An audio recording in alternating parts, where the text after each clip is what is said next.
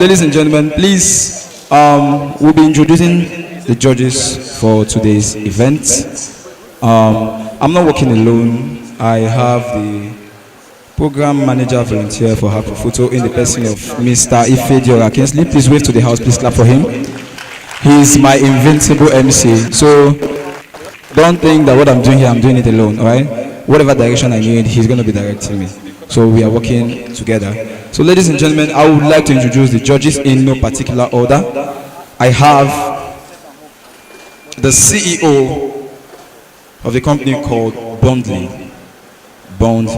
B-O-N-D-L-Y, the CEO of Bondly in the person of Mr. David Chima. Please clap for him. Is he here? Mr. David Chima, are you here? Is he here? Is he here? Mr. David Chima, where are you? Please, a round of applause for Mr. David Chima, please. Yes. Ushers, please show him where he will sit. Please show him before he leaves the building. Thank you so much for joining us. All right, I also have the team lead, Enactus Futo. A team lead, Enactus Futo. Enactus is a team I hold dearly to my heart. In the person of Mr. Chimere Okoko. Mr. Chimere Okoko, is he here? I'm so sorry, I nearly said Okoko. Now Lagos then bomb me. I'm so sorry. Mr. Chimere, you're very much welcome. Team lead, Enactus. Last but not the least, I have a software engineer. Wow. See the kind of people they brought for events with free of charge. So people will still be at home. They don't come. Wait. Don't tell them that we have started. Just leave them. Software engineer. A software engineer in the company named Video Slots in the person of, is it Mr. or Mrs.? Is it Miss? Is it Miss? Mr. Ndubisi Onyemenam, please clap for him, please. A software engineer. Now, look at the judges. Now, you see that we did not invite. It's not like you cannot invite your lecturers. It's not, I'm not saying that they're not equipped to lecture you. But understand, who say, I didn't say that. I'm just saying that we went out of our way. So that when this event starts properly, you will not say they taught you quack. It is you who did not listen. I have a software engineer here. I have a team lead, and I have the CEO of Bondly. A tech company, right? A tech company, right? So please know that we did not come here to joke. We came here to learn. Me, I also came here to learn. I want to hack Central Bank. So if I will learn it today, let me learn it today. No, are you with me? I'm with you. All right, so ladies and gentlemen, we're going straight into the team presentation. We're not wasting time. Team presentation. I told you this is after 8. Before 12 o'clock, we are leaving here. I don't know the time you're using, but according to my time, this is to 9. Just leave me alone. All right, thank you so much. All right, so we're going straight to team presentation, and I have the first team here. They call themselves, they are also known as the elites, the creme de la creme. Please clap for them. Please clap for them. Clap for them. Yes, take note. It's not creme la creme. It's French. It's creme de la creme. All right, the elites. Please clap for them one more time as they come on stage. Bring it on. You life know the sweet though, hey. If some people know they hate you, so use the number 6 and calculate. You go see the ratio. The beef self na me though. When I ask you, them relate to. So bring your own crayfish, oh. You go mix up, oh nah. Share na them talk say we no go blow. Share them they see us now. We don't glow. Take a look at me now. Take a look at me now. All right. Good day, everyone. We are the elites. We are the elites, and we are here to present our solution for the hack for Futo, which is learn. But before we start, I would like us to introduce ourselves. I am Gospel, Gochuku Gospel by name, and I'm the team lead. Good morning, everyone. I am Igwe Ugochukwu, manager. Good afternoon, everyone. My name is Ugochukwu Divine Favor Chima. I'm the technical writer.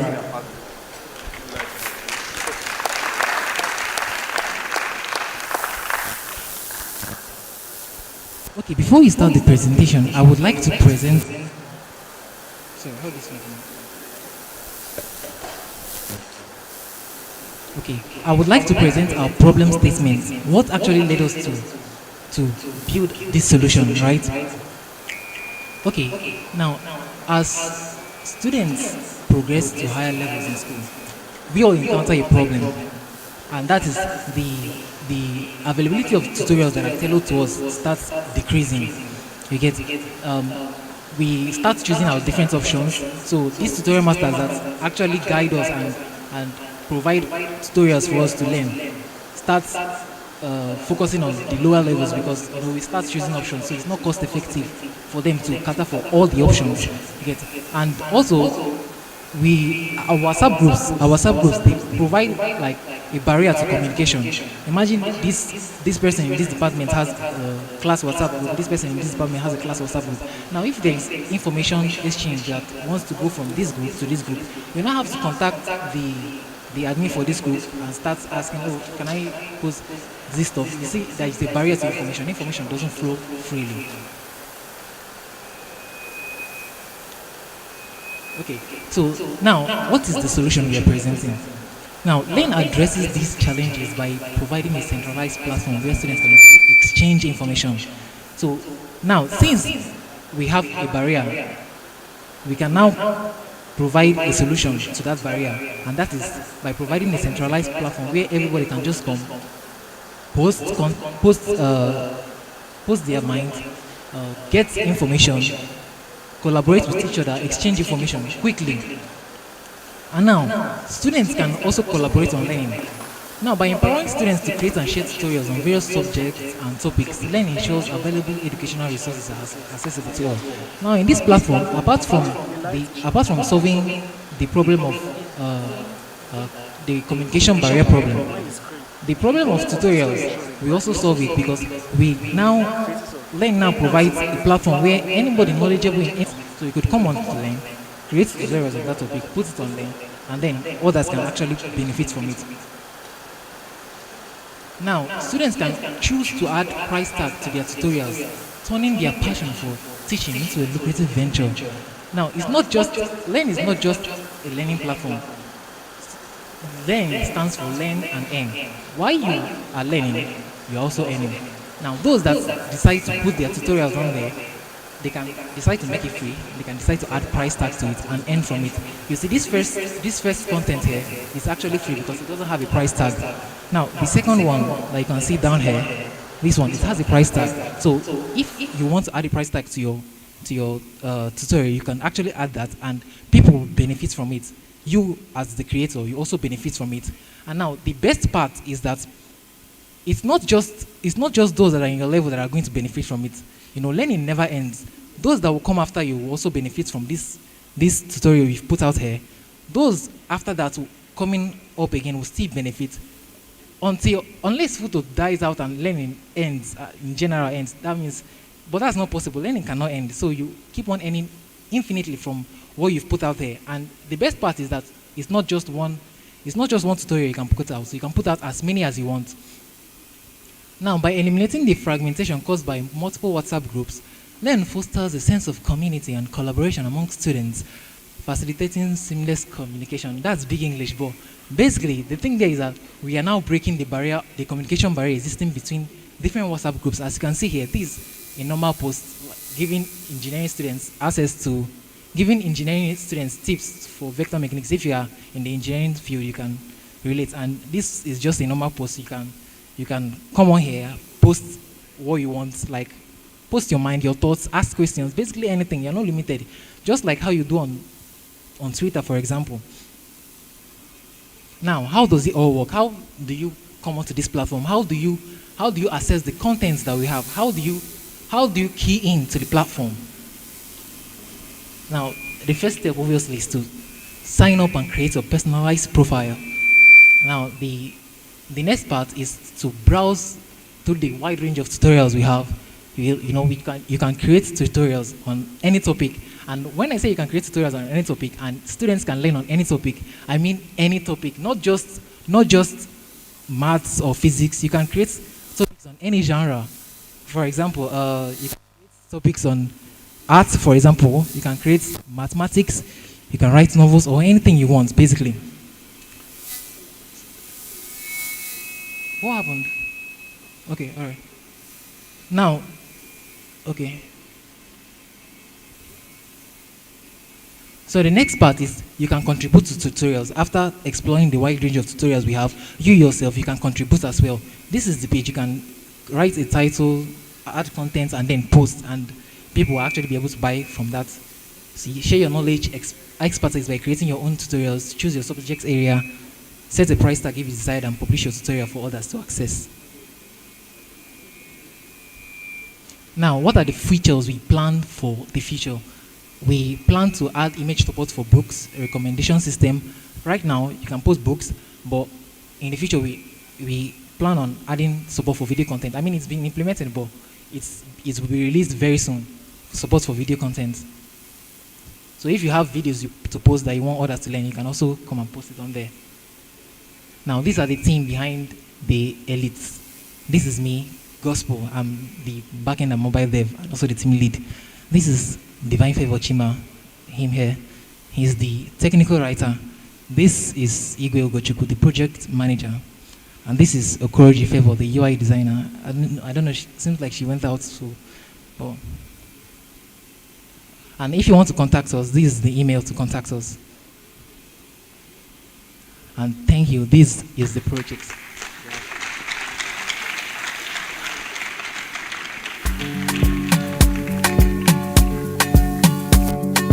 Initiating rage process. Well done. Thank you so much.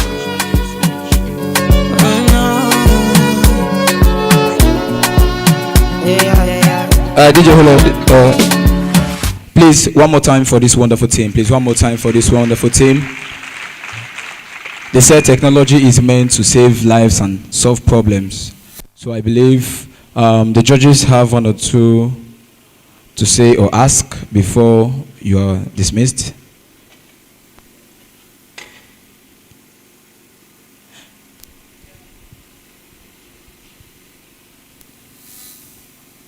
No. Switch from mute to on. Yeah, so first off, great work.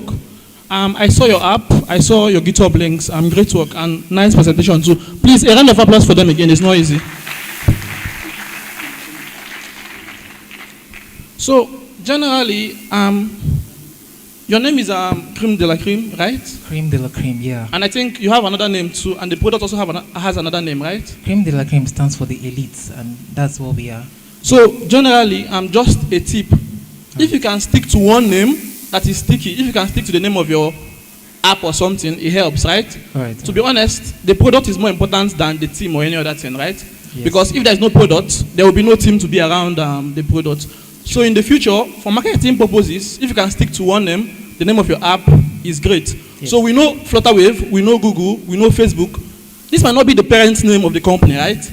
But this is what everybody knows them as, right? So in the future, stick to one name is great. But of course, it doesn't mean anything. It's just a general tip for you. It's useful. It is. I mean, for marketing, we stick to learn. Yes. Okay. And also, I looked into your GitHub. I couldn't see any links or any description. Any description for? So generally, in case you start any project or you have any project on GitHub, it would be nice to have a description of what the project does, how to set it up, and all of that. You understand? Okay. Documentation is a very important part of anything you're doing, whether it's technical or non-technical. So in the future, please take documentation seriously, yeah? Thank you. Let me see if I have another thing. I also saw your password field. Is there a reason why you made your password field only 8 characters? I can't do more than 8 characters for my password. Is there any reason? Maybe there's a technical reason you did that. Okay, I made it 8 characters, so it's consistent throughout. It's consistent throughout, and if you notice, you can't also put less than 8 characters there. But now I've changed it to 16, basically between 8 and 16. So it's more harder to encrypt. It's more harder to decrypt by hackers. Okay? 8 to 16 characters. That's what I know. Okay, just a general comment. With password fields, they should be unlimited, right? So if I know your password has 8 fields, and I want to do a dictionary attack, I just need to go to the dictionary and look for words that are 8 letters, and it makes it easy to hack, right? So for brute force attacks, don't set your password to a limit. You can do a minimum, but there's going to be a maximum character, and 8 is very, very small. It's easy to do a dictionary attack, a brute force attack, and just hack your systems, right? Just a comment on that. And lastly, you mentioned I can share and I can also earn on your platform. Yes. But I try to use that functionality and it's not available. A lot of those functionality are still like coming up, right? You don't have them now? Okay, due to technical difficulties, we couldn't send an update. An update is done. We couldn't send an update. If you notice in the drive link, if you notice there are different versions. Yes, and that's basically we always update the versions there. We don't have a developer account here. I understand. We always update the version there. Due to technical difficulties, we couldn't update for today, but it's done. It's done. Yeah. So these are my questions. Great work again. I really appreciate it. Please give them another round of applause.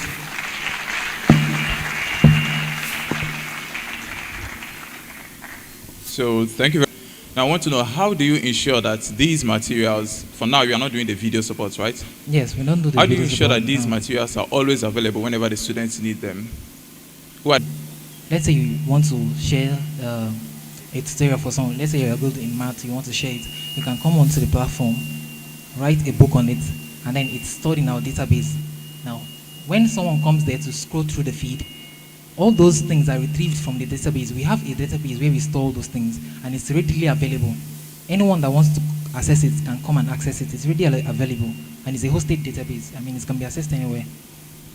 Okay, then secondly, you also mentioned that people can earn, right? Yes, you can earn. But that seems to be only available for the persons who are providing the tutorial materials, not for the students who want to learn. So if I don't have anything to teach or to offer there, how do I earn? This is an MVP for now.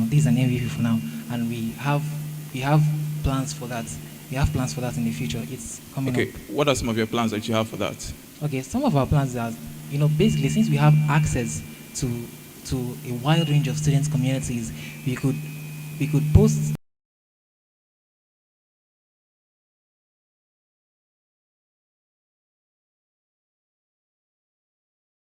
the profiles that we post these ads on. Basically, the users get a commission from what we make from those ads. So that's how users, like, even if you're posting, you're just posting, you will still be able to make money for it. But that's something for the future. Due to limited time, and there's only so much you can do. Okay, I wanted to hear more about that, but thank you. All right.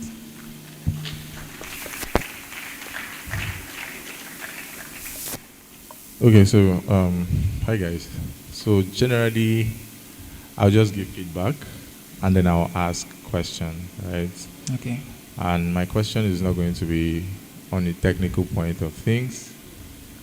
I believe that you guys are trying to build something that you can sell. Yes or no? Yes. Correct. Okay.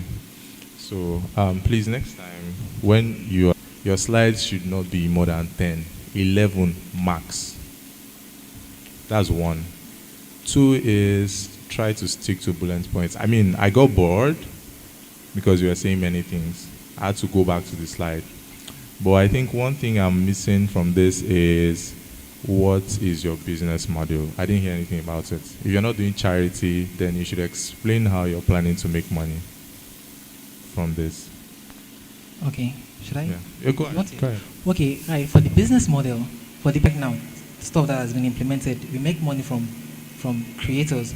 When you upload the book that you want to sell, the content, you upload the book you want others to see, to consume. Basically, just like I explained, you could add a price tag to that book, and anyone that next model that we are going to implement, this one has been implemented. The next model that will be implemented is sponsored ads. That we could make money from that as well. So are you saying the buyer makes commission from buying the book? I don't understand. No, not the buyer. The person that's posted the book that will make commission from the sales. Yes. But you are charging him to post. No, we have to maintain a platform. No, it's fine. It's all good if you've not figured it out. I admire your confidence. When I was like you, I don't think I've right? I'm just trying to let you kind of dig deep into it, right? I believe that the whole aim of Hack for Futo is not that it ends here, right? After this, should be able to build what you want to build Yeah, it and doesn't make end money here. from it. That's why it's called business. It's not business because you just build wow and then that'll be it, right? So please think deep into your business model because at the moment, I don't think you figured that out, right? So, but yeah, that's fine. Guys, you can give them a final round of applause.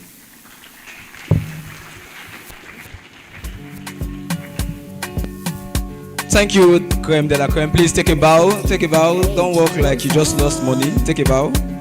Please take a round of applause for them one more time. Round of applause for them. Take a bow. Thank you so much. Team lead, UIX designer. Who are you? We'll find that out later. Thank you so much. Thank you. Why we came here.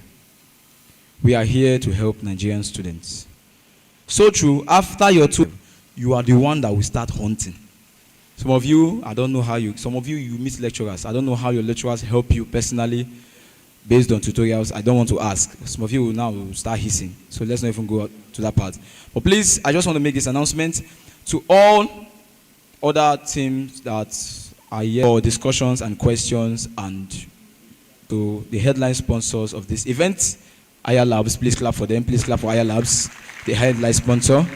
God bless you for sponsoring. Also, I want to give a big shout out to all the team members who joined Mr. Marshall to ensure that this event is successful. Please clap for yourself. Clap for yourself. Yes, I'm seeing so many wires and extension on the floor. It's not easy. It's not anything. Technology is not an easy something. All right. So please, ladies and gentlemen, for the next team who'll be mounting the stage, I have Need Link. Are they here? Please, a round of applause for Need Link. A round of applause for Need Link. Please keep clapping. Please keep clapping till they get here, please. Keep clapping. Keep clapping. Need Link. You a Futo student. No, I'm not saying you're less privileged for that we can provide for ourselves by ourselves. Either because you lack the certain skills or because you're just lazy. Good day, everybody. Good day, everybody. My name is Soma.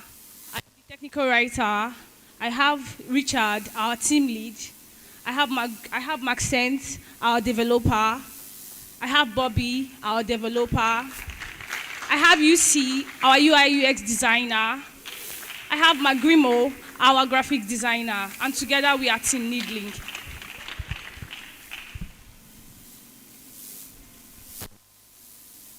Many students struggle to find convenient and reliable sources for their diverse needs, academic activities or services. Spanning from academic activities and services to the only essentials. Simultaneously, talented artisans often face difficulties connecting with potential customers. Suppose you're a student, you're in a need, maybe you have a fault in your house around like 10 o'clock or 8 o'clock in the night. How do you reach out to an electrician here? You don't know whether someone is close to you or your neighbor that is an electrician. How do you get that need met? Well, we have identified that all these needs can be met and shared by one another.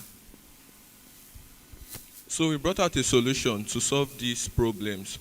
So we have this product called NeedLink, and what this platform is supposed to do is deliver it's supposed to create a space, like a safe area, which is actually free for everyone to use. Now, this space has 3 main features. So Upwork is just a platform where if you have a particular skill, you can display your skill. For example, you create your profile. Whether you're a market owner or a blogger or whatever you sign up as in the platform, you're actually going to be able to have access to post, obviously. Then you can just decide to post those things that you bought.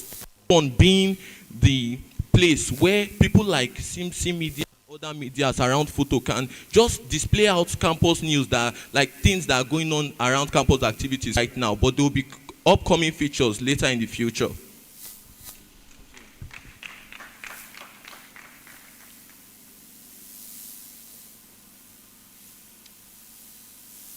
The validation of this solution is a market analysis of about 27 responses, of which about 70%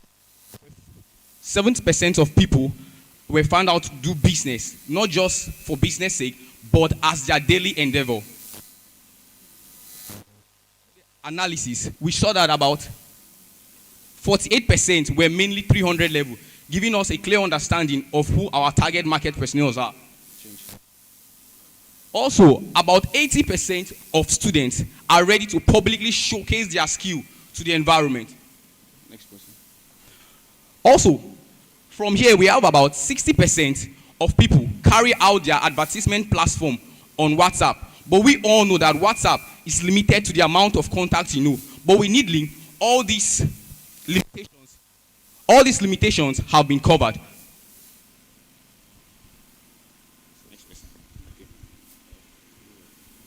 From the survey and the analysis that was carried out, here are people's complaints about social media as a business platform. Location viewer.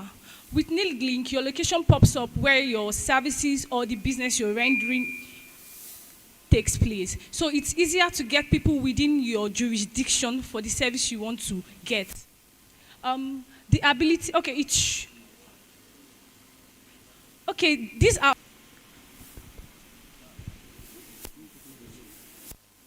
Now to the design. As you can see, the app has two major colors, the white and the blue. The white stands for the clarity of the app, while the blue refers to the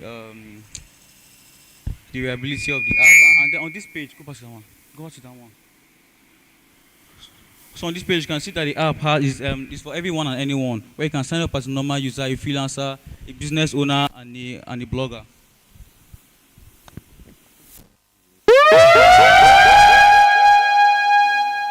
This app also provides a platform for people to post their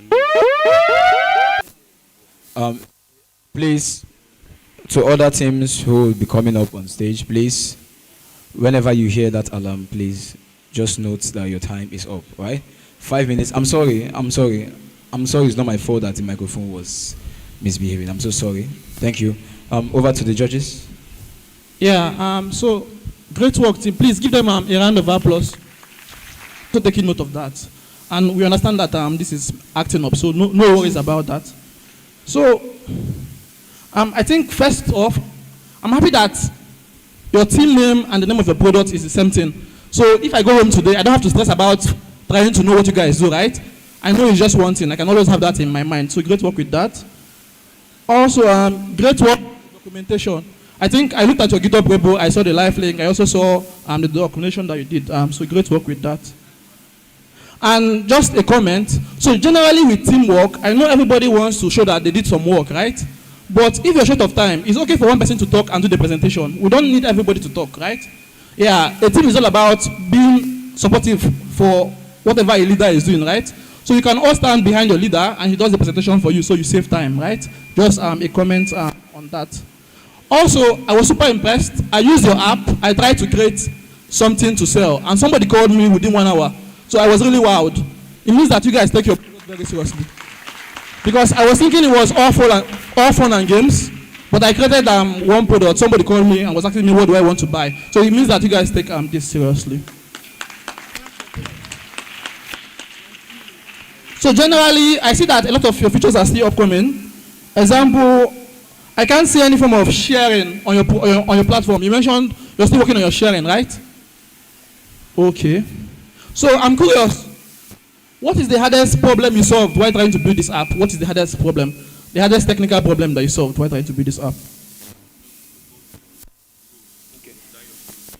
Yeah.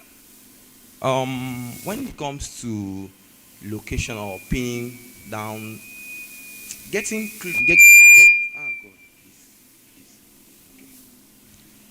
the location of the freelancer you're looking for, the customer you're looking for, I think can be actually tedious because lodges have names and different locations.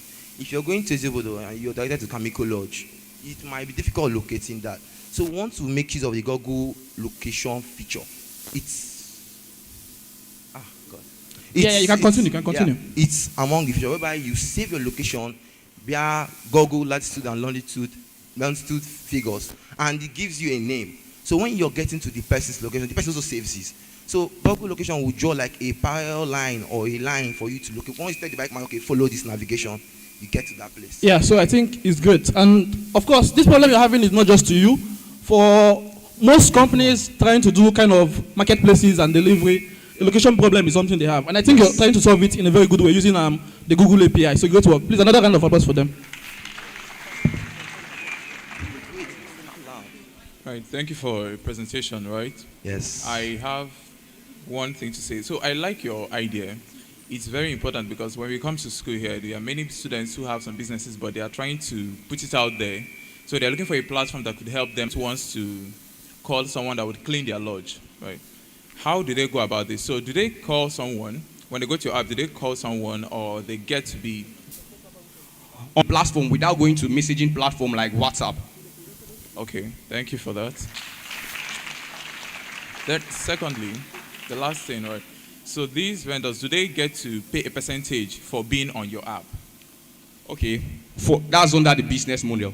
But for now, we are operating under freemium to attract the people, because you can't just tell somebody he's coming to an app and he's paying immediately to reduce the motivation of the person. All right, thank you.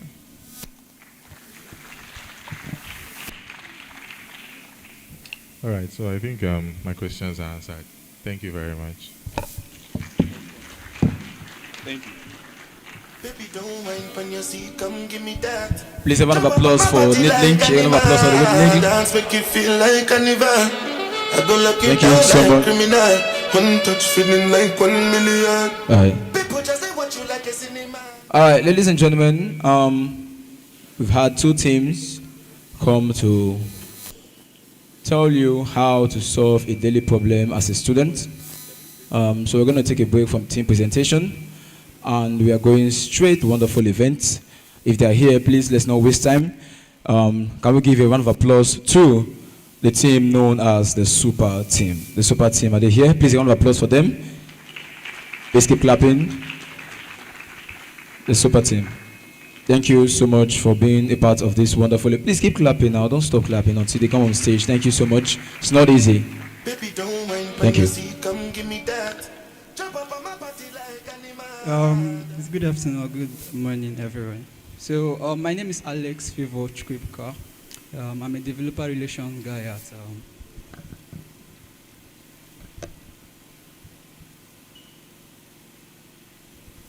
at Super Team. So, what is Super Team? So, a lot of us here have been hearing about Solana. Some of us have been hearing about different block foundation and how you have Ethereum foundation. So, what do? We help if you're a developer. Okay, I'll get to that. So, we help anyone, both our members and non-members, to learn, earn, and build. So, actually, Super Team is a talent layer of Solana, because it's more than just a community. It's a platform that empowers talented individuals to build many of the products you encounter. So many of the products you encounter on Solana today, you actually see that we already have impacts to those products, right? So both either through marketing, through hackathons, through providing content and whatever. So that is one of the things that we do. So we actually have this pool of developers where we get them, push them to participate in hackathons, and then whatever reward they win, they get to earn it themselves. Sorry. So sometime this year, I think it's Aprocodoct also said he wanted to venture into the blockchain, and how will he get his first crypto? So that was where see this earn it, don't buy it. So as a crypto person here, me, I'm not going to lie for you. I never bought my first Bitcoin, BTC or what. I earned it first. So some of the things that I'm going to say about this is that being a member of Super Team, right, you have the opportunity to earn, right? Not just you write your content for free or you do that. So far you are actively participating, you have the opportunity to earn, and then some other things that we do. So, and if you actually want to test it out, you can go to n.superteam.fun, right? So check it out if you're a content writer, a developer, or whatever. We actually spread across different countries. We are, our first chapter was in India, we are in Dubai, we are in Germany, we are, call it.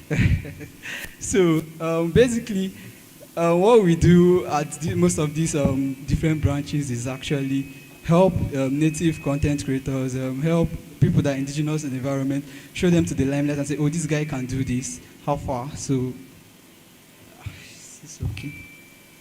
So, Super Team Nigeria and becoming a Super Team member, right? So, to become a you earn your XPs. Your XPs, if it's, once it's up to 200, you become a member. And one of the perks of becoming a member is airdrops. So I won't be talking about airdrops, but if you know what is airdrops, you actually know what I'm talking about. So airdrops worth up to $500. Already being a Super Team member, you have a pack that is worth up. But it's not. We actually are picky when it gets to getting people to become members. But when it's for lockers, you actually. So it's about developers, writers, artists, and content creators. So far you're a developer, there is an opportunity for you. So far you're a content writer. We just finished a $125,000 hackathon for writers, right? And Nigeria have one of the highest submissions. It was a total of 2,000 and something submissions. Nigeria was get these writers, get these developers, get all of them together. So for the developers in the house, I'm actually going to be introducing something to you guys, and that's our hackathon. Can you pause it? So this hackathon is actually what. Okay, let me. In conclusion of what the hackathon is about, the prize pool is more than $1 million actually. So for last year's hackathon, it was $1 million, and we have we have like 50 submissions from Nigeria. We have 4 honorary mentions and 1 winner. So the winner from Nigeria, he took 5th position, and the prize he got was $5,000. So this is just to tell you things that are out there for you to get. And for the bounties that people have been winning, some of our members have actually won up to $2,000 here. I know of a student here that is also a Super Team member that actually wins grants and all those kind of things. So this is for the hackathon. The hackathon actually is open for everyone. So far you have an idea of what to build, just meet me. I will now take you up from there. So we are not really looking for people to just come and build. No, we are looking for quality submissions. So I won't be dropping the link, but if you actually want to participate, so I'll kind of vet you and then give you the link. So what we have is $250,000 and an opportunity to get into an accelerated program, and then a front one-on-one meetings with VC funds on Solana. So you can play the video now. So we'll go back to the video.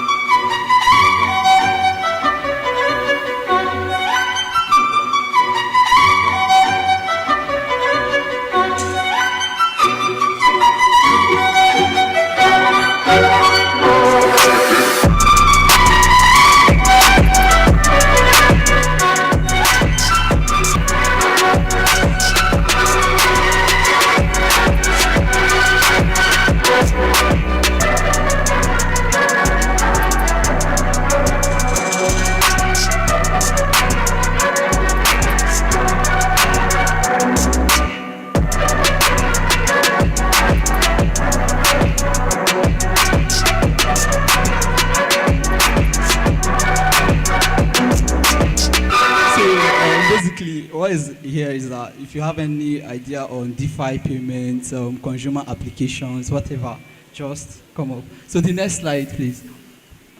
So if you want to join Super Team Nigeria, you can just scan this link, right? You move to the Discord group, and then you move on to the onboarding. The next link. So actually, there's one more thing that the next slide, please. So yeah, so we are actually going to be having what we call an ecosystem call on the 7th of March in Owerri here.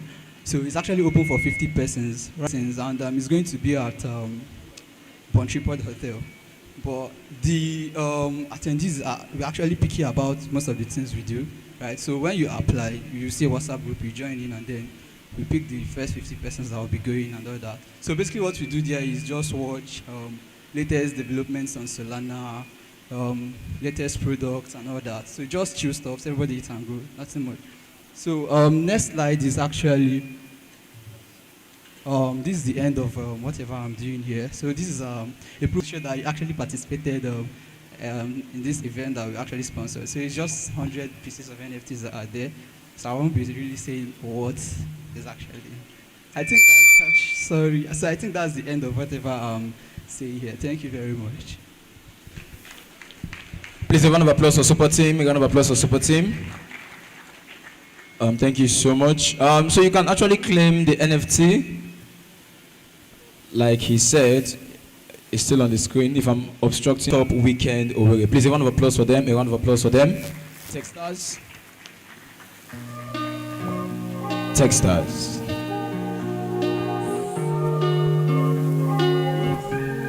Please clap, oh, please clap, please clap. Encourage whoever is coming on stage. It's not easy. Techstars, thank you. No competition for my lady. Oh no, 'cause she get everything where I need. Hi, everybody. Good afternoon. How you all doing? How are you all doing? Thank you. My name is Choma Ogba. With me is Hosanna, and we are part of the team organizing Techstars Startup Weekend Owerri. How many people have heard of Techstars here? Awesome. Also, I can see some hands here. So if you've not heard of Techstars, Techstars is one of the biggest and most active pre-seed funding VC investors in the world. So basically what they do is they invest in startup, providing funding for capital, mentorship, resources to just, help you build a startup that will impact the world and provide solutions that will solve problems. So Techstars Startup Weekend is an initiative of Techstars where we bring young entrepreneurs basically to come together to turn their ideas into a working product in 54 hours. I like to call it a buildathon, not a hackathon. So this is where you come, you sit down, you think, you innovate, you get into the nitty-gritty of building a startup for a very minimal amount.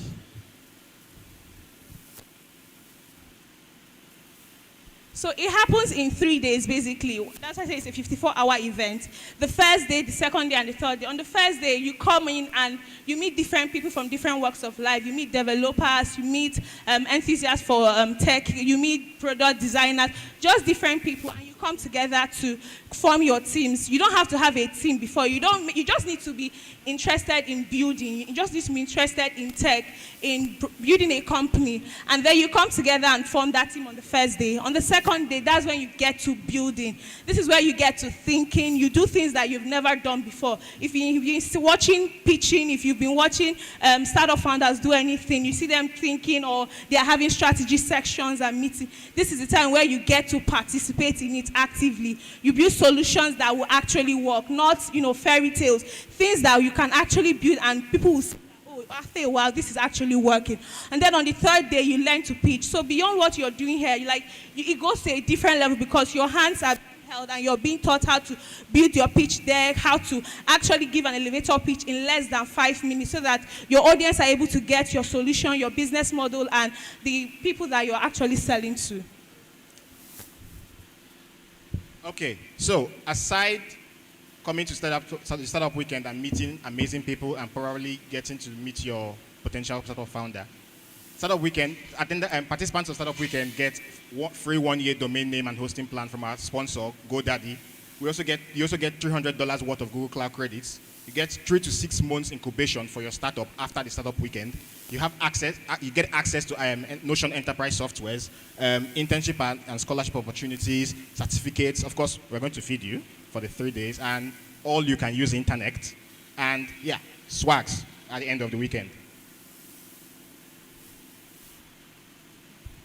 So to add to what he said, it's someone that participated in the last one called it a retreat. Like he said, they were kidnapped and they were cooked up. So you move beyond your comfort zone. Maybe you have an idea that you've been wanting to build, something that you know that is going to really, really impact the world, something you know that is going to solve a problem, but you don't have the kind of push that you need, or you're looking that you need. And don't worry, we'll feed you very well. All you just need to do is to come and learn. All you need to do is to come and just build your product and get ready to launch it. And you have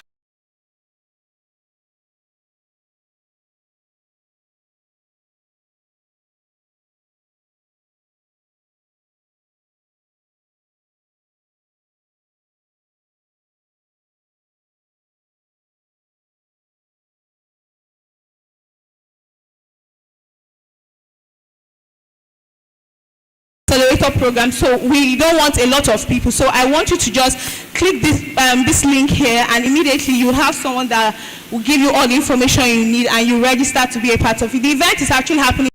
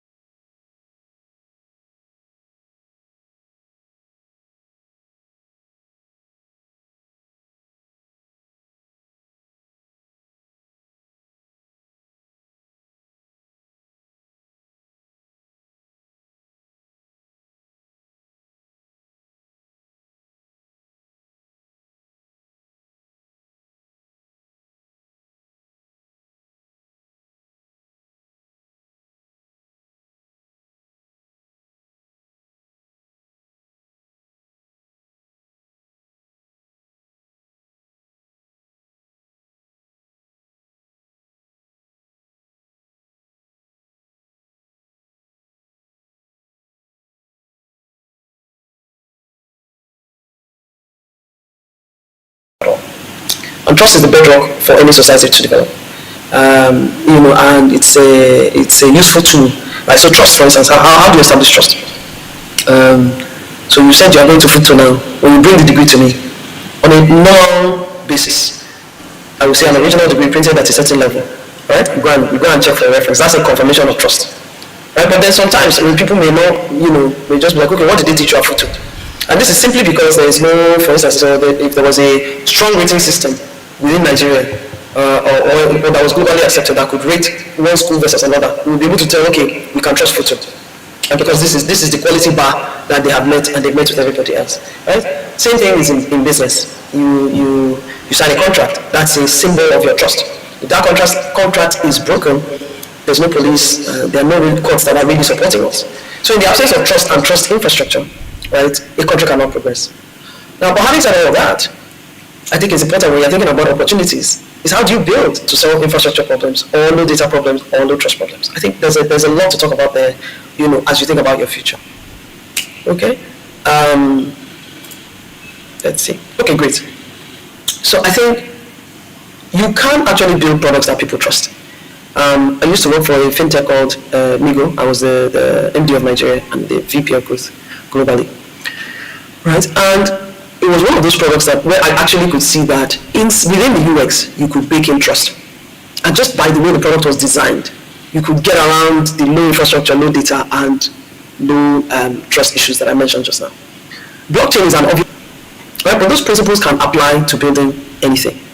Okay? And I want to just challenge you to not just feel like you can go and buy trust off a shelf, but challenge yourself to build trust. Right? I think it's important to recognize that just in the sequence of your interactions with your customer, right, you can help them decide whether they're going to deal with you or not. Okay, so for instance, at Migo, we did instant loans, right? If you dial star 561 now, right, we welcome you, very simple interface, and I will tell you the loan is really easy to get. You will not ask, okay, no problem. Then you now check the available loans for you. Then you see the amounts. You're like, You've not had a long conversation. You're already telling me how much I can borrow. Okay, this is interesting. We kept customers' attention. And then for those that were able to successfully take a loan, even if the amount was small, the fact that the loan got to them so quickly was a massive trust builder. So what now started happening was that people, when they see a good product that works, they keep coming back. I was at Migo for 2 years, and at that time, I think there was one person that took 54 loans, paid every single one back on time, because they actually started using it to run their business like working capital. And this person, they did not hesitate. Anytime they needed feedback, they were there. And they also didn't hesitate to tell everybody they knew about the product. So I think that one thing, as you think about building products, think about how to bake trust into your UI UX. And let me tell you something. Developed markets don't really get this. It's not as important for them as it is for us, right? Because we are in an environment that lacks trust. So you must lead with trust. And almost prove that your product is worth using before somebody even takes the chance to use it. Okay? All right. I want to talk about new technology. Right? So I'm sure now with AI, you guys are probably hearing all sorts of things and you don't know what to make of it. And that's fine. I want to tell you that even in my lifetime, I've seen this thing many, many times. Okay? I saw it with, 5G is the recent one. Okay? We were launching 5G at MTN. I'm the chief marketing officer of MTN right now. I forgot to mention that earlier. Right? All of a sudden, we are hearing 5G is heralding the second coming. You put microchips in your skin and so on and so forth. We are using the 5G now, nothing has happened. Okay? People said this about cars. Before they went from horses to cars, they said this. Before we started using electricity, they said this. Before we started taking place, they said this. So I think it's really important to stay curious and informed. I think one of the things that I think is a positive trait for me as a leader is that I am the most curious person on my team. I think. Because I have not stopped, I have not relaxed. And I think that now more than ever, as STEM students, you need to cultivate a culture of lifelong learning. Right? That's what it's going to be. And it means that every time new tech comes out, you need to look at it and be like, okay, what can this do for me? What change do I have to embrace here? And how can it lead me to a better future? Okay, excuse me. All right. I also want you to know that our products not only can change the world, but they have changed the world. Okay, so I think it's okay to sort of sit in a way and come up with a problem, and come up with a solution to a problem that you see around you, and have the strong belief that the rest of the world is going to take up, potentially, right, can take up that solution. I'll give you a couple of examples. So, in the 1990s, some Nigerians looked around and said that there is no clean water for the lower income class on the go. And they probably had seen or understood that, look, you can carry water in a plastic bag. That industry is nearly $3 billion a year. Okay, don't go and tell FIRS, but it's just between us talking here. Right? And what has happened is that that model has been replicated all across the global south. So across Asia and across Latin America and across Africa, of course. They've taken a model that was born in Nigeria and has now, they've now copied it and made it part of their own society. So there's strength in our approach, there's strength in our understanding, there's strength in our context, and we can innovate for the world. We are world class. Okay, same thing with Migo. From Nigeria, I went to Mexico, and we went to Brazil, because they were looking for solutions to do instant loans to people at the bottom of the pyramid, right? And we had the solution, and they wanted it. Okay, so teach the world who we are. They will learn. Don't worry. This one's an interesting one. I think some of us, I got the chance to travel, but obviously I'm here with you guys. Unfortunately, not in a way. But I think you can live a world-class life right here in Nigeria if you have the right perspective. And I think key to that is just being an observer. Just learn to observe. Don't comment. Don't criticize. Don't just look and see. I think that's one of the most critical things you need to learn as a skill. In addition to sort of learning constantly, I think just even learning to observe and describe and having the vocabulary to just tell one thing from another without judgment. Just see it as it is. It will allow you to understand diversity in cultures, ideas, and ways of doing things. And seeing that just because it works in one market does not mean it's going to work in another. Or here's how it works in this market, and this is equally valid to something else. Because I think that oftentimes we think Nigeria is a bad place or the worst place to do anything. But I think those that are here, and even those that are running the country at any point in time, no matter what we think of them, they understand Nigeria. And they understand our context. I'm not endorsing anybody either way, but my point is, it's important for you to just sit down and be able to look at a country and look at it critically. I think you're lucky because you live in a time now where we are seeing some developed countries and their democracies even fall apart, right? And it's exposing the cracks in their culture. These are things that can be hidden, and a lot more is hidden, but we are just seeing some now. So observe the world, observe yourself. Self-awareness is very, very key, and a lot of good things come out of that understanding.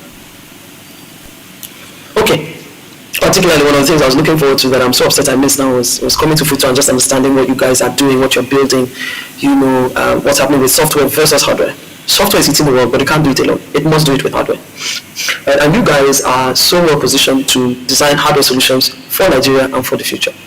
And I think when you're thinking about the cost of hardware, you have to think about the cost of fabrication, the cost of operation, so the cost of energy, the cost of connectivity and bandwidth, and then the cost of maintenance. Which book do I have to have read in order to operate this thing or maintain it? Think about it now, like a lift in Nigeria is the hardest thing. No, the parts are not made in Nigeria, right? The microchips, all of that takes a lot of electricity to operate, and it has a very complex skill set to maintain. I'm not saying you should, go and start climbing upstairs like Palm One Tappers or whatever. I'm not suggesting that, but I'm saying that solutions like that, when you carry them from developed markets and bring them into emerging markets, they come here and they meet difficulty because, the cost of just owning and operating them is just much higher. Okay, but there are some opportunities, right? Like 3D printing, for instance. 3D printing filaments can be made from corn byproducts and sugarcane, which we have growing everywhere in this country. So all of a sudden, right, you've now at least addressed the cost of operations issue for 3D printing. Okay, it's like, how do we now actually start making sugarcane-based filament so that we can do 3D printing of certain materials in Nigeria? And then later, maybe somebody else, can go and figure out the fabrication of the 3D printing machine, and somebody else can figure out maintenance. But I think that you guys are so well positioned to start to address real issues coming up in the future with solutions that you have right now in our context to use less energy, less everything. All right? Something to think about. Yes, this next one is very important. If you've ever been to a visa office, or know somebody, a big building, but there are people outside that building. So many different people outside that building doing different things. Some are doing photocopies, some are taking passports, some are doing logistics to help you deliver your passport back to you when they finish processing and so on and so forth. Now, there's nothing that stops this visa office from doing that by themselves. Okay, but what they do instead is they allow local business people to just exist in an ecosystem around them and create supporting services. Okay. Now, imagine if you build a business and you decide to go it alone and chop your money alone, and you build a business and you are making sure the community is fed. Think of it like a wedding. You cannot marry alone in Nigeria. Right? You must do for yourself, do for your family, do for the community. We need to think about businesses that way as well. Right? There's a great book called The Prosperity Paradox, written by a young Nigerian who went to school in Nigeria, called Professor John Ojamo, and he wrote it with a Harvard professor called Clayton Christensen. Great book. If you can pick it up, please do.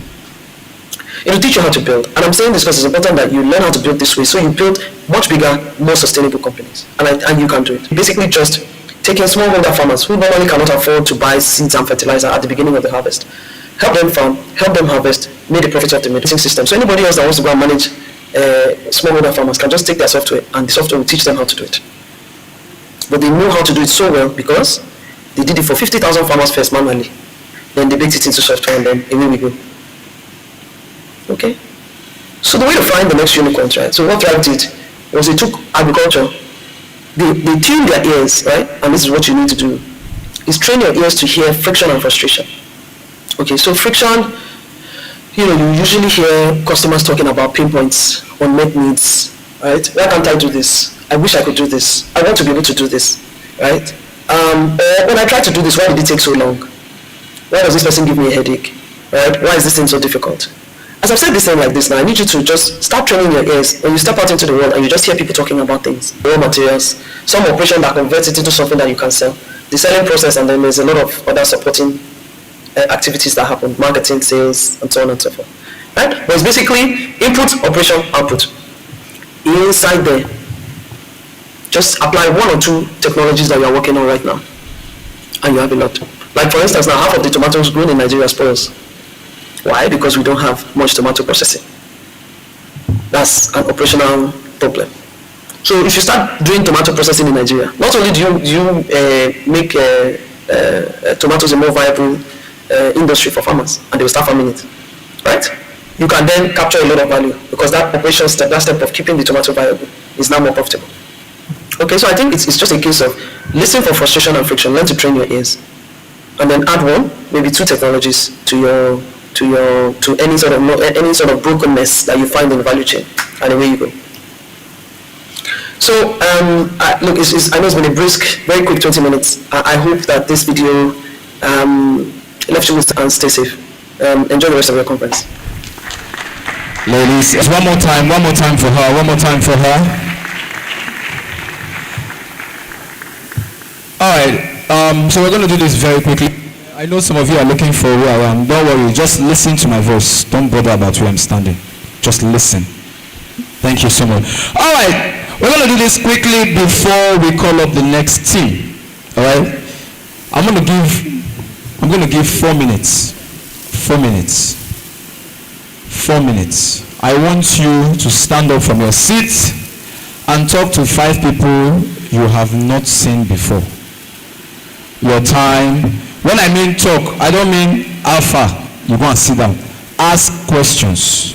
We're going to get up from your seat. If there's anyone sitting next to you or someone behind you that since you came for this event you've been admiring that person and you want to go and say hi, be it a lady, be it a guy, whoever. Now,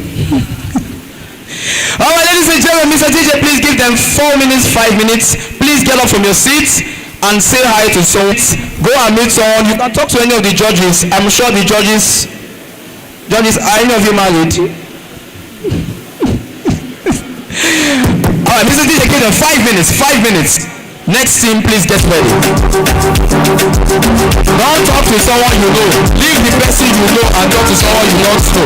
5 minutes. Dr. Boots. Dr. Boots. Dr. Boots.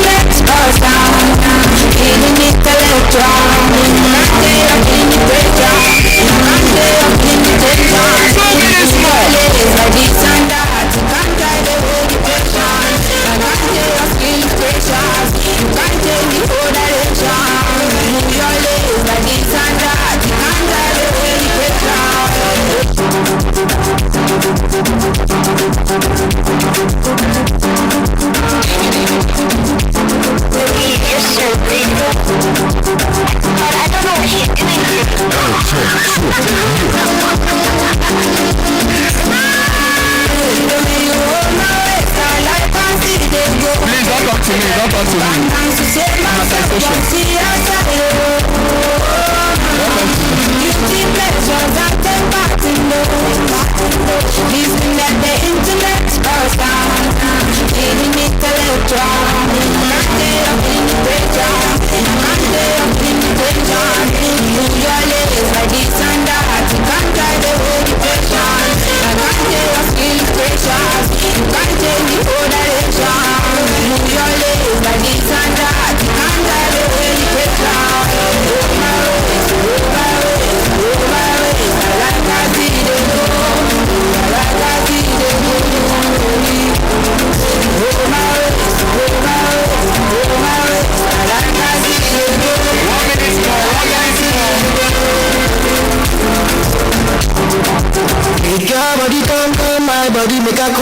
attention. I'ma give you melody like your body take all my attention. Big ways, fine days, I never like for you, I got this for you. I'ma do I got this for you.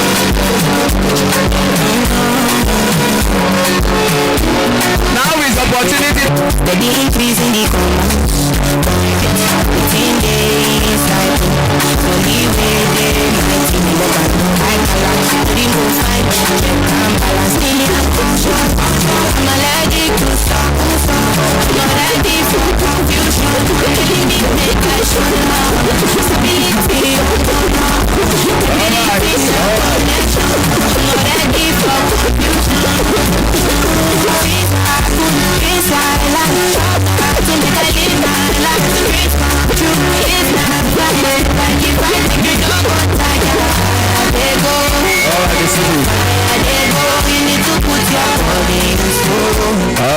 Alright. And please, it's not a get together.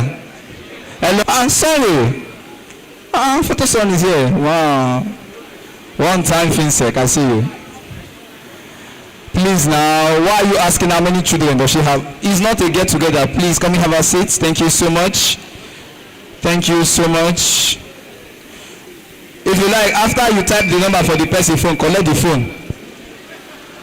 Yeah? Collect the phone. Futo students.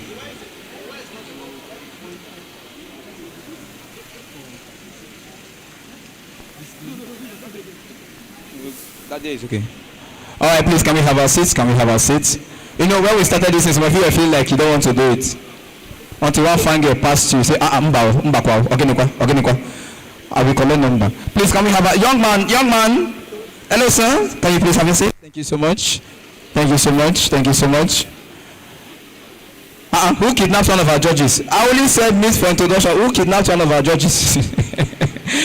Alright, ladies and gentlemen, if you know you met someone that was meaningful, raise your hand. What a tricky question. If you met someone that shared the same idea as you, raise your hand. Who is the person? You know him now. Or you just meet him for the first time? Really? So are you a tech guy? No, don't tell me. Your glasses. That's in a scam. The lies they told us. They said the most intelligent people in class are the ones with glasses. True or false? It depends on the school you left to. I know the secondary school I left. Who they wear glass, now they carry glass for class. Alright, please, round of applause for yourself. Please take notes. There's something you should understand. If you are connected in human beings, or we are connected with human beings, it's a very important something. Do you know, let me give you an instance. Do you know that, how many of you know AY the comedian? How many of you know AY the comedian? Now, do you know that if AY gets scammed today, as in he loses every penny in his bank account, if AY wants to make 2 billion naira today, before the end of today, do you know he can? Why? Who can give me a good reason? If you give me a good reason, I'll dash you 2K. Give me a good reason why AY, even if he loses every penny in his account, he can make 2 billion before the end of today. Who can give me a good reason why? If you get this, I will send you 2,000 naira instantly. Use it and drink Gary. Who can tell me? Yes, young man. Extension. Your teeth is moving, but I'm not hearing. You say what? Network. 1. 2. There's something I'm looking for. Huh? There's something I'm looking for. Huh? Social capital. You say what? Yes, sir. Huh? Attention. No, this is what I'm looking for. There's something he has done over the years. Huh?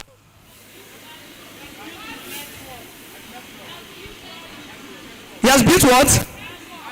No.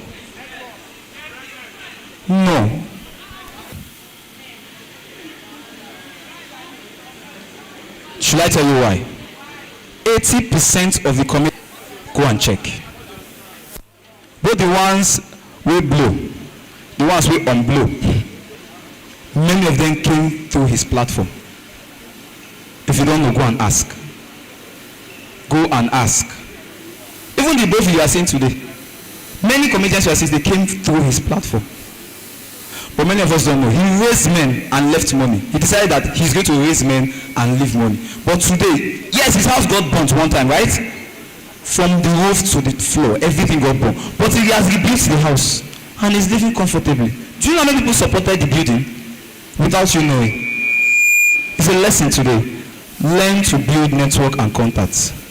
It's not all about money, money, money, money. Some of you have 500 million in your account, you can't even spend it. You will still go and ask your fellow man, guy, I get 500 million, what do I feel use and do? It's still your fellow man that will give you the idea of what to do with the money. So learn to build contacts today. Ladies and gentlemen, please a round of applause for yourself, a round of applause for yourself. We came here to learn, and learn we shall. All right, ladies and gentlemen, for the next team we are inviting, please, I want to beg, for the teams that will be coming up here on stage, please do well to be very audible. All right? Do well. In case the microphone is tilting to the left and to the right, please do well to raise your voice. You all can hear me. There's nobody in this corner that will say, I can't hear you. You can hear me very well. So please, when you come up on stage, I'm seeing this as a competition or something. There's going to be a winner, definitely, if you have judges. So please, when you are coming up on stage, do well to be very audible. Thank you so much. Ladies and gentlemen, for the next team that will be coming up on stage, please make welcome with a round of applause. Home is. Please clap for them. Home is. Remember, you have 5 minutes for the presentation, 10 minutes for the judges. Home is. Thank you so much. Please clap for them until they collect the microphone, please. Does it support your growth? Is it a place you like to live it for years? Number 2, safety. The environment safe. Go on, the last.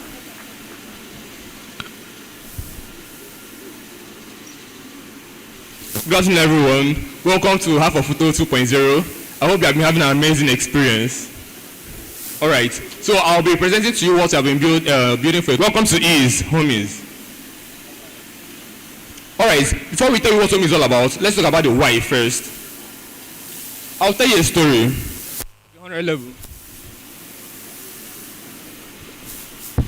All right, I'll tell you a story. When I was at 100 level, it was time to leave hostel to off-campus accommodation, and we had less than a week to do that, right? So we had to work countless hours under the sun. I got sunburnt and I turned black, and my teammate that was working with me almost fainted on one of the days. And like, that's a very, very terrible experience. How many of us can relate? How many of us can relate to that? All right, you all can relate to that, all right? So thanks to Half of Futo, we have had an opportunity to innovate a working solution, which is Homies engine that we have today. So our MVP is live, and have successfully helped a photo student to get an accommodation, and we are looking to always build more in our product, and our teammates will show you. Our teammates will take you through how it works. Means of NG will help you get your off-campus accommodation easily, rapidly, and conveniently from the comfort of your bed. Alright. So our teammates will walk you through Homies of NG and how you can get a lodge. Our website there, homies.ng. Then proceed to click on Get a Lodge. Select your visit to the lodge. So you will see that we can easily have access to very comfortable accommodation in just 4 easy steps. All right, thanks so much from our amazing teammates. All right, so let's talk a bit about our driven rating model. We charge a small fee, and amidst that fee, we offer a free academic guide, free matches, discounts on cleaning services, and also your lodge order. We are looking forward to expand our offerings very soon. That's not all. We understand the need of the undergraduate students, hence the need for growth. Homies is building the largest growth community for the undergraduates, which is the Nezus community. We have over 400 members so far across 5 schools, so you can join the community there. So here are the core team members, Ucho Former and I, Precious Kings. So I want to close up with this. As we navigate the next possibility of technology, let's remember that to redefine living and enhance the student's experience, here is to simplifying and inspiring futures together. Thank you. All right, over to our judges.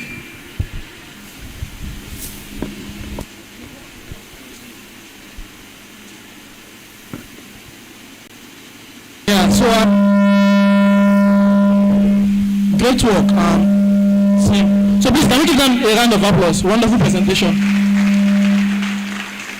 So when I looked at your website, I was impressed. I think of all the teams that had websites, you went ahead to register a domain, showing how serious you are, right? A lot of persons were sending me to Vessel, Netlify, but you sent me to a live domain, so I appreciate that. So my only problem is that all your CTAs, all your calls to actions, they lead to a Google form. Yeah. Why do I need to go to a Google form to complete an action when you have a website? All right. That was the former MVP, right? So now, if you go there now, it will take you to the web app. I went there this morning. Do I need to go there now? Yeah, go there now.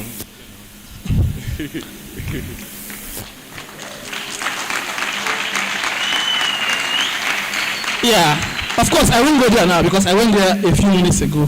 But that said too, you know, even when you're sending people to external links, you can actually do a link that links your web page on and then sends them to another link. But for most of your call to action, I see that I need to go to another link and I don't need to be on your website. So in terms of doing stuff, it would be nice if you send people to another link, but still allow them to stay on your website.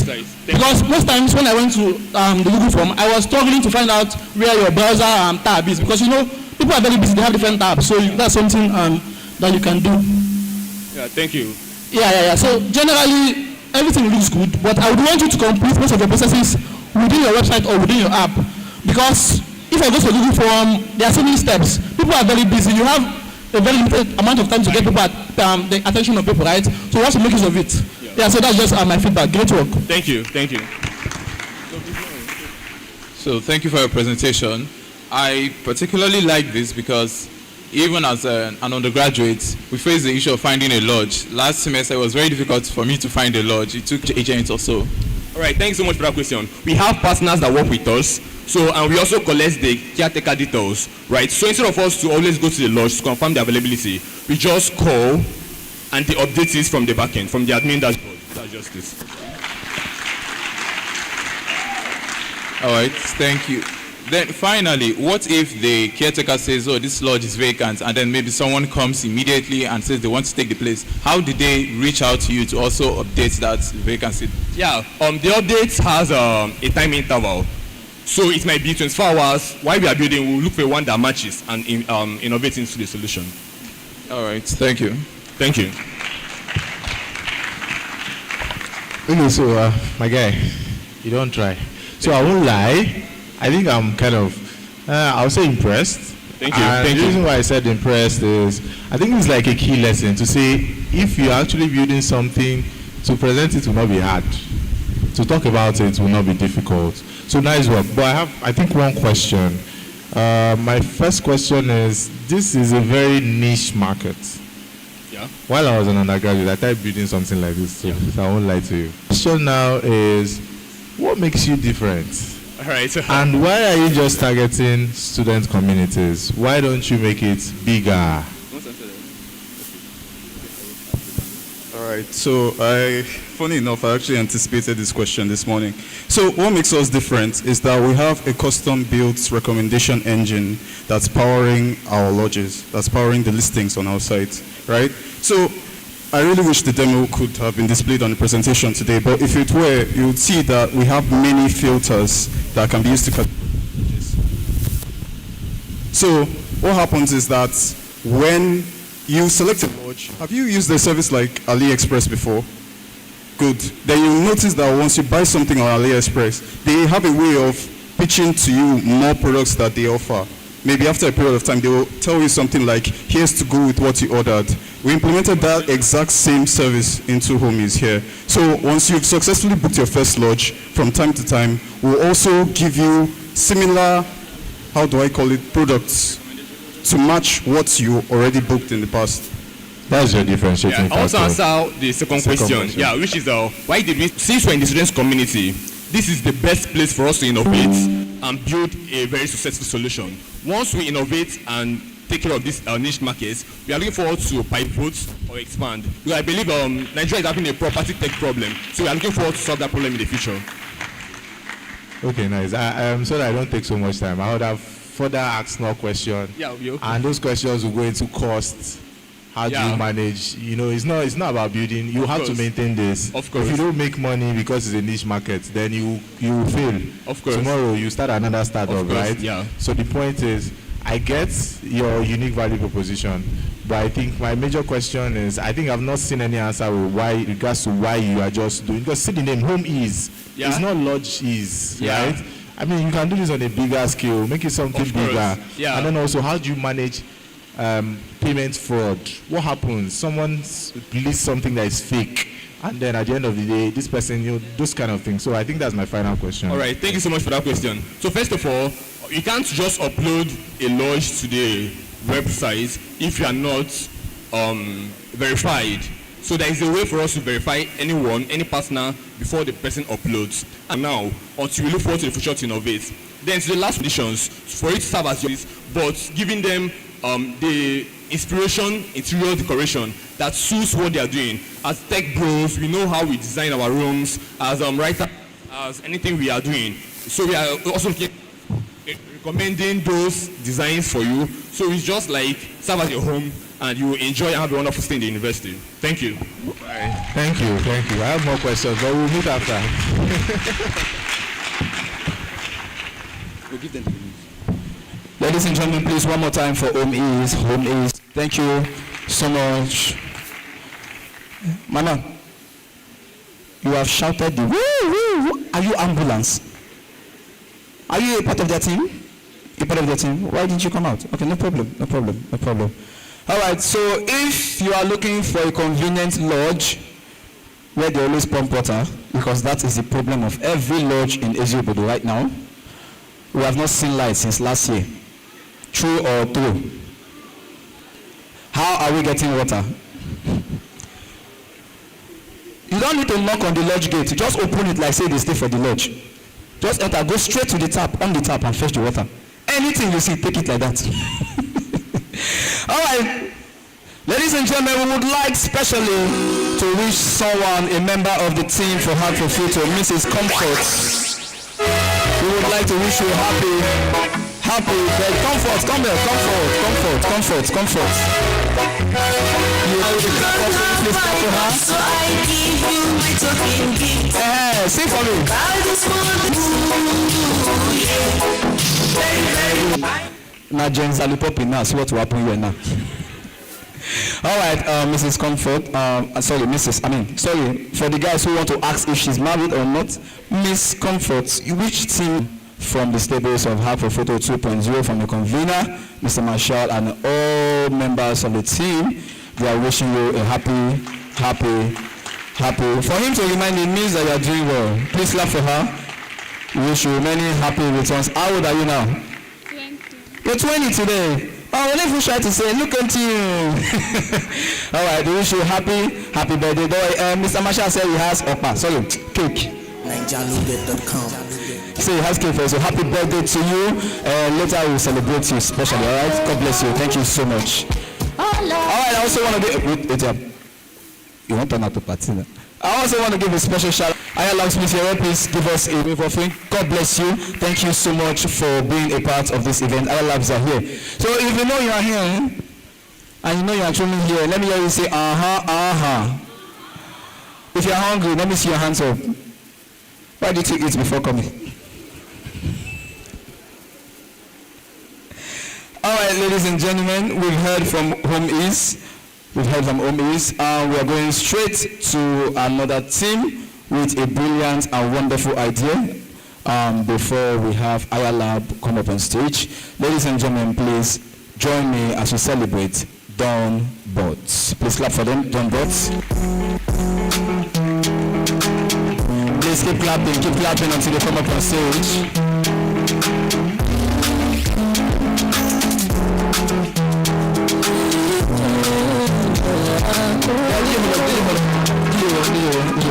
There's something I noticed. I've noticed that from almost all the teams who have come here to present, there's always a lady among them.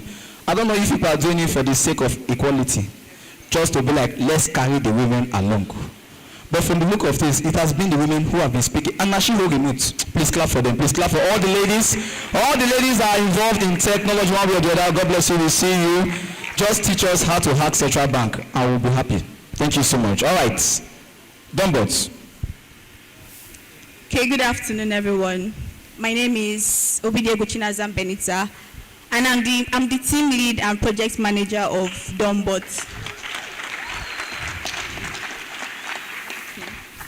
So today I'm excited to introduce a mental health app called Mental Paddy, which was designed to tackle the emotional struggles amongst young adults so as to help them excel academically and in all sectors of their life. So you might be wondering why mental health app.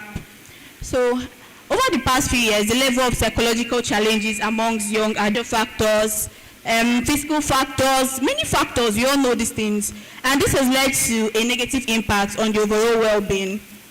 And we also carried out a survey, a Google Form survey, in which we asked students to signify if they've gone through depression or not. And we had like 74% of students, which is a high number, that has passed through depression.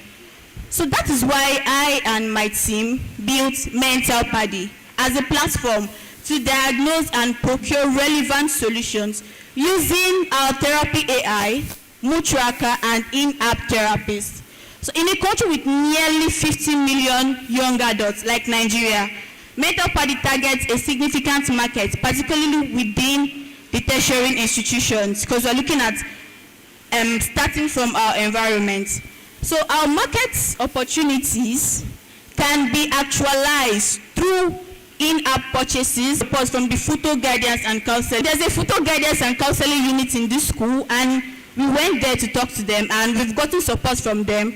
Also, we've gotten some therapies from them, and we're also in talks with Zero Depression for a potential partnership so that we can get their therapies also upon launch. So our business model, Mental Paddy operates on a freemium model, offering most features as a free trial at the point of onboarding, with plans to introduce premium features using our therapy AI, which we name Paddy AI in the future. In conclusion, so we hope that this app we are building, because we had to look at our surrounding before building something. So in conclusion, we hope that Mental Paddy is a unique and innovative solutions that aims to address the pressing mental health issues of young adults. And we also know that this is not only going to target mental issues, it's also going to target the overall well-being. Thank you. Okay, sorry, I'm also supposed to show a demo video after this.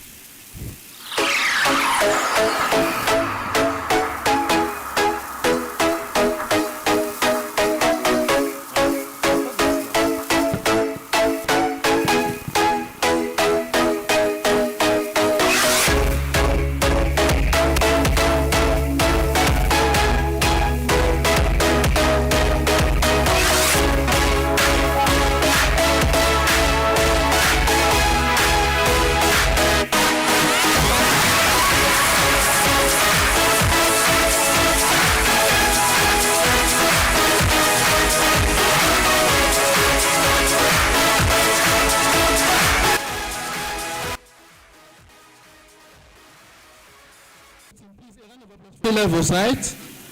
Yeah, because I think you're solving a problem in a very important niche. Yeah, so if you follow Y Combinator or Anderson Horowitz, they talk about a future of abundance, right? And they think AI will usher the future of abundance. So in a country like Nigeria, where it is impossible to get mental health counselors because of our population, imagine how we could scale that kind of solution using AI and technology, right?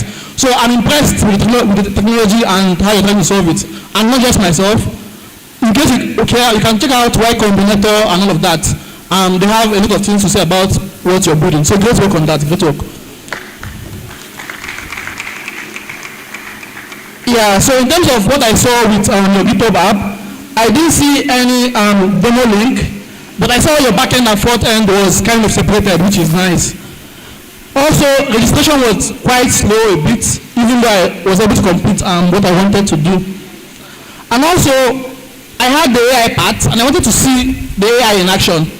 I tried to chat the AI agent, and nothing happened at all. Do you have any explanation for that? So it's a coming future. Well, for now, we are now integrating it because this is just an MVP. But in 1 or 2 months, we'd preferably add it. Okay, I could take that. Not everything gets done at once. But since the center of what to do is an AI body for mental health, right? It would be nice to see that. So what are your plans for integrating AI? Since it's something coming in the future, what are your technical plans? How do you want to integrate the AI? From the therapist and ourselves, we're able to train the AI to specifically give accounts of mental issues. So when you're talking to the AI will be able to answer you based on mental health circumstances. So it will not give you a broad search, but more close range search. Yeah, I think if you have ChatGPT, they can abstract a lot of work for you. You can go on to do great stuff without thinking about a lot of the technical stuff. So great one. So lastly, how will the counselors talk with the students? I tried to also chat the counselor. I actually saw old messages from other students. It's already like a privacy breach. Because why am I seeing other person's health chart? You know, with health, it's very sensitive, right? You can't afford to leak people's data. And I'm already seeing a health chart. Is that something you left for your demo or something? Yes, that was left from the demo. So far, we have not yet counselors on board. Hello? I can hear you. We have not yet brought the counselors on board because the app is not complete. We feel that right now, if we decide to launch the app right now, we don't think user experience will be perfect. So we decide to just a general comment. Right now, we have an agreement with Zero Depression. They have already told us they will give us our counselors when we are done. That is about in 6 to 8 weeks. And also the guidance and counseling units, they have already said it will work. So that's it. Yeah, so generally, no matter the outcome of this presentation and hackathon, I just hope you will pursue this further because for me personally as a technical person, I see a lot of possibilities where you can do. Even though I didn't see the actual implementation, I believe if you pursue this further, you can actually do a lot. Yeah, so great work. A round of applause for them again. So thank you for that presentation. One thing I want to say is, as social beings, right, human beings, we want to communicate physically with other human beings as well. Now, this is the AI that is going to be responding to the people's questions, right? I want to ask, how do you cater to the needs of those students or people who want to communicate with a human being on the other end? Well, that is why we have a page called Session, where you can book a session with a therapist. You're able to communicate with them either through video call, voice call, or message. And we have a community where you can vent because most people have things in them and they would like to share it out. So you are able to vent in our community without feeling judged or anything. Thank you. All right, thank you. So I wanted to ask about the community, but you've already answered that question. Then how do you hope to generate some revenue from this? Yeah, so there are many ways we could generate from it, either through ads, in-app purchases, or premium features, but we chose to go with premium features, so which is their freemium plan. So when you sign into the apps, there are some features that are limited, which are free.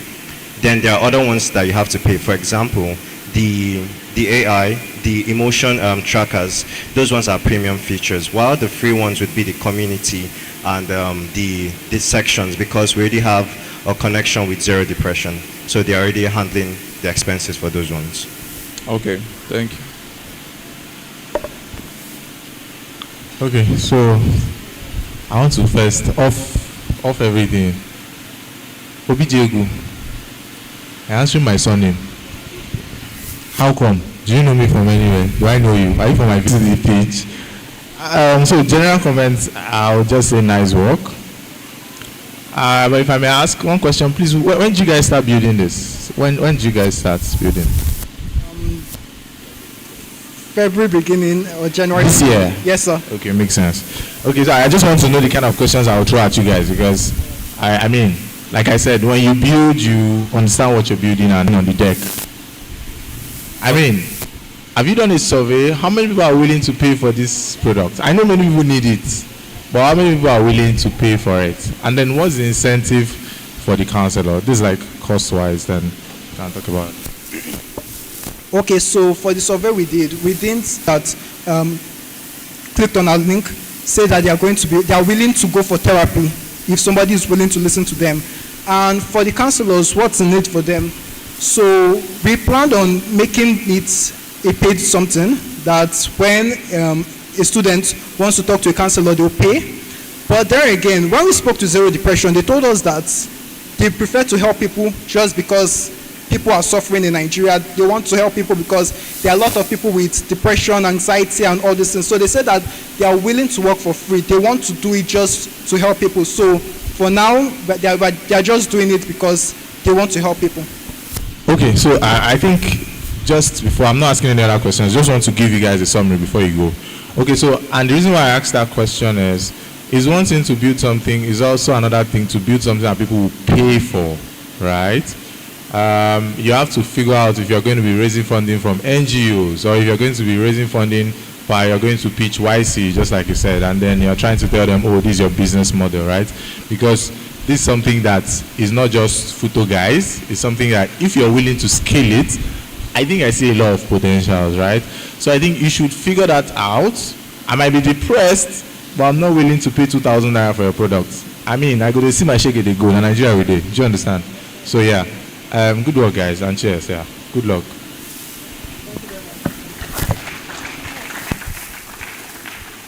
Please make some noise. Please is now the order of the day in Nigeria. So having an app that can help you monitor your state of health as a Nigerian student is very important. But I want to ask a question, please. As a Nigerian student, what can contribute to your depression? Huh? Hello? I'm asking again. As a Nigerian student, what can contribute to your depression? If it's money, let me see your hands up. Lack of money. Examination. Mama, you're on your own. Engine drawing. So engine drawing is the cause of your depression. Just look at you. Oh. So if you have 500,000 in your account now, an engine drawing problem comes, you'll be depressed. Fast you this mic.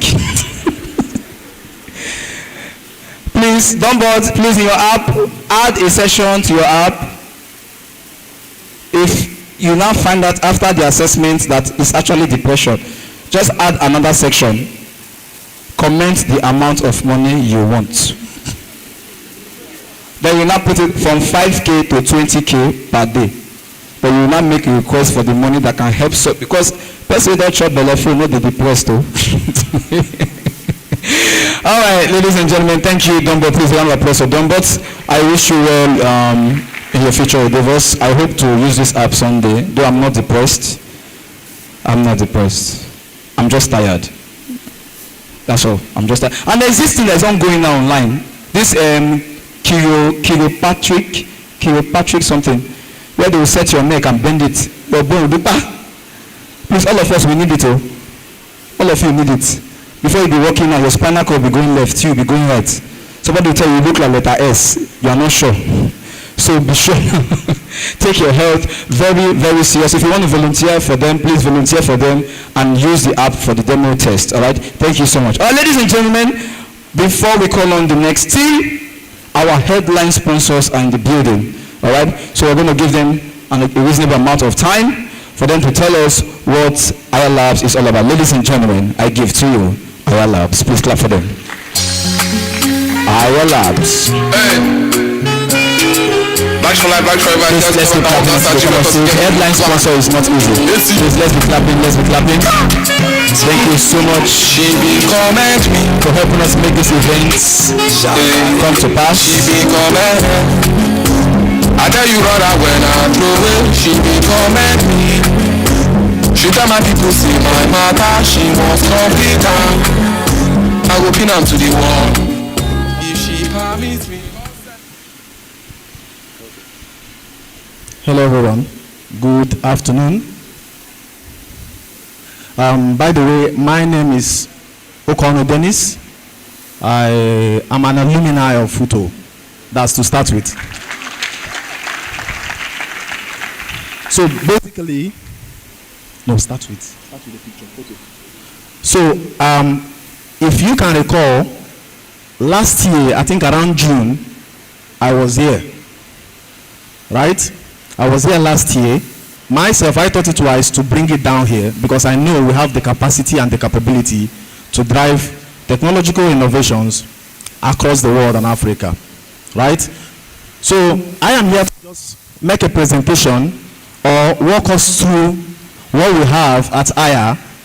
Although we've had sets of workshop, a couple of you attended the workshop. How many of us attended the workshop? Please wave your hand. So when we had the workshop, we walked them through, starting up with blockchain development, and at the end, we dived into smart contract development, right? So a couple of them understand what it means. Sorry. What it means to write basic smart contracts. So today, what I'll be doing is to give us the opportunity to hand over the keys to you for you to make the decision that will take you to the next level, right? Usually they will tell you after your school days what next. A couple of us have chosen the path to become developers, to do something meaningful with their life. And what I'll be doing today is to give you the opportunity, give you the information that you need, and you make the decision whether you want to move forward from there or not. So basically,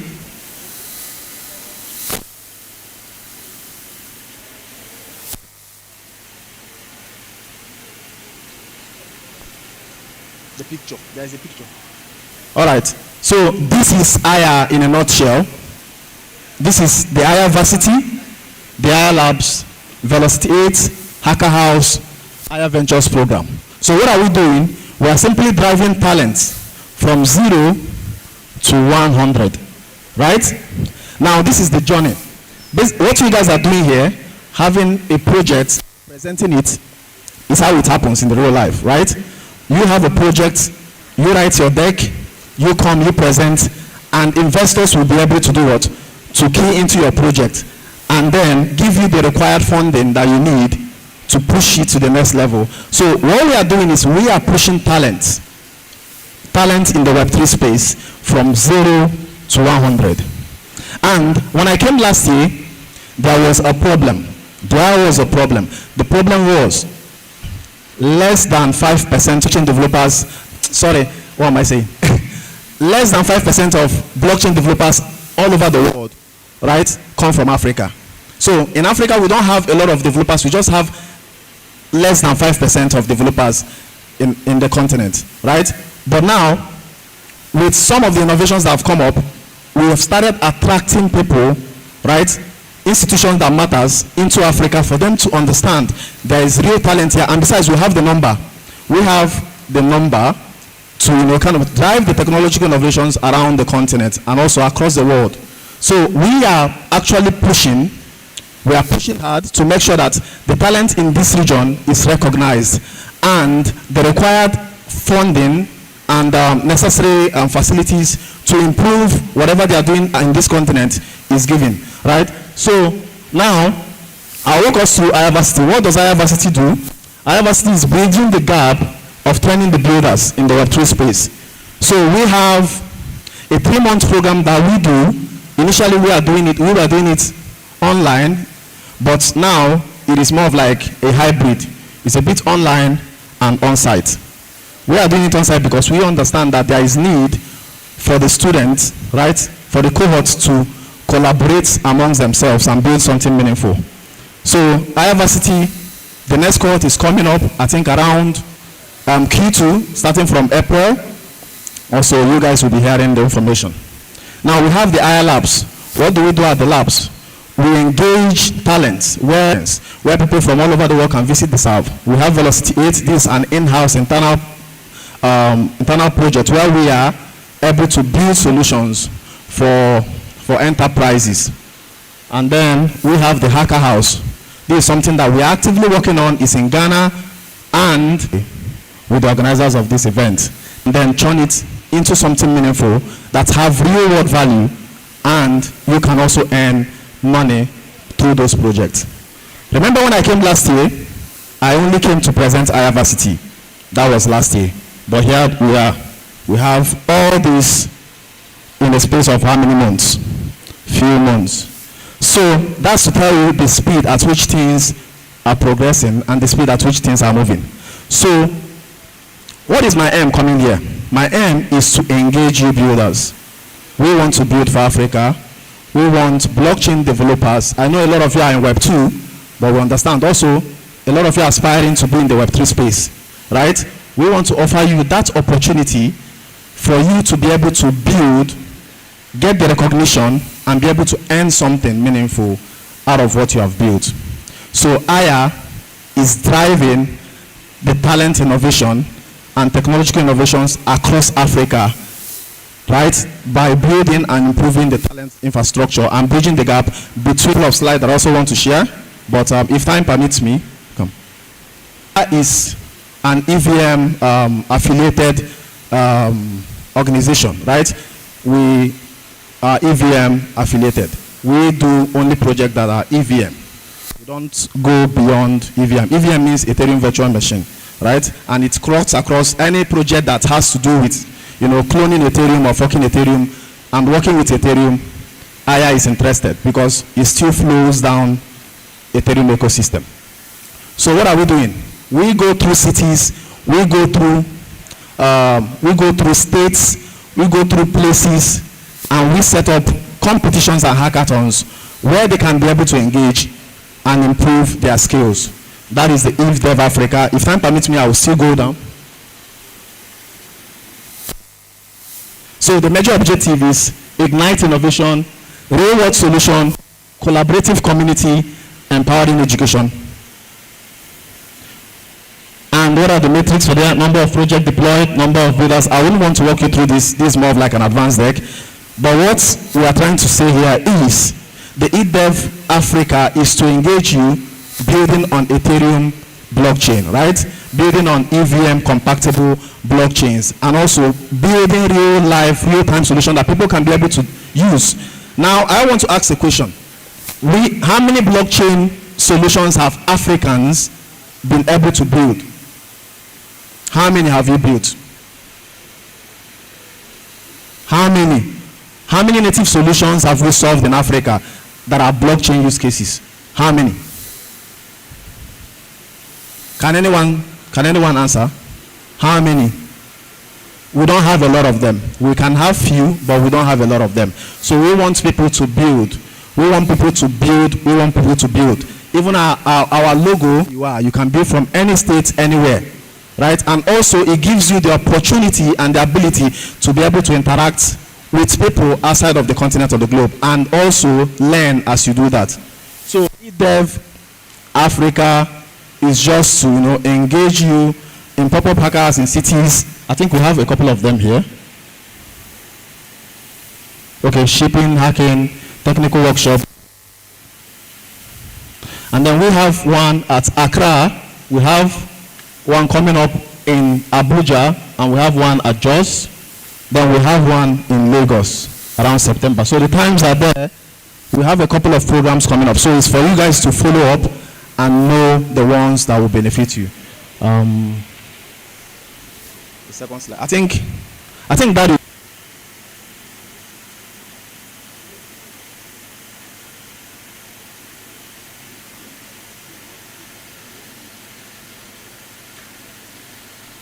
Okay, the picture is not here. So the thing is, right, we want to improve the talent infrastructure in Africa, and we want to give you the opportunity. We want to hand over that opportunity to you for you to be able to make the decision. Now, what we have to do now is possibly sign up to the labs. I need you to help me with that link. Help me with the link. I sent IHQ online. So another thing I will do is to walk us across our platforms and also assist us, you know, kind of sign up or register so that one to participate, you know, properly. Driving Web3 advancement in Africa through talent development and tech innovation. We have this project, we have IR Labs, iVersity, and Velocity 8. We even have events, right? You can also sign up to become an ambassador, depending on the school that you are representing. No, go down, go to IR Labs. IR Labs.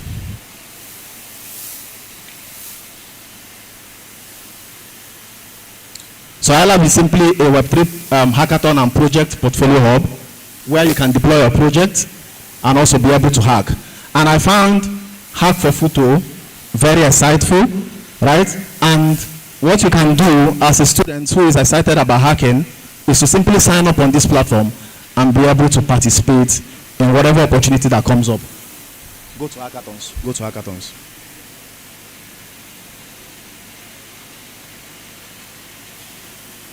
Go to closed. Open closed.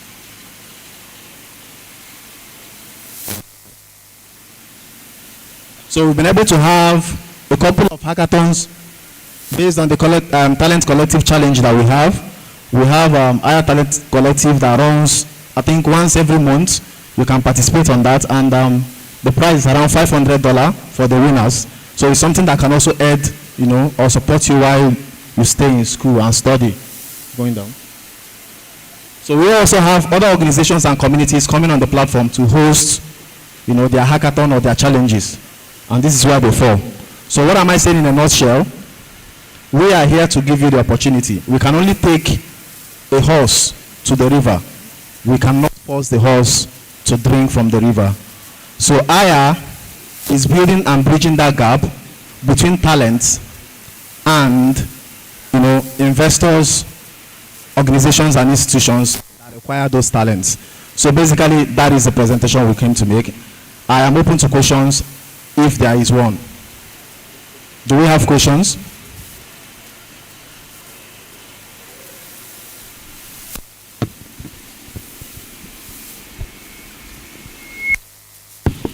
Yeah, thank you very much for this wonderful opportunity. For the hackathons, I saw in Accra, in Jos, in Lagos. Is there any way we can have some of them around the south or the east, or at least help people here to participate in those kind of hackathons? Yes, we can have that. I think one of them is what I'm actually doing here. So if you can have a lot of people within the Futo community, right, join the labs, like you guys can make proposition for us to have something within the east, and it will be accepted. It's not like we are the ones making this, the final verdict or final, we are the one making the final decision. But if the community gathers and says, okay, this is what we want to do, we want a program in the east, definitely we will do that. Any more question? So now what I want us to do is, please, for the time being, if you have your phone, if you have your laptop, if you have anything, do not miss this opportunity, and I wouldn't want you to miss it. Bring out your phones and sign into IR Labs, right? If you are a builder, this is a wonderful opportunity for you to learn and grow in the Web3 space. If you don't know anything about Web3, come. We have, we can take you, walk you through, hold your hands and help you learn. One of the reasons we are doing this, I will say it again, is for people, Africans majorly, to be able to build. We are nowhere to be found. We are nowhere to be found. We're not building anything. What we are building is, even in the blockchain space, there are application layer development, there is protocol layer development, right? We are simply doing the application level development. We are not up to the protocol level, because that is where you see the real advanced stuff. We want you to migrate or to gradually move from Web 2, have the Web 3 skills, and then move to making decent contributions to global communities. And that is what we are propagating for, right? So bring out your phone. I will give us something like 2 minutes or maybe less than that for us to be able to, sign up to the labs and, benefit from the opportunity. And also, I want to know whether you are having any challenge signing up on the platform.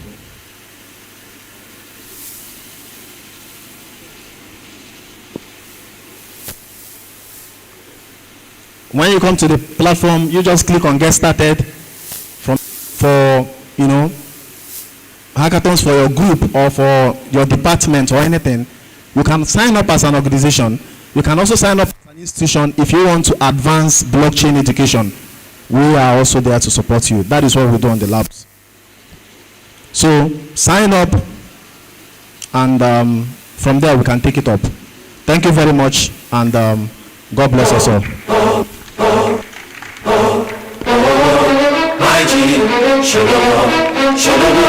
Ladies and gentlemen, please, one more time for the headline sponsor of Hack for Futo 2.0. Yes, so please go to Aya. Yes, just minimize your Sportybet account. Just go to Aya.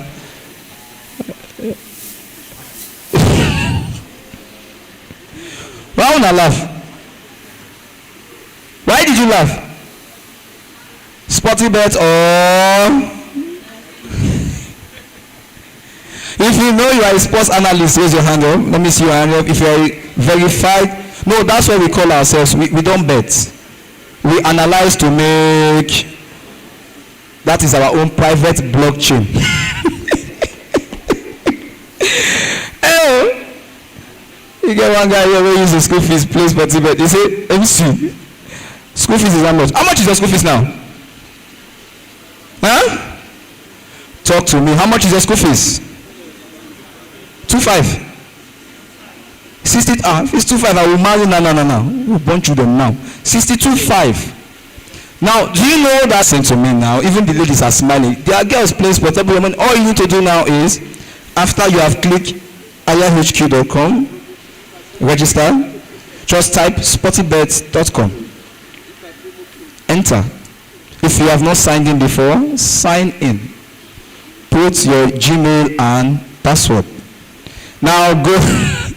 You will see where there are so many games. There's hockey, there's tennis, there's golf, there's basketball. Well, that is not our business.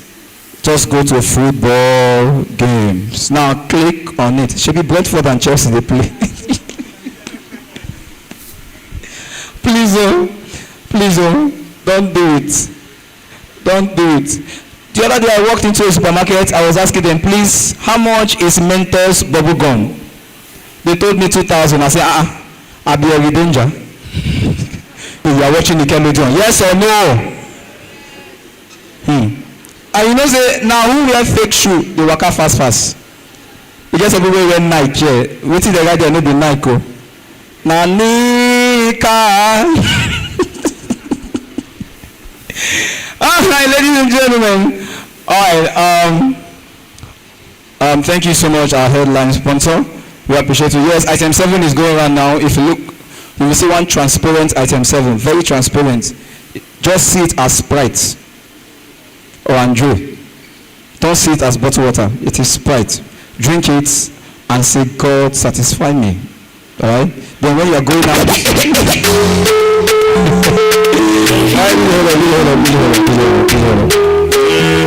We're just trying to liven the mood, right? So, ladies and gentlemen, we've heard from Aya Labs. Please do well to register if you have any issue. Sir, is there a way they can reach out to you? Hello, sir. Hello, sir. Aya Labs. Aya Labs. Yes, sir. Sir. I need this. Hello, sir. Is there a way they can reach out to you in case they're having any, maybe a contact or anything?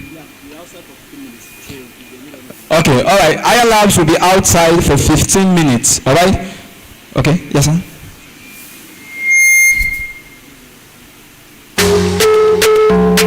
Yes, you can reach them on the social media, IIHQ, all platforms, to go, Facebook, yeah, IIHQ, AYA, not hired. They're not hired killers. IIHQ.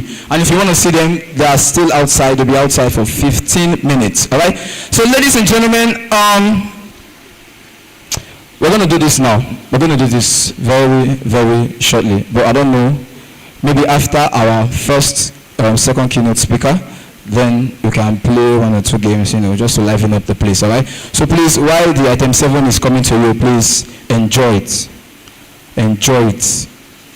Eat it. Nourish it for your body, all right?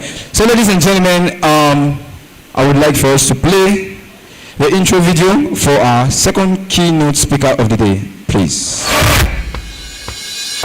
Jeremiah Isiboma is a software engineer currently contributing his expertise at Wafikash, a US-based fintech revolutionizing online payments for businesses.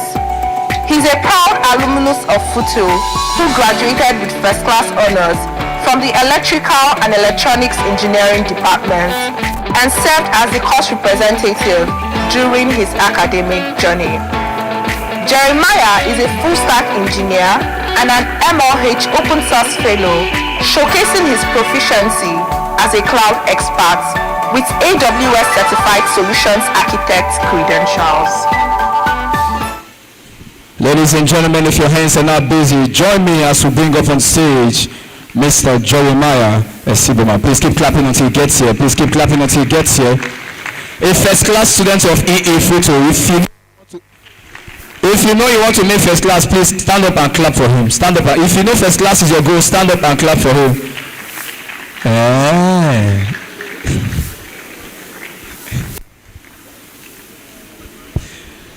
You're welcome, sir. Hello, everyone. Hello, everyone. Are we hungry? All right. My name is Jeremiah Isiboma.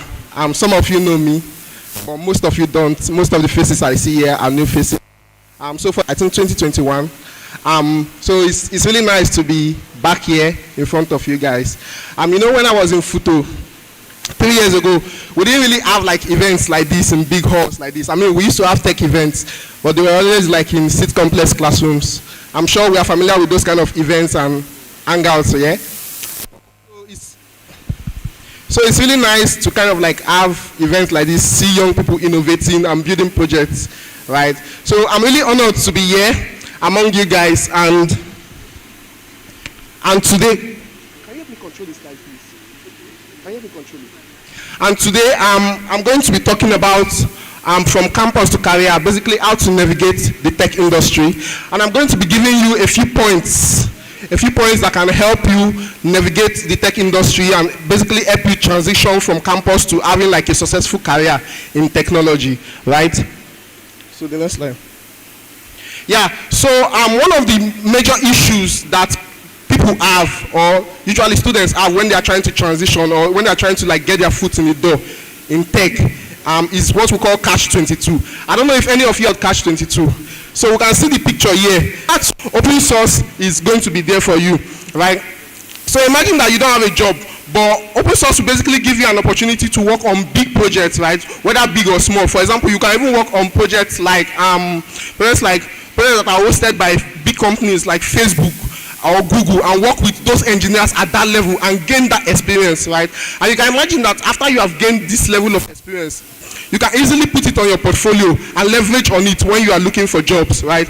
And because I'm talking of Facebook and projects by Google and stuff, you might think like you need to be really skilled or highly skilled in order to contribute to open source, but you don't.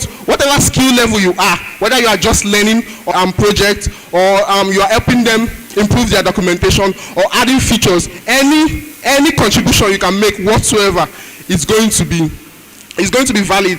Yeah, so let me give you a small story of my first open source contribution. I started to learn how to code about some 5 years ago. Yeah, after some time I was working with a framework called Django. I don't know how many of you are familiar with Python framework. Show of hands. How many of you know Django? All right, so right in their documentation, their function documentation, and I saw this as an opportunity to contribute to the project, right?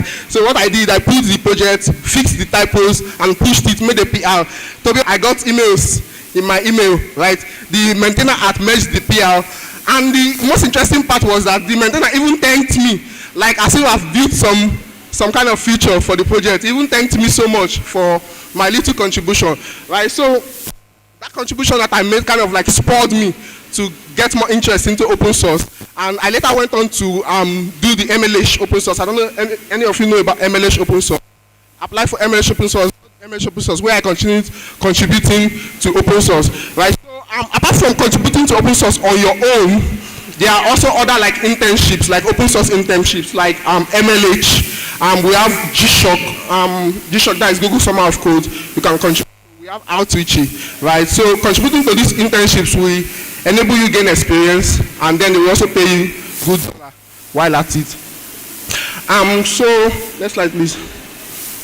So the next thing, sorry, the slides are, the texts are quite small. The next thing on my list is freelancing, right? So you are in school and you have learned this skill. For example, you have learned Solidity, you have learned about blockchain, or you have finished your React course, or you just finished your UI course, right? How can you start practicing this skill? One of the easiest way is like freelancing, right? Basically, freelancing will give you the opportunity to gain that experience that you need to leverage on in future. So you can freelance. It will give you the opportunity to practice your skill. It will give you the opportunity to like have a project you can add to your portfolio. And then, so how do you get freelancing gigs? We all know of Upwork, and we all know of platforms like Upworks, freelancer.com, fiverr.com. So there are a lot of them out there. But even apart from there, word of mouth. So someone knows someone that wants to build a website. You can be the person for the person. Or someone knows someone that wants to build like a smart chain or a smart contract. You can just help the person do that. Also, this is a school environment, right? Imagine someone wants to build like his final year project, someone in CSC, but he doesn't know how to do it, but you can. So you can just help the person run it and then get paid for that. But you need to know that with freelancing, you are your own manager, you are the senior engineer, you are the junior engineer. So you really need to know how to manage your time, how to manage your clients and client expectation. We have had a lot of issues whereby you agree with the client that, see, this is what I'm going to build. After you have finished building that client, the client is the project, the client will refuse to pay you. He's saying, see, add this. So you really know how to manage all that. That's fine. So the next thing is networking and communities. So it's really interesting to have all of you here for this Act for Futo. But you really need to know that behind this Act for Futo is like a community. It's like the Futo Tech community, right? And we have people that have organized this Act for Futo, and that is the community. So it's really important that you participate in these communities, and it will really help you when you are done here, right? So it's important that you participate in this community. We have communities like GDG, we have communities like DSC, we have Data Science Nigeria, Zindi community in Futo. We have a lot of tech communities. So volunteer for these communities, participate in these communities. I mean, it will help you to meet like-minded individuals like you, people who are interested in the kind of things you want to do. Yeah, it will also help you to basically make connections, right? The importance of networking cannot be overemphasized because all of us are in Nigeria and we all know what connection means when someone says you have connection, right? And it's here you need to start building the connection, right? So it's not when you need a job, that's when you start saying I want to connect. No, here we are still in school. You have the opportunity to meet someone that will be great in future. You yourself, you will be great in future. So basically, the importance of connection cannot be overemphasized. Make connections, volunteer for communities, and it is also an opportunity for you to basically take up leadership roles. Organize events like this, right? Volunteer for communities, it will go a long way. Next slide. So finally, projects and hackathon. It's really impressive what we are doing here today, right? We have watched some people present their projects here, and it's really impressive the kind of innovative ideas they are trying to bring up to solve student problems that they are seeing around. So that is also a great way to basically to take your skill to the next level. So that skill that you have, you need to start asking yourself, what can I build with this skill? How can I solve real world problems with this skill? How can I solve the problem of students in my area? How can I solve some problems of the world with my skill, right? So they say practice makes perfect. If you learn something and you don't practice it, it's going to die, right? So it will enable you to practice your skill, and then you have projects that you can basically showcase to employers. So those guys that have pitched here today, tomorrow they're going to be looking for jobs, and they're going to have that project in their portfolio. And then that could be the differentiating factor between you and another candidate, because you have like an innovative project that you have built. Because employers like to see, that could be like a differentiating factor between you and another candidate. So you can showcase your projects to your employers. And then this project, you could basically create impact with this project, right? So like I was saying, you need to think of how to solve problems with the skill you have. What can you build today that will help people solve problems tomorrow, right? I mean, a lot of products, a lot of great products have been developed from events like this, from hackathons like this, from students in their dorm room trying to build something. For example, For example, Facebook was built by this thing when it was in Harvard University. A lot of, even in Futo here, hackathons that we have done in Futo here has gone ahead to become great companies. So you never know what your product will be. So you need to start thinking yourself, what problem can I solve with my skill? What can I build with my skill? What kind of impact can I create with my skill? So I would encourage you to be innovative. I would encourage you to be creative. Think outside the box. Think of the problems.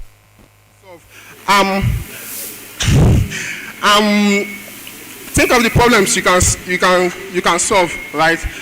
So there's a saying that those people that are crazy enough to think that they can change the world are the ones that usually do. So I'm going to leave you with that saying, and I'm going to tell you that if you are crazy enough to think that you can build something that will go ahead to become $1 million industry, then you can actually do that. Thank you. Ladies and gentlemen, Mr. Jeremiah is Silva. Thank you so much, Mr. First Class. Sorry, Mr. Jeremiah. Thank you. I want to ask you, is it possible to make first class in Futo again? Is it possible? Is it possible? It is very much possible. But don't ask me what I got. Don't ask me what I got. But I'm happy. I'm fulfilled. I didn't come to school to do MC. But look at me. When did we plan to do DG and MC? I wanted to be a doctor. I used to write names of noisemakers in class. But now look at me, I'm the one shouting, make some noise! This life is hard. Alright, I want us to do something very good. I would need 4 volunteers. I need 2 guys. Okay. I need 3 ladies and 3 guys. Alright, now Mr. Jeremiah Esuboma, like I said, is a Futo alumni. Alright? He made first class. I'm hammering on it, so it does not seem like it's an impossible something. It's something possible if you put your mind to it. Mr. Jeremiah, Mr. Jeremiah, while you were in school, did you do any extracurricular activity? Like going to class? Huh? You're doing what? Fellowship. You're organizing. Please, can you interpret what he said? Please tell me what you said. Make it not be like say I can't waste time for Futo. You say what? You say what? He said communities like this. Okay, you are doing things like this. Is this thing a curricular activity? What? Okay, it is right. Yeah, it is. So I was wasting my time. All right. You can see he was also involved in extracurricular activities. All right. So I don't know. I can practically say that it's more difficult to study now in Nigeria than 6-7 years ago. It's more difficult because you have not eaten well. You want to read ODE. ODE. For somebody that is in mathematics, you want to read both and not. When the only thing in your stomach is gari and granite, you will go nuts. Hey! Alright, I want to do this now. I need 3 ladies, I need 3 guys. Please come up on stage. Volunteers, I'm not going to select. If you are moved, just come to the stage. Come to the stage. Let's make you a celebrity today. Alright, come. So the camera will capture your face. See, you see all of you behind. Camera have not seen you. See where the camera started from. This light. Anything from the back is pelagic zone. If you're a biology student, you know what is pelagic zone. Find out. Alright, if you know you're here and I need 3 volunteers, 3 ladies, 3 guys. 1 minute, please come up on stage, alright? But you are on the computer. Back up. Alright, Mr. DJ, let's motivate them, please. I need 3 ladies and ushers, please help me. 3 ladies and 3 guys. You don't have to be a tech person or whatever. Just come to the stage. 3 guys, 3 ladies. Thank you so much. Another banger. On your way to the world. I need 2 more guys and 3 ladies. Starting off. I know you see me. I get the money pass your papa. It's your way I don't feel too for you. Why you want to do that? So I have 2 guys already. Alright. Well, sit down. I drop your body and move circle. Do stuff with this body. I need 2 ladies. 2 ladies.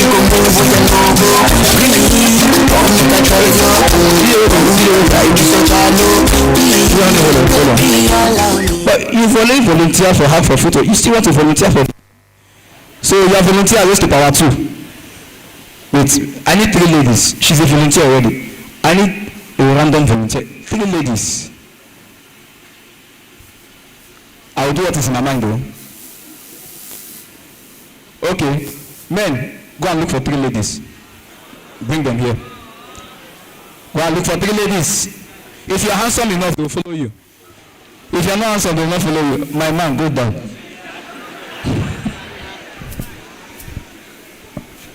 London. So bring the lady here, and she's awesome. You're not a gentleman. No, see, volunteer. Go. Yes, please come on.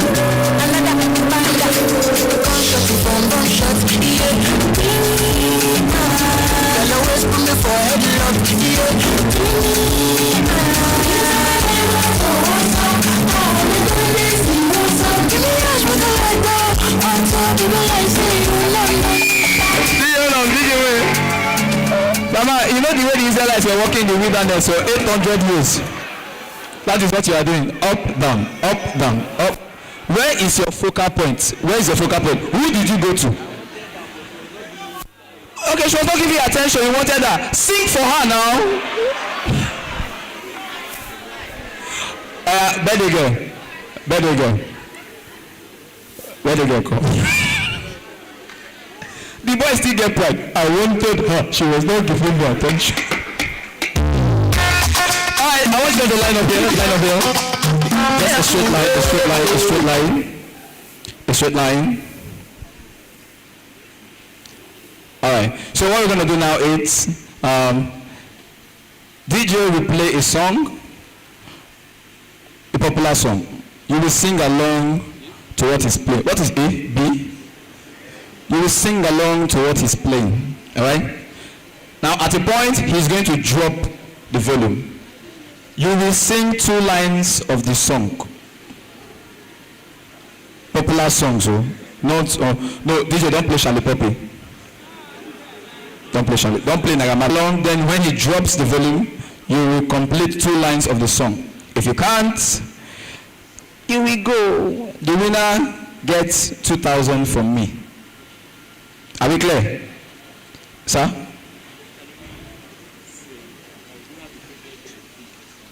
No, you can't pick a song. Yes, sir.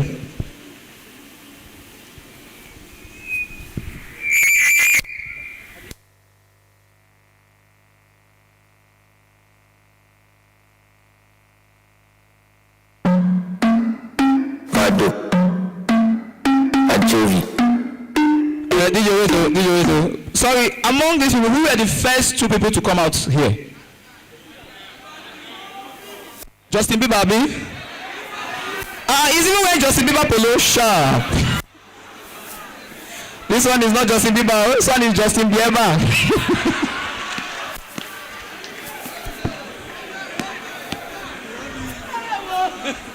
Who is the second person?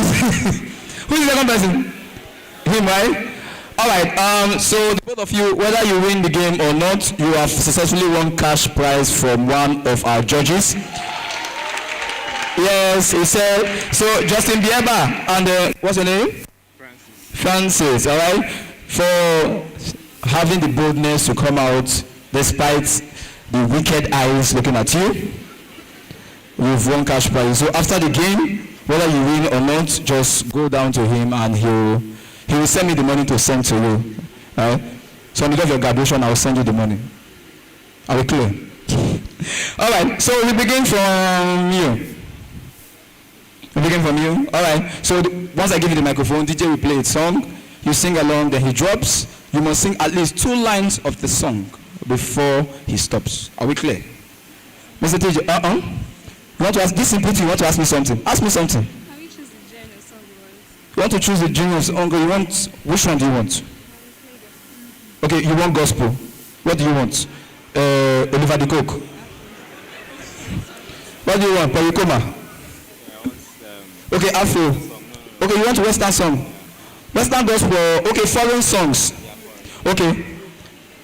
No, you better move, ask them. Biaba, gospel. What do you want? Any general song, alright.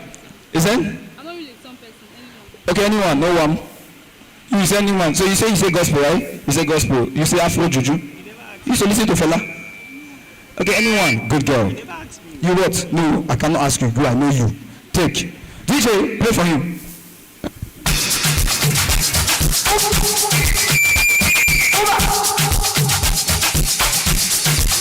I'll be on the phone, calling you tonight.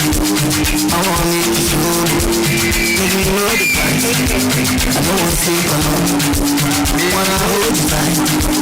But I fool my eyes, but I'll be alright. Forever,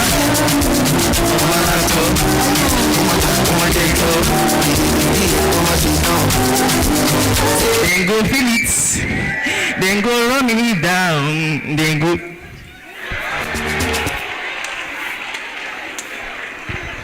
Then go waiting, they go pursue you. A very popular song, but nevertheless, when it's a game and when it's entertainment, it's a different something. On the normal day now, this guy will sing this song from the back front. He will sing from the ending to the beginning. But now we could not. I'm so sorry, my man. Thank you so much. We'll see you next semester. Message will come.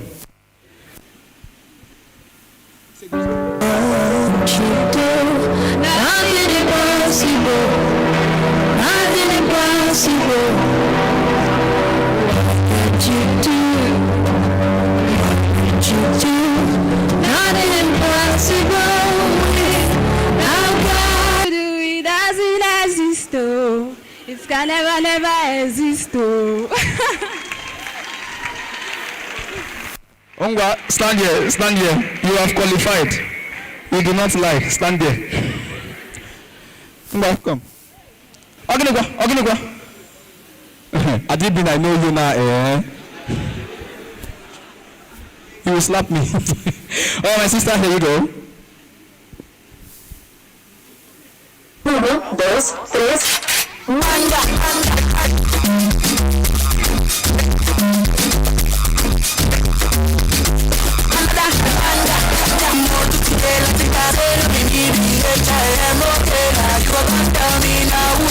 1, 2, 3. Because if I talk one, they go ask why don't be here. Shawan boo, shawan ba, shawan real, shawan fair. Me I not do it again. We are seeing wins that they want shallow, we say. They want to bring me up, I don't do talk my shit right to be your face, me I don't just shit. Don't do too much D's and Q right now. We're gonna put you on D and D.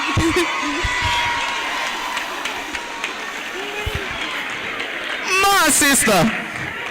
In fact, you know the whole album. Go there.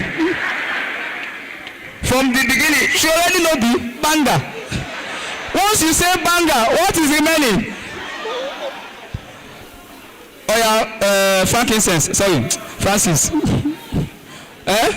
What? Okay. You don't know them. I can see your face. You know get them. What? My man, take.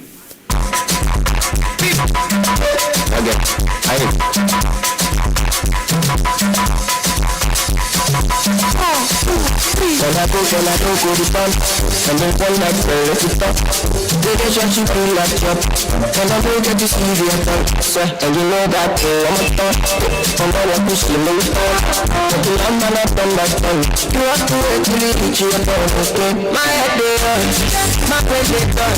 Get on you full fast, so no time for love. I be bad boy too far.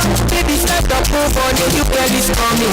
And your presence is stunning. Stop playing, I see what I be money. If not the Jesus is coming. Okay, DJ wait. Hey, security, come and carry the coffin out of here. DJ, sorry, that was an omission. He asked for foreign songs. Yes.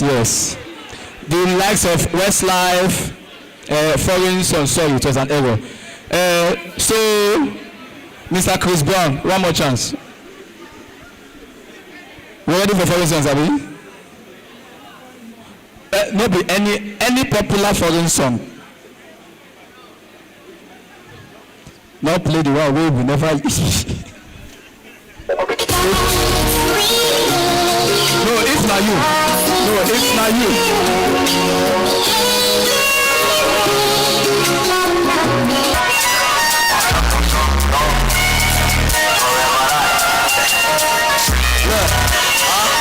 In this world, you come and you go. I can't even lie. Don't go this God. I'll just sit there.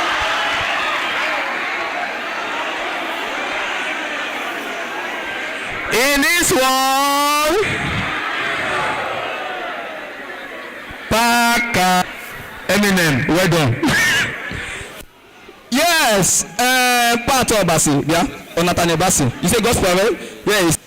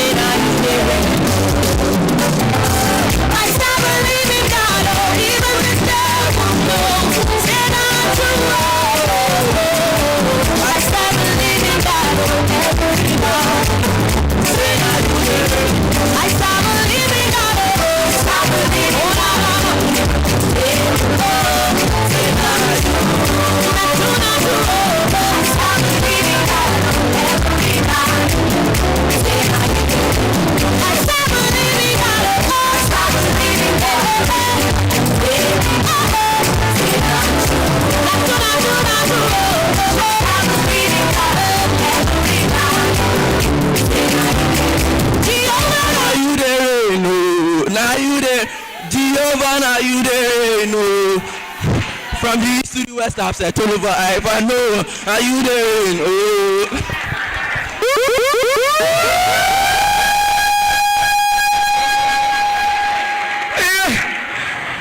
What do you mean that that's Lutheran? My man, this is not a revival. Even Mr. Jeremiah was in the spirit. All right, nice one. Give me five. Justin Bieber, give me 5. Cool. Sing. Demoralization, she gives me money pressure. She got a station.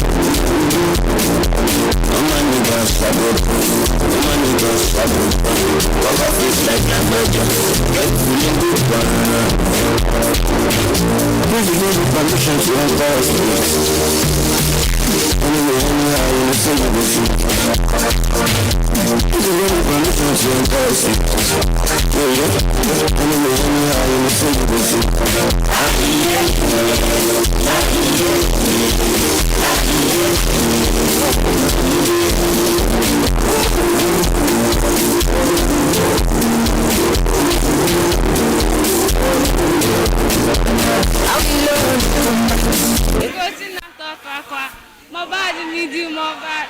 I feel like no other. And I'm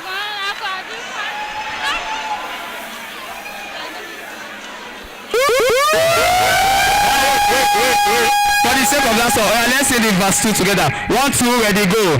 Amilo lokumba. Oh yeah. Say what? I live in. Hello? Okay, you are hungry. Okay. Oh yeah, the hungry people, let's sing together. My belly. Oh, Obiageli, all of you. My sister. I'm not not Igbo. I'm not Igbo. Okay, you're not Igbo.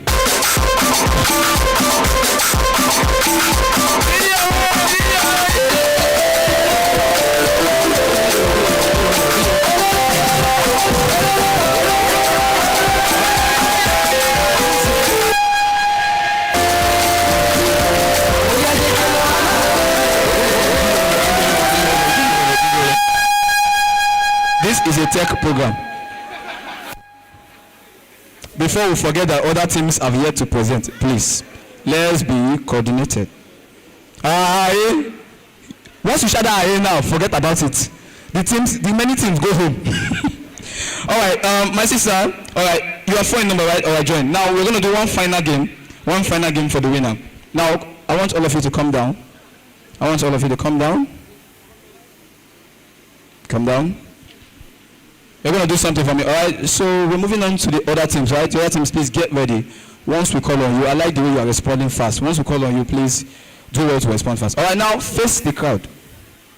Face the crowd. I'm going to tell you to get me an item. The last person to come back with the item out. Did I make myself clear? You are going to go into the crowd and you're going to get me an item. The last person to come back with the item is out. Now, the first item you're going to get me, DJ, are you ready for me? Get me a face cap. A face cap.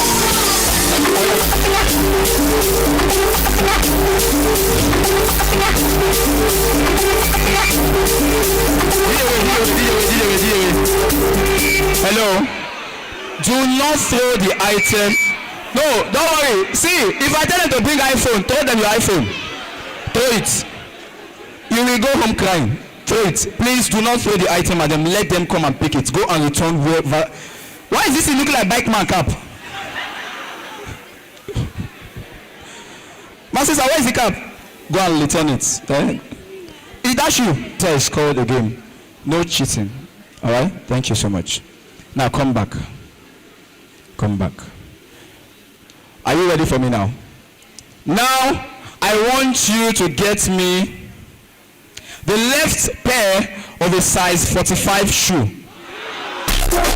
The left pair of a size 45.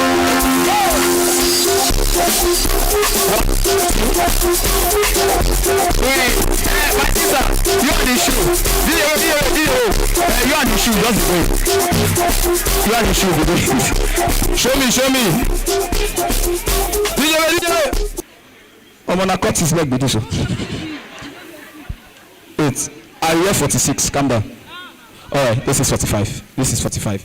No, you're the last person, go. No, we will see 3.0. Take first 3.0. Where do I write 45? No, I said shoe. Wait now. This is half shoe. What do they call it? Okay, depends the way I look at it. Yes, if I look at it, it looks like shoe. But yeah, it's palm. I'll take it. Let me see your own. Oh, I'm going to win her. Okay, it's a 45. All right, go and return. Mr. Jeremiah, you gave out your shoe. Wow. Oh. You are so in the game. Please clap for them. Drop the shoe and come back. Drop the shoe. So you're going to go for me now is... Where's your phone? Your phone is in your pocket. Where's your phone? You know your phone. Good. Now, what you're going to do for me now is... You're going to get me an iPhone. The last person to come back. Get me an iPhone.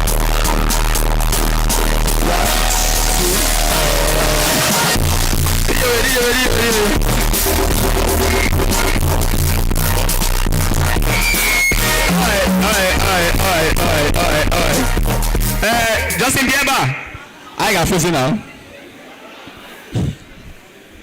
Alright, so I left the two ladies right here.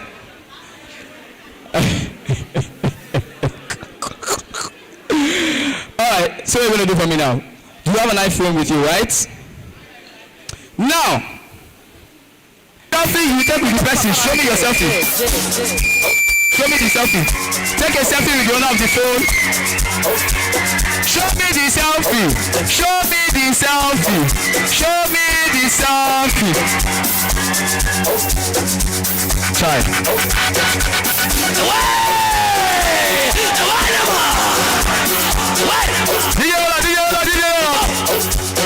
And the birthday girl is the winner. Even applause to her. But the selfie, Chinekenna. The owner of the phone is looking like a stolen. You brought the phone and went and powered it off. Anyway, congratulations, you still a winner. Nevertheless, thank you so much. All right, please make some noise for Comfort. Comfort, you are the winner. Comfort is the winner of my 2000 giveaway. All right. If you still want to surprise her, today is her birthday. You have 1 minute.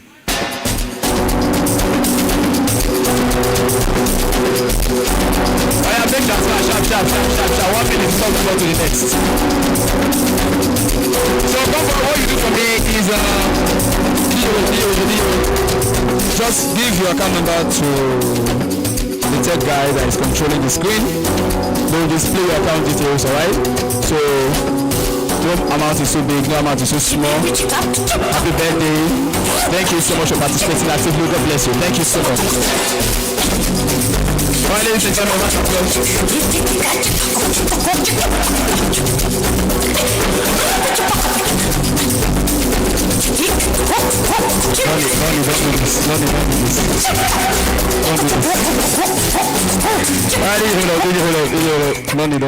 Don't do this. Let's not turn the tech first to a party first. Alright, ladies and gentlemen, it's been fun so far. If you know you're enjoying yourself, please clap for yourselves. If you know you're enjoying yourself, please clap for yourself. Mama, you're not clapping. You checked results yesterday. Clap now. Thank you. Alright, ladies and gentlemen, we're moving on back to the team presentation. So without wasting much time, remember each team you still have 5 minutes, then with the judges it's 10 minutes, all right? So we're going back to the team presentation, and I'm bringing up on stage for their presentation. Yes, this is the account number for Comfort, all right? So if you want to surprise the birthday girl, so as she's sitting down, she'll be smiling like somebody that won jackpot. You know, nothing is too big, not even if it's 20 naira, just put it, let the team make pain. Just put it, it's OP, so pay. Because I don't know why you have money points. You don't have money. What is the... Alright, so ladies and gentlemen, next for their team presentation, please celebrate New School. Please clap for them. New School, New School, New School. Okay, you right?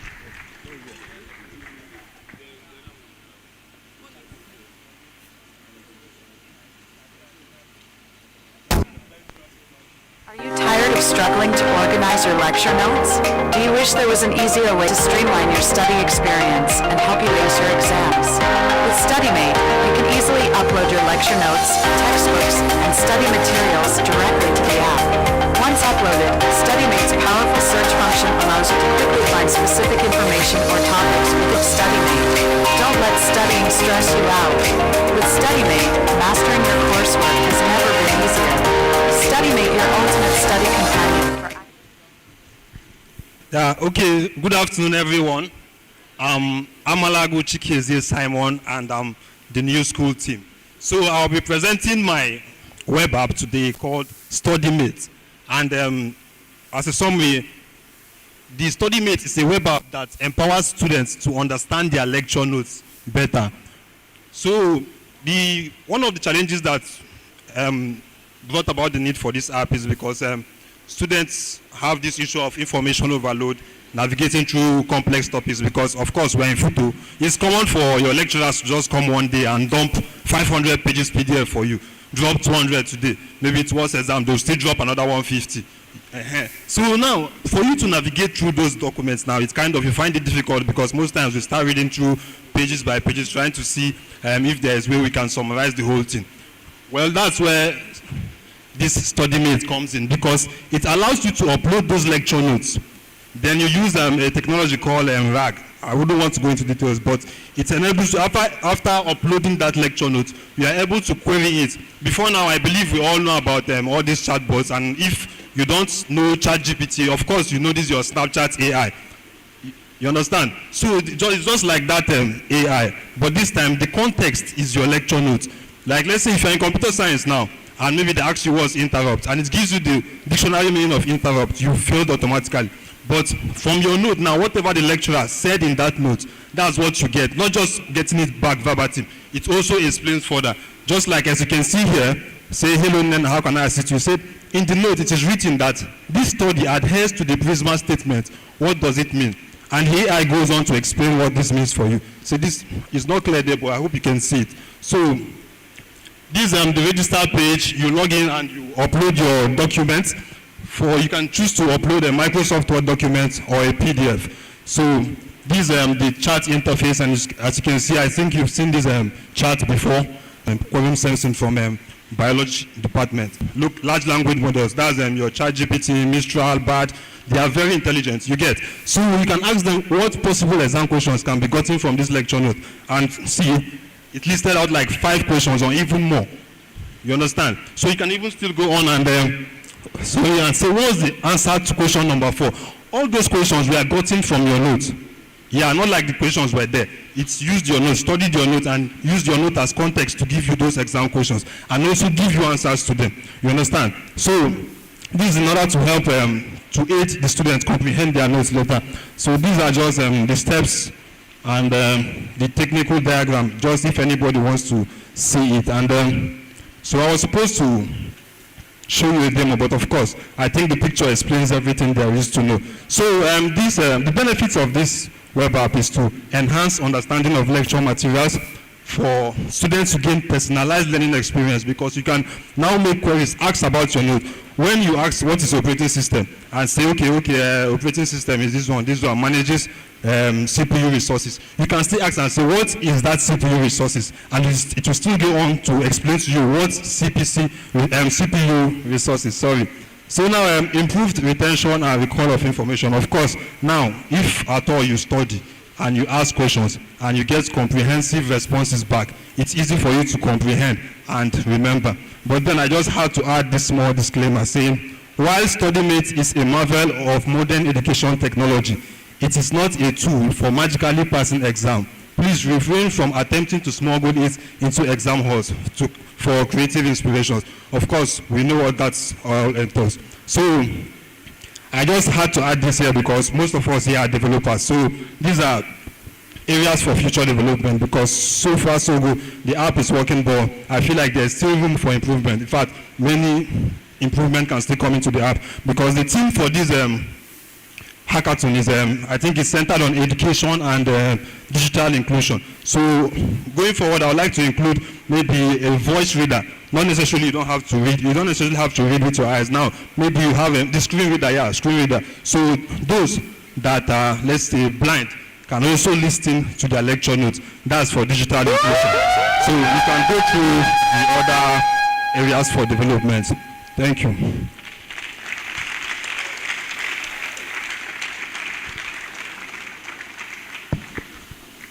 Yeah, great work. Did you work alone? Yes, I actually worked alone, but I had some kind of moral support from one of my classmates who I included his name at the front, but he's not part of it. You're the 10x developer, I guess. No, let's say 5x. Okay, nice.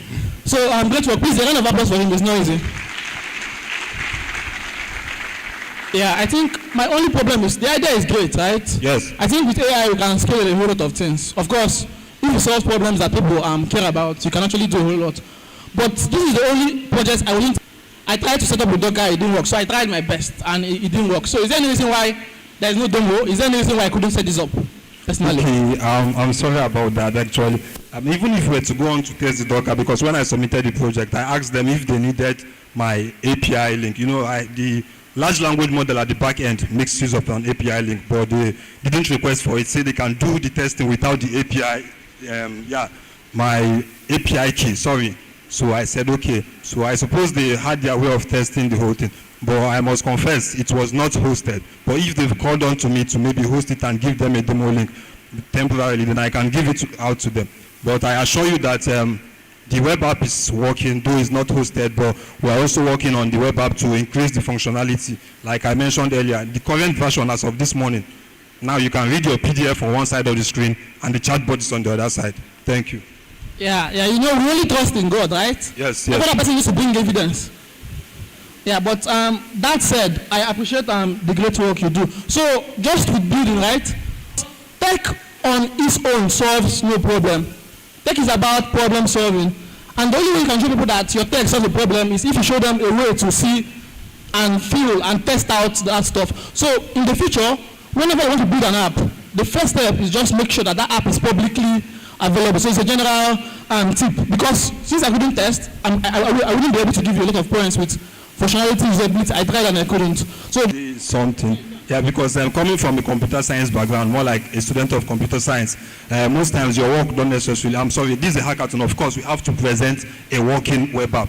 But if you know Charles Babbage, just like in your CST201, they say Charles Babbage is the father of computer. Meanwhile, he did not actually build any computer. He just designed. Most times it's just when you submit a paper. Like Alan Turing is the father of artificial intelligence, but he just postulated the methods for the Turing test and things like that. So while I apologize for not putting up a working demo, I just wanted you to see the reason why I was not really bothered about it. But I really apologize for it. Thank you. Oh, I just have one question for you. Yeah. What is your unique selling point? What makes you unique? Because I could easily go to ChatGPT and type in a question and it will give me the answer. So why should I come to your app? Okay, this app, the version I'm talking about now has the PDF reader by the side and it has the voice reader, but that's not included in this picture. But ChatGPT, like we know, is most of the large language model, not just ChatGPT. The languages the knowledge is outdated. But I'm telling you now that this knowledge is coming from your lecture note. It gives you, like most times, I don't think there's something called hallucination in using large language models. Hallucination, where you ask one thing and it's telling you another thing. Like I made mention of interrupt. When you put ChatGPT to define an interrupt, it just gives you an interrupt, like to maybe stop somebody from talking or things like that. But in the context of computer science, maybe you're not. An interrupt is an operating system function where you stop a program. One of my operated my. Nice work. Although say they try, in as much as you put disclaimer, you understand. People will see it and run some package. All right, no wala. So I think I understand what you're trying to do, but my major question is going to be centered around scalability, right? I mean, how scalable is this, right? Is it just PDF reader you want to read? I think it's just for academics, or are you planning, are there other plans basically? And also, I'm very big on business model, just in case, for the guys that want to come and pitch.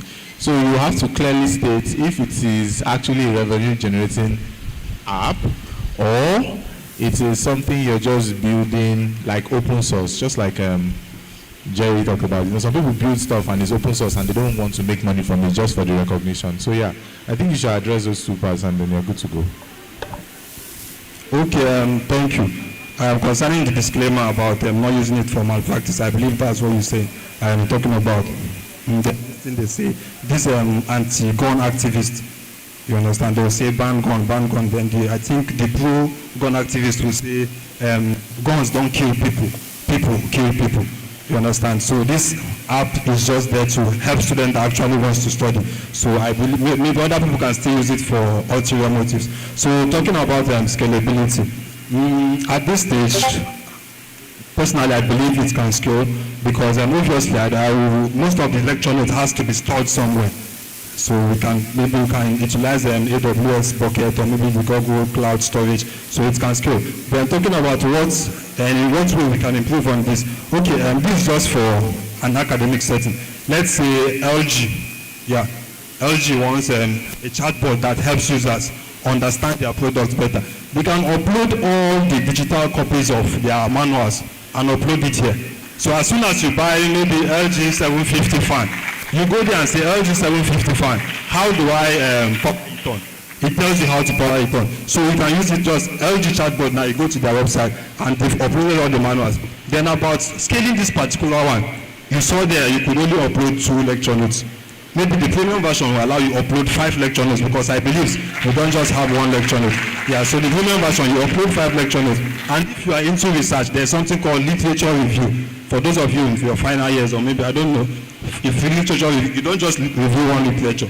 You can upload 10 research papers and tell this chatbot to go like the limitations that were specified in those papers and give you research gaps. So that's possible. While this StudyMate app can just do it for 2 papers now. It can, while if I upload 2 research papers, I can still do that on it. Yeah, but I believe there's room for scalability. And the areas the place I have not covered, I wanted to put it out there so people can know what's possible.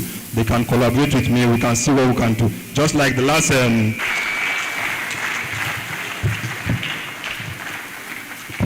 think that's all. That's all. I just wanted to be sure you got through it. All right. Thanks. Cheers. Sorry.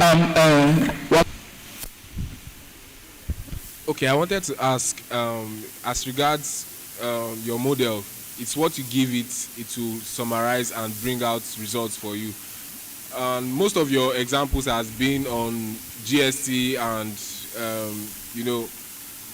less of mathematical representations. Is there any provisions for, let's say we have a mathematical course like the engine, maths and the likes. Is there any provision for that? How does your model solve those problems for students that are looking forward to study and get prepared for exams with it? Did you understand the question? I heard there's another question, so just treat this one. I'm happy you're asking questions because it shows you're interested in what I'm building. But this number 2, feature development, integration of additional educational resources, that's by the way.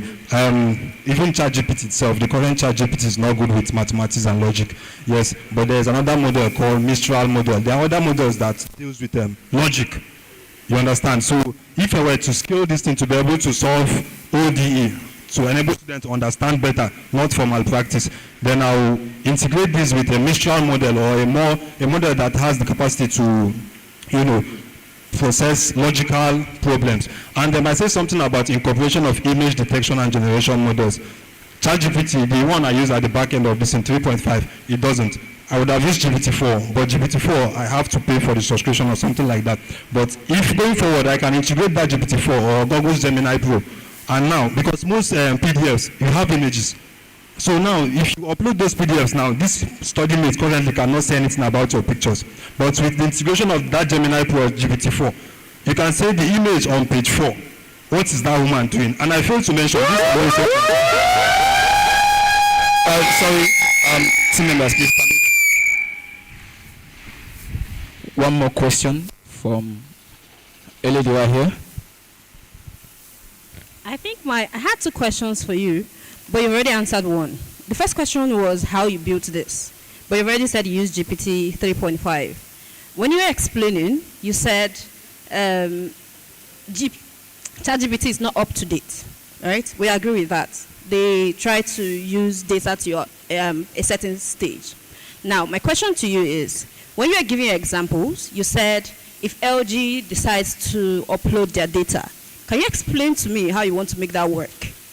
Is the user going to be the one to get LG's data and upload it and then interact with the data? How is it going to work for the administrators of that platform, for instance, for LG used? You got the question, right?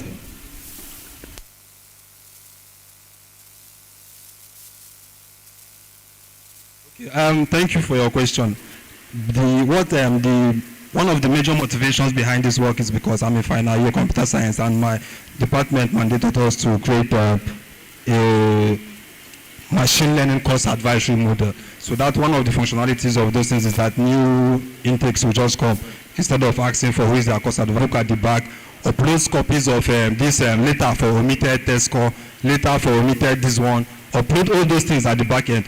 Your role as a student is just to come there and prompt it. That's the version for my department of computer science. So we can always build this thing for LG. We upload all their manuals at the back. The students don't have to upload anything.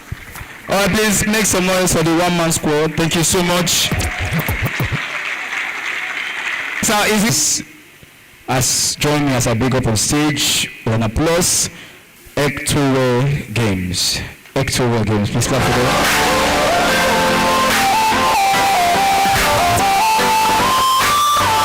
Finally, something fun. Ladies and gentlemen, Ectowe Games.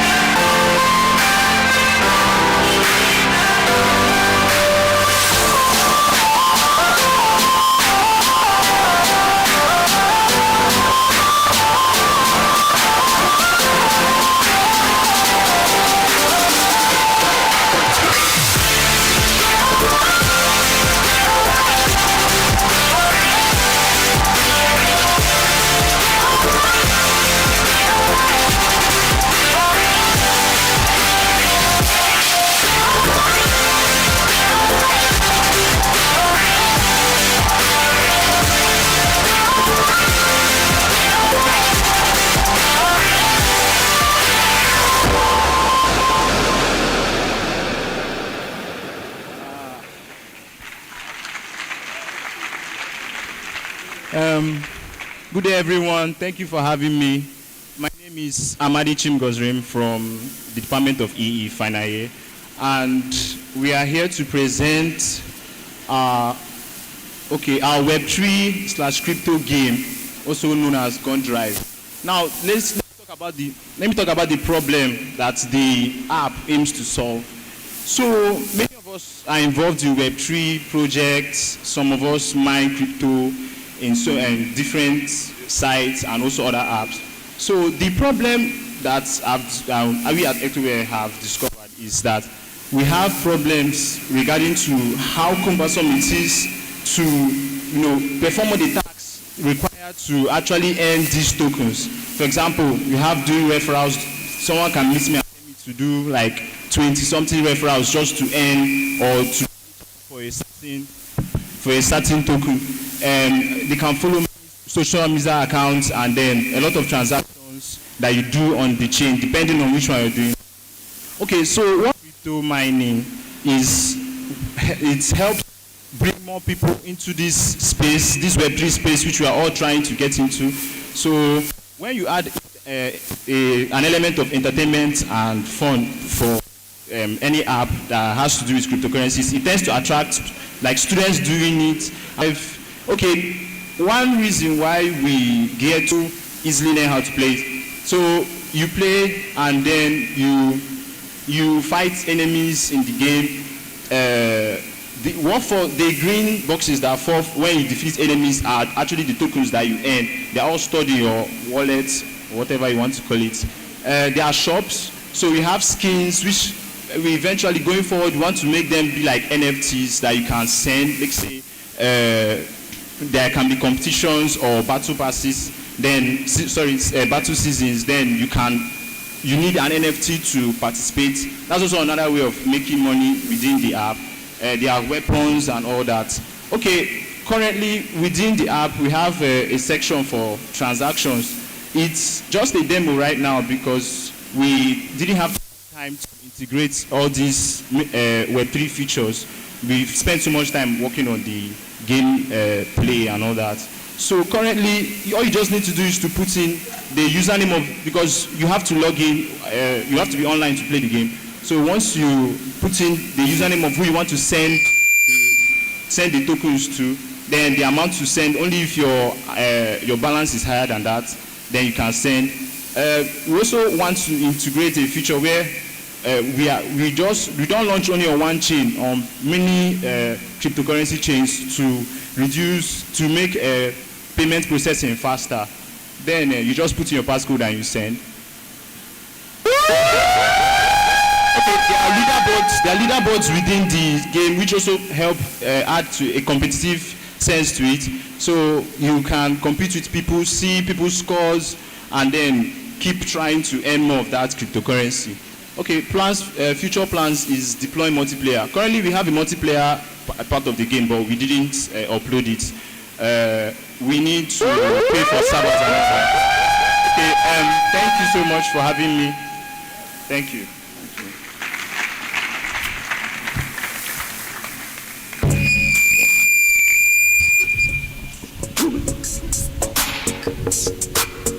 Yeah, so please, a round of applause for them. Yeah, so I've worked in software engineering for a couple of years, and game development is one of the hardest niche, right? So when I saw you build a game, I wanted to play the game because I know how difficult it is to build games. I don't know, software engineering in the house, you know how difficult it is to build games, right? So please, if you find the time, get the game from them and try to play and give them some feedback. So I was able to play the game, at least to an extent, and I was able to interact and do all of that. So nice work there. And please, another round of applause for them. Thank you so much. Thank you. Yeah, so just some feedback. With your GitHub, I didn't really see your demo link. I didn't see any description. So documentation is very important, right? Whether it's something technical or non-technical. Okay. Try to always give that documentation. It gives you an edge with whatever you're doing. Also, I tried to from the game, and I couldn't. You tried to, sorry? Exit from the game. Exit? Yeah, like go back, or I couldn't navigate easily. So if there's any way you can fix the navigation in some way, go back, just try and do that too. And also, I think onboarding could be better, right? So onboarding. Okay. I'm not really a gamer, so I found it difficult to play around and do some stuff. But if I had some guide to show me this is how to shoot, this is how to do this, okay, I would have had a better experience. Okay, we have to like there is a section of the app in the landing page where you have tutorials. You can go and play. They will it's interactive. As you're playing, they'll be teaching you how to use controls and then earning the tokens. Yeah, I understand. But you know, with development generally, sometimes you develop the software in a way and the users use it in another way, right? Yes. And definitely you have to move towards how the users are using it and try to make adjustments. Yes. So maybe you have the onboarding, but it's not so intuitive. So you can really work on that, you understand? And yes. Thank you. And also, I think I tried playing the game. I was getting scores, but the scoreboard was not getting the scores. The scoreboard was giving me a different score from the scores I saw. So maybe you can also check it out. So generally, great. Technically, I know how difficult this is. So please, another round of applause for them. Thank you. So thank you. You've already answered my question by answering his. So I'll do it. Okay, so I think I'll just concur with what you said, right? It's very difficult to build games, I understand. So I don't really have much to say. One is I wasn't able to test it. I use, yes. Okay, we only have it for Android now. Yeah, I get the point. So I'll just basically say, nice work. But when did you guys start? Already built. So when we now had adding, it wasn't really up to this level as our last year, but it was just a piece. I still had a project, so I said let me work more on it. All right, so this is really fine for gamers. Like I said, I don't have any questions. You already explained that you want to, the whole blockchain thing and all, so I don't have much questions, but I'll just say... generally, I'm not for a team, but for all the software engineers that have built stuff and demoed, please, I would love to connect with you guys so we can exchange ideas and see what we can build together. Yeah. Okay, thank you. Please, a round of applause for Hector Games. Thank you so much. Ladies and gentlemen, we've come to the end of team presentation. Each team who came here to present had one thing or the other different from each other. Now, the guy that came with the tutorial, everyone thought it was the same routine of post your tutorial, but he came with a different ball game, which is what? AI. AI can tell you who is your HOD. So many other things. Right? So please, can we For like 1 minute, can we celebrate all the teams who have in one way or the other taking out their time, despite the tedious activities of Futo, to develop one thing or the other that can benefit you and I. Please keep clapping for them, what I said. Keep clapping for them. It's not easy. It's not easy. Thank you so much.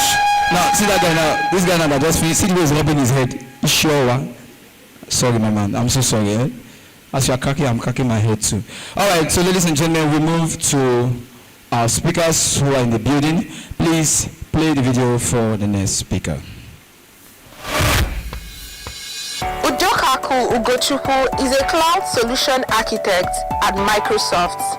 She has a background in technical support, customer success, business operations, and program management.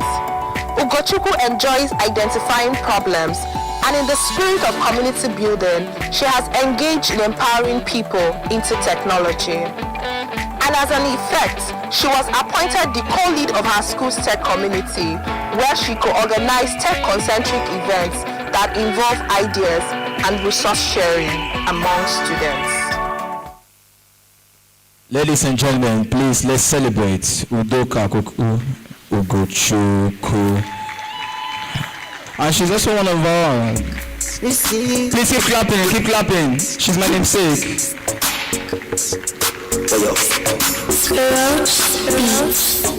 Big ways, 5 days, 10 days. I don't do it for you, my child. There's one more time for her. For you, my child. You want the phone? No face. I no go to Scarface. Hello, everybody.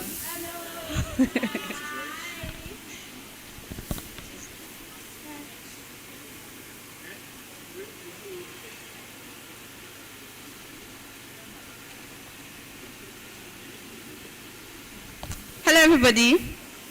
My name is Udoka, and first of all, I'm very happy to be here with you today. Before I start saying anything, I would want everybody's attention in this session. This session is really personal to me because every time I get to talk about what I'm talking about today, I get to really talk about things practically outside the slides. So I would like you to really listen because I was once where you are today. I was a student like you in my final year when I made decisions that turned my life around. So I'll be sharing everything that worked with for me, and I'll also help you to see how you can take what you have and be better than what you think that in your head that you can be. So I'll be talking about leveraging the skills you already have presently to landing a career in tech. I am a cloud solution architect at Microsoft, and I had to step out my value statements in 2019. That was before COVID came, and that was in my final year. Before COVID and all of that, and I graduated in 2020.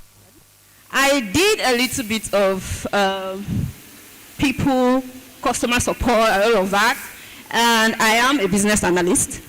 I also do things like singing and crocheting and all of that, but that's just out of it. So today, I am going to be talking about everything I'm talking about today on these agendas. Just a backstory for me. If you look at this picture, you would see people that maybe you know them.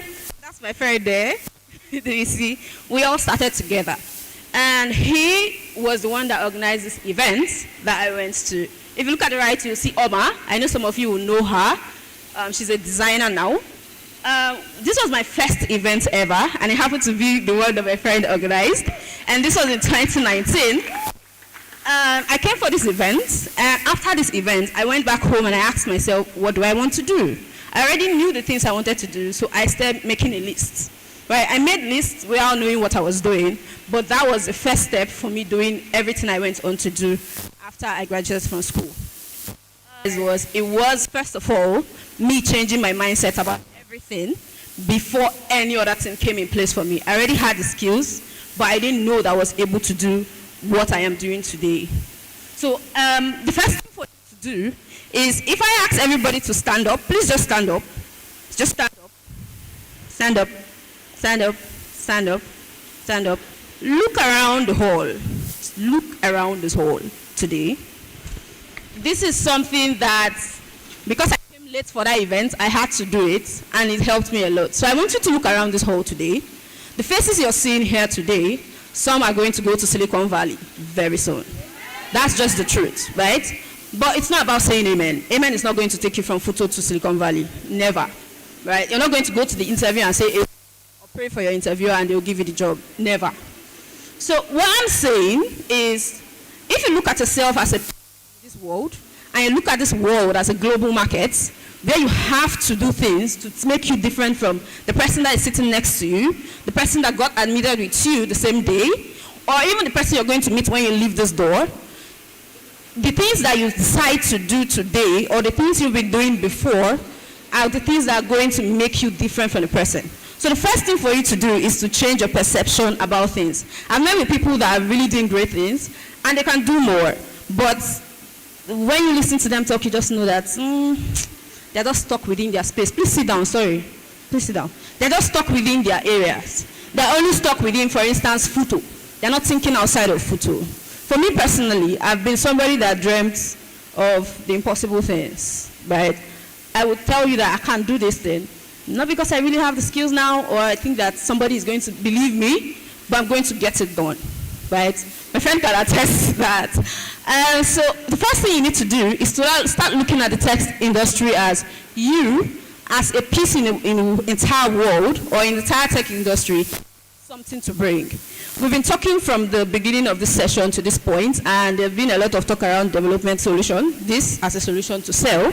I need all the engineers that are going to bring this piece together, right? When they bring the piece together, they should drop it in the warehouse and let it get to the people that will use it. Let's see what happens. You built it, but there are a lot of things that come into play in your business practices that makes it possible for people to see these products, not just buy it once, but come back again to buy it, or tell somebody else about it, or even see a communication about your product and decide to buy it. That means there are different things that are required regardless of the tool or the solution that is being put out in the market. Everybody is putting out things in the market. The woman that is selling food is putting out stuff in the market. Somebody that is selling shoes is putting out stuff in the market, right? So there are different businesses, and the world, everybody. So how can you sit down and ask yourself, what do I have now? And in what places can I use what I have now to get to the next step that I want to be? For instance, you want to be a data scientist. I think one of the speakers said he wanted to be a data scientist and he moved to software engineering, right? You want to be a data scientist, but you've had extensive years of experience, whether as a student or somebody somewhere or whatever activities you've done in the past that actually built your skills around maybe program management, project management, and then you sit down and say, I must learn how to be it. You will sit for years. You will sit for years and you'll be wondering how somebody else that doesn't have the skills you have is building up themselves to where they are going.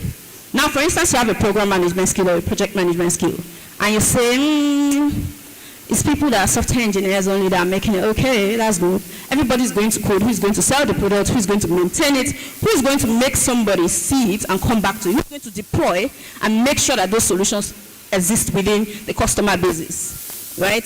And for instance, one thing I've learned in my years of experience so far within my company, for instance, is at the end of the day, the people in the business and the operations units are really critical to the progress of a business. Whether they are in the C-suite, whether they are, for instance, if you look at the track record of people in C-suite, somewhere down their line of their life, not the owners of the companies, the actual people that are CEOs now, you see where they came in to do things like marketing, sales, things that bring them actually into the market. So if you're somebody that already had extensive years of experience, maybe you were doing some little work all around and you didn't know that those things were skills that you were building, and you get into maybe sales in an organization, maybe your end goal is being a software engineer, but you need to start somewhere. Country is hard, man. You need to get money, right? So you need to start somewhere, right? And you get into sales, for instance. You can take in the opportunity, right? Build your skills from there, market yourself. I'll talk about that later. And the next thing that you need to do is to list out what you aim to achieve. Don't be somebody that is, today they're talking about design. Oh my God, I will do design. Tomorrow, somebody is talking about web development. You go there. Somebody is talking about crypto. You will go. You're everywhere. Where are you going to? So you need to, across to the new location I stay, I made sure I took that booklet. And I go back to it all the time because I want to remind myself, where did I start from? And what do I need to get where I'm going to?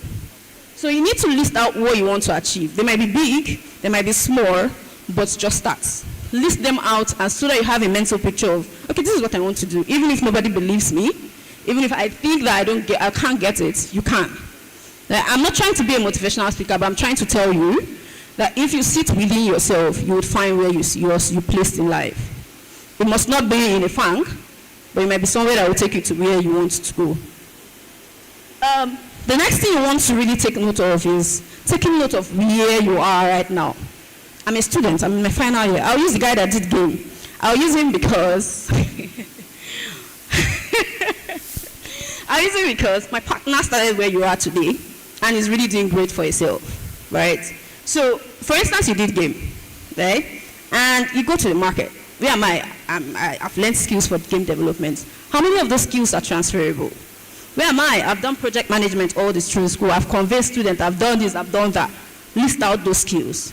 If you do not know how to list out those skills, just go to ChatGPT. Now we even have better solutions, right? Then I had to Google, look for job descriptions, start writing out skills that I think I have in those jobs and just making lists everywhere. But you just ask ChatGPT the skills that you have, based off the experiences that you've had out through your life, list them out. Then start looking for roles within those skill sets. You might not get it 100%, but you know what next you need to learn, right? So, sorry, my time might be over, but my need to be low. Okay, so you need to also know who you want to work with. I did a lot of conversations on LinkedIn. People say LinkedIn is outdated. I don't believe it. I did a lot of conversations on LinkedIn with strangers, people I don't know. Hey, this is what I'm doing, this is where I want to go to, can you help me? And you will be surprised how many people really helped me to get to where I was. When I joined Microsoft newly, the person I spoke to on LinkedIn was actually my teammate. So you do not even know who you're speaking to at the end of the day. The person I spoke to before I even got my interview dates was my interviewer. I didn't know. So you need to really be open, do your research, list out the things that you want, and believe in yourself. Nobody is going to believe in you.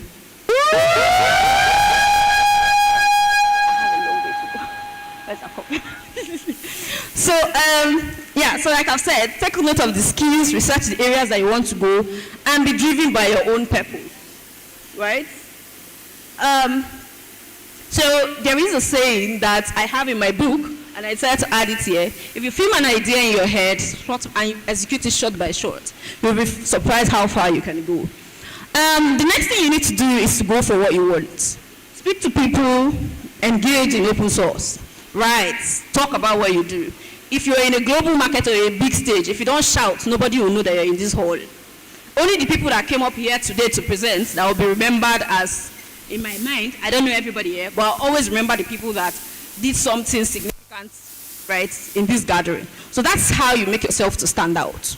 You also need to start speaking to recruiters. Speak to people with recruiters. It's not a big deal. They're human beings like you. Tell them what you can do, right? Have a cover letter, even if it's not for any job. Draft one. Start somewhere. You need to put in work for yourself. And people are your cash. The people you meet are your cash. All through my journey, it's always been the people I met. So I want to talk about the interview process because it's really important. During your interview process, it's not about applying, getting the job, and then when you go to interview, you say they did not even listen. Why would they listen to you? When the whole time you came to tell them the story of your village, right? So you need to really do really thorough work during your interview. I studied for 2 weeks before my Microsoft interviews, all of them. So all the series of interviews I did, it was extensive work for me. So you really need to put into the work. It doesn't fall on anybody's lap. It doesn't. So you need to show your benefits to the organization. If I'm cooking food, for instance, I'm not bringing somebody to just stay there now. You need to bring in something to my business, right? So think about everything that you're doing from the other person's perspective, not yourself. I'm speaking to this recruiter, why do they want me? And how can I make them see that I'm this person that they should want? That should be the question in your mind, not how do I get this job, how much are they paying? Because when you do that right, they will be forced to see you as a valuable asset and try to bend their ways to accommodate you. Always use the STAR methods and always say thank you. Oh, I got the job, you relax. Okay, they will fire you tomorrow. That's just it. As you're going through the journey, always reinvest in yourself, reinvest in your learning. Right? Every day, every week, I have something new to learn at work. Reevaluate yourself and always refine your processes to accommodate what works for you. Overall, I want you to always remember that the people that you have are your cash. Combine all the skills you have. Take a note, take an inventory of yourself today, and start looking at roles, apply. Let them reject you, learn. Ask the interviewer, why did they reject you? They would, if the ones that will respond to you, take it back. It's feedback. Every single thing you get is a feedback in this journey. And always do your research. Have a growth mindset. Today, this person rejected me that went to third stage. Look at these people. You are doing yourself. Oh. It's you that is broke. It's not the recruiter. Oh. And always connect with people. Remember to reward yourself. Appreciate yourself for what you've done so far, because you really have a great life in front of you. And I'm rooting for everybody in this hall. So I did add some resources I used myself, and I think they will be beneficial to you. And I want you to start today to start building that career. Think about the skills you have. Think about the roles that you can fit in. It might be project management, it might be sales, it might be business administration, it might be anything. But look for the places that you want to be and put yourself there. Make yourself known in those spaces. Even if people want to belittle you, you are yourself. Because even if they belittle you and you do the best and get the role that you want or the job you want, it's your money. If they belittle you and you fold and go inside, it's your brokenness. So at the end of the day, you want to choose, do you want to be broke or do you want to have money? Thank you so much. Please, one more time for Miss Sugochukwu. Please clap for her, clap for her, clap for her.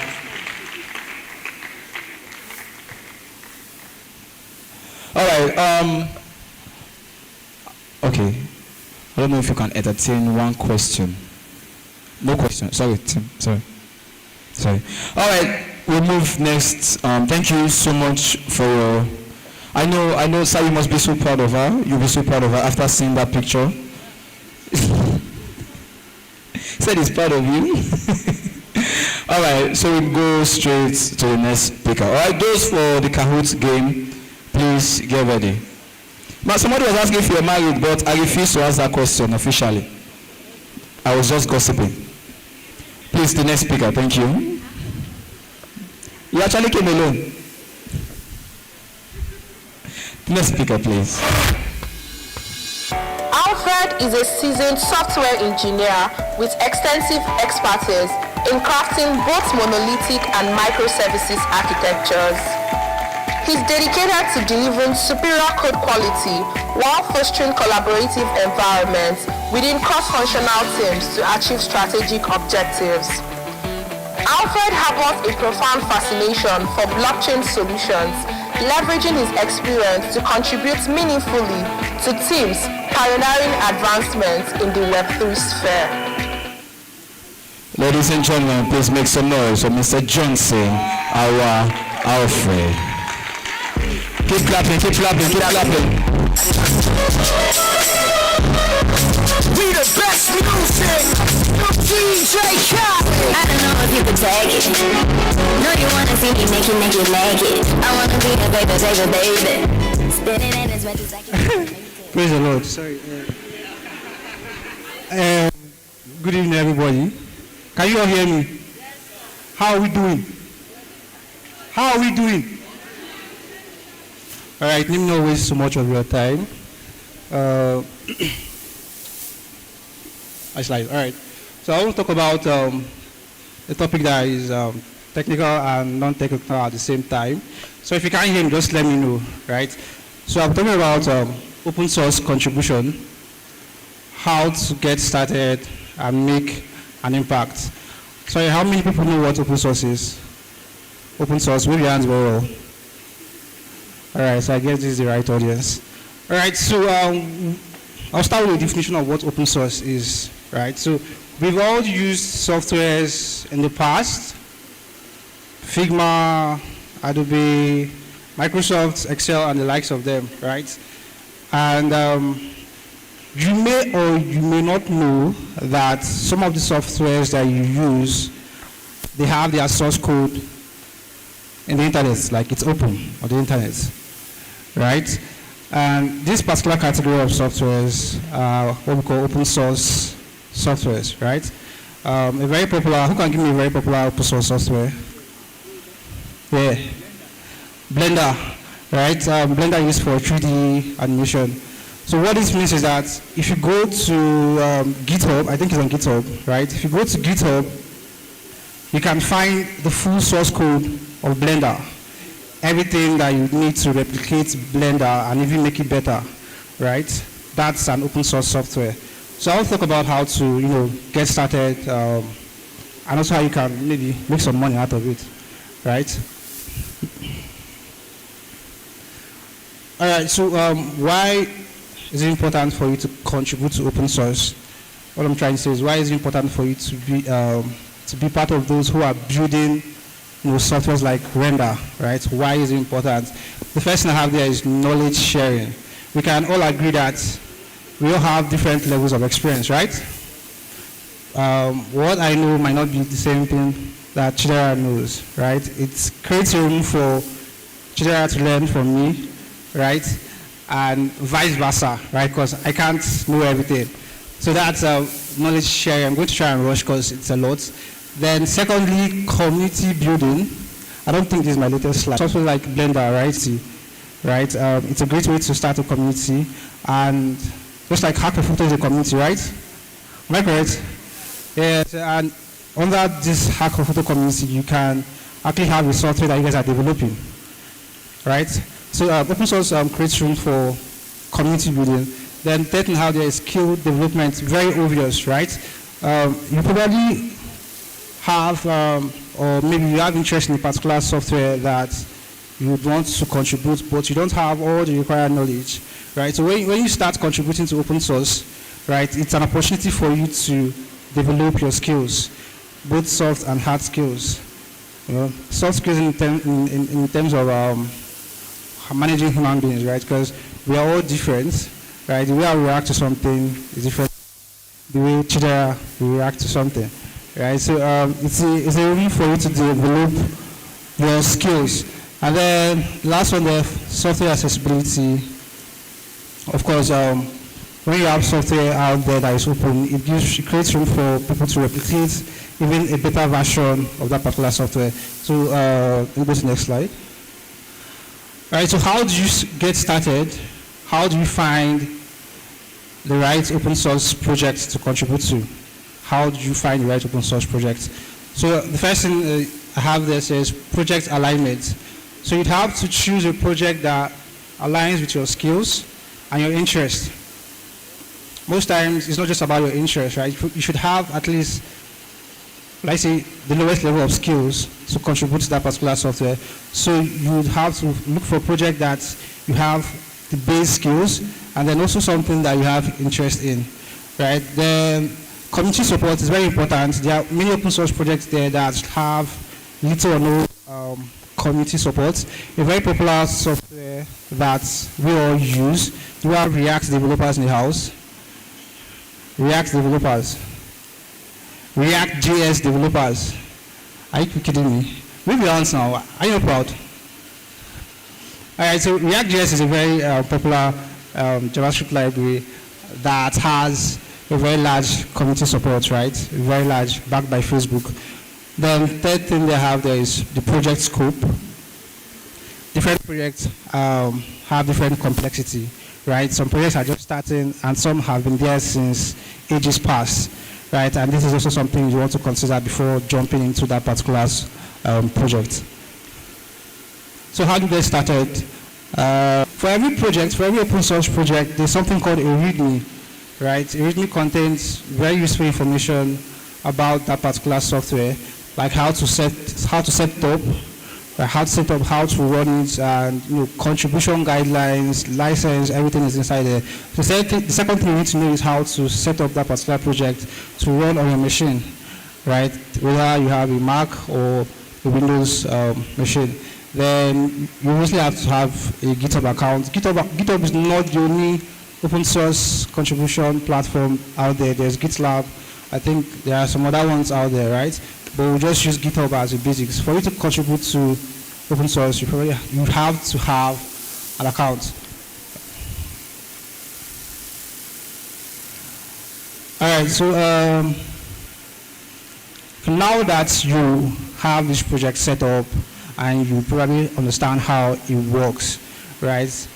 There are guidelines for you to follow to contribute, right? Different projects have different guidelines, right?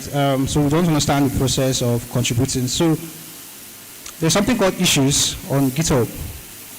There's something called issues, and that's a place to locate, I won't say issues, sometimes it's feature requests, bug fixes, patches, and the likes of them. So the first place to look for something to work on is when you go to the issues page. For big projects, you see thousands of issues to contribute that you can work on, right? So you identify an issue that works for you, that is in line with your skills. You know, of course, you can't work on something that you can't fix or is better than you, right? So you have to identify an issue that you can fix, even if it's just updating or managing the documentation. That's also part of open source contribution. You must not write code, right?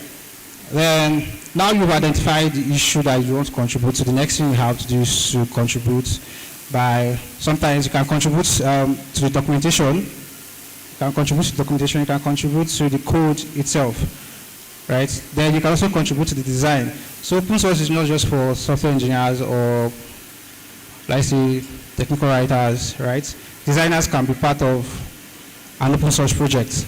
I mean, you need the UI for people to see, right? And the first step is to get that design out there. So designers are also important when building open source projects. Then the third thing that happens, so now you're done writing your code, whether good or bad code, right? The third thing that happens is there are people out there, we like to call them the watchdogs, right? They have to review your code. They have to review your code before actually merging it to the main code. Right, so this is where peer review starts. So you submit your code for a review, right, and then you get feedbacks. Is that 1 minute? Wow. You submit your code and then get feedbacks. Then if that feedback is accepted, then it's being merged. So let me see if there is an important thing to talk about. All right, so how do you make an impact? I think this is a very important part of this talk. How do you make an impact? There are a couple of people here in this room that their lives has changed thanks to open source. If you're that person, maybe you are. Nobody. All right. So making an impact is a very important thing, right? How do you make an impact? First of all, ensure that what you're contributing value. What you're contributing brings value to that project, right? You have to contribute meaningful stuff, right? You should not just contribute anything I feel like contributing, right? So when you have quality stuffs out there, you somehow give recognition, right? The innovation, bring new ideas, innovate solutions to existing projects within the project. Then communication, very important, right? You should not act solo. Maybe you should find people who are doing great things on that project, communicate with them regularly, right? This will also create and build your network. Okay? So quality, innovation, and communication. You see. All right, I'll just conclude. Right? So you're done making your first contributions, right? Nobody's going to force you to stay on that particular project, right? You can make up your mind to move on to other projects and make meaningful impacts, making quality communities to get engaged with. So I think this is where I would end my talk for now. I'm sorry I didn't talk about everything, so thank you so much.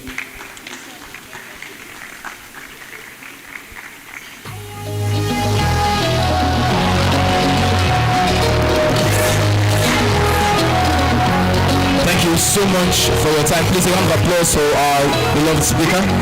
Thank you so much for your time. Please, if you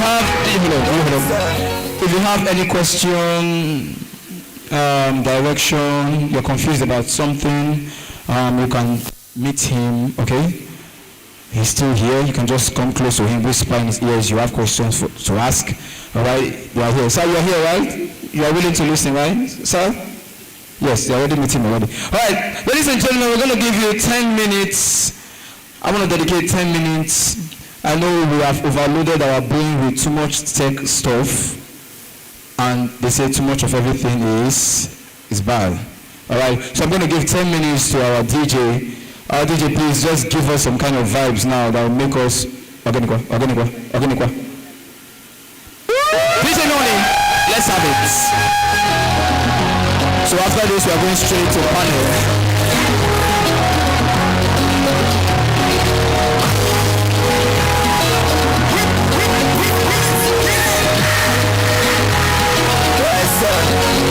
If I say them would love me, now my mama now you boss me. Them is excuse, they slap me. Same people when I turn them will yab me. Alright, tell me where they live. But now they also how they try to sustain. Every Saturday, from the Lajet down to Costain. I'm better carry my blessing run. Today now you tomorrow keeping my tongue. Show me love, no go show me python. We be the same for all who are kingdom. So me say, celebrate me. Stay alive. Appreciate me. Now when I stay alive. Don't be say when I leave this life. You will take me from my life. Celebrate me. Now when I stay alive. Appreciate me. Now when I stay alive. Don't be say when I leave this life. You will take me from my life. Go down. Yeah. Go down.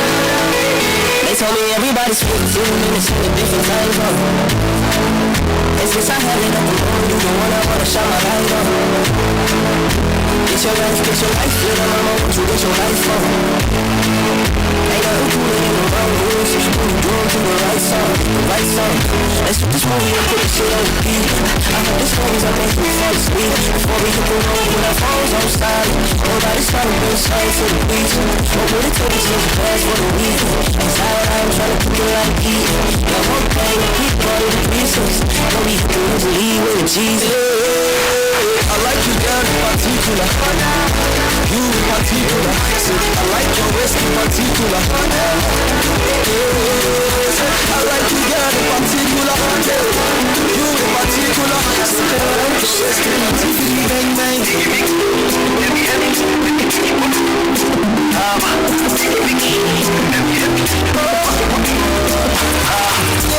You're the one I want, though. Before my demons start to fade, you're the one I need, so I am looking for the sister. I know she got the dollar. She the way beside her. So I am looking for the sister. I know my lover. She got the dollar. She the way beside her. So give me assurance. Assurance, I give my baby assurance. I give my baby lifetime assurance. Assurance, assurance. I give my baby assurance. I give my baby lifetime assurance.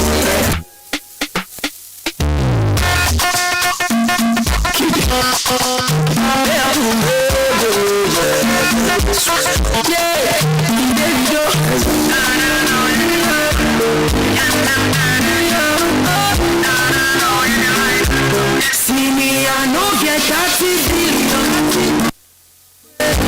but I got so much love to give you. There's so much love to give you.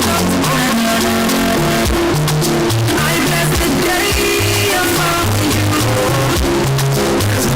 Oh Lord of mercy, oh don't see me who I am, yes you. Oh yeah, well, no, yeah, mama, yeah.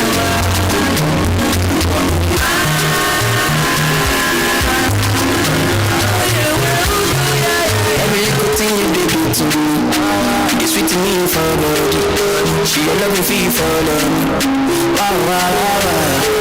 Yeah, boy, let's make her go crazy. I'ma go say you sure for me. Say make her when you drown. Oh my, no go down. Carry your luggage. I define you transact it to them. I'm falling for love. Overdose me, love it overdose me. And you want overload you, I'll be overloading. I'm out, only plenty down me. Loving you there, no girl, I do my all day every day. I need you like I need you. Loving you, girl, you get the bum bum shake. You know how the bum bum shake. I need you like I need you. Oh no no, somebody down and come my over. That make you well in my la la la. Let's say my blessing. I'm singing this song.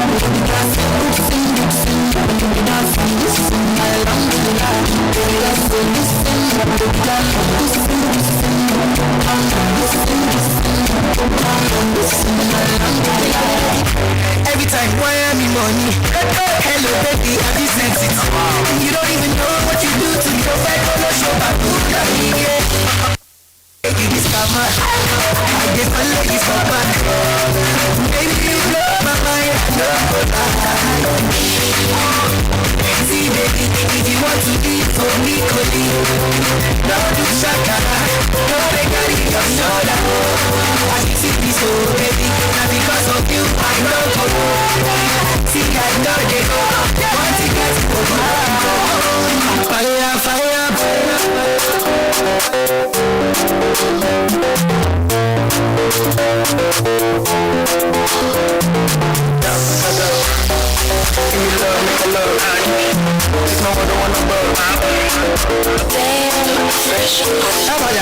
Shawty want $1 million. Say make a wire. Don't need to run a cover.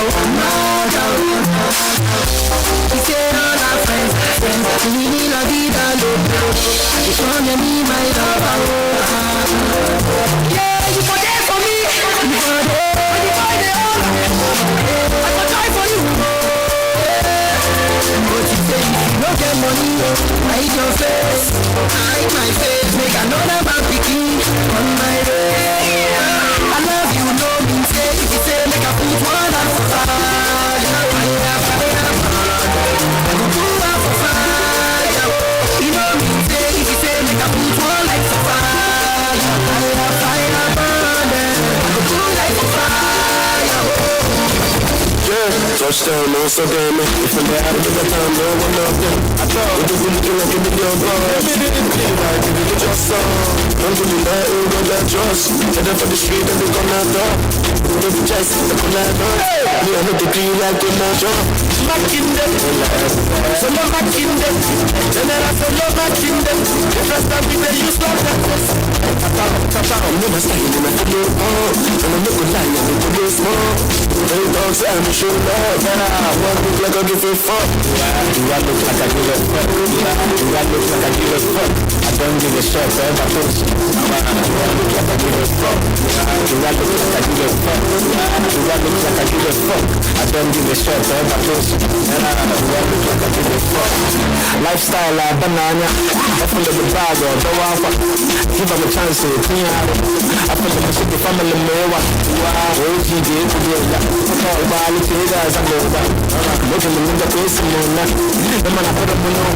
the first time that I went to Canada, Femi, Falana, Samara, my sister, Amara, Jimmy Beans, Akara, she took you, Shakara, relationship, Scataran, Yahoo boy, Paparan, Filipa Sapago Saparan, money come, Spandaran, all my niggas then just they gather round, gather pounds, gather round, make a dance around like you know Peter. I know the two vex cause my action bitter. I don't like the way they access Twitter. I'm gonna go fastest reader. Come on.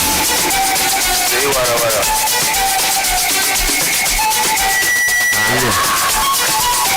I for the inside location, they join money. But I don't class, I for don't lodge one hotel with one big body. But I don't last, they don't get stingy with four we do cartel, no pop no pass. I know you slay, I shift my pump. I don't go be, I used to my wala. 10K for a can't 10K don't finish. I don't get, so you know how so let me just see you finish. 1K no the last to gain, 100K no the last to gain, 1 million no the last to gain, 10 million no the last to live my life with something my started. I was a puff pass on the sun with my tail. Live my life with something my started. Before you start puffing and passing bottled water. All right, ladies and gentlemen, we're going straight to the panel discussion. All right, so we have two beautiful ladies who will be anchoring this segment. I have Choma and Kosi. Please clap for them, please clap for them, clap for them.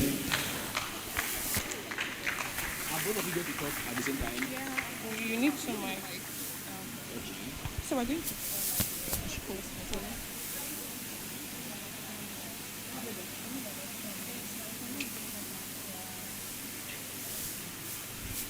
Hello everyone, can you all hear me? If you can hear me, say hi. You people cannot hear me. If you can hear me, say hi. Wow. If you can hear me, say hi. It's so dull.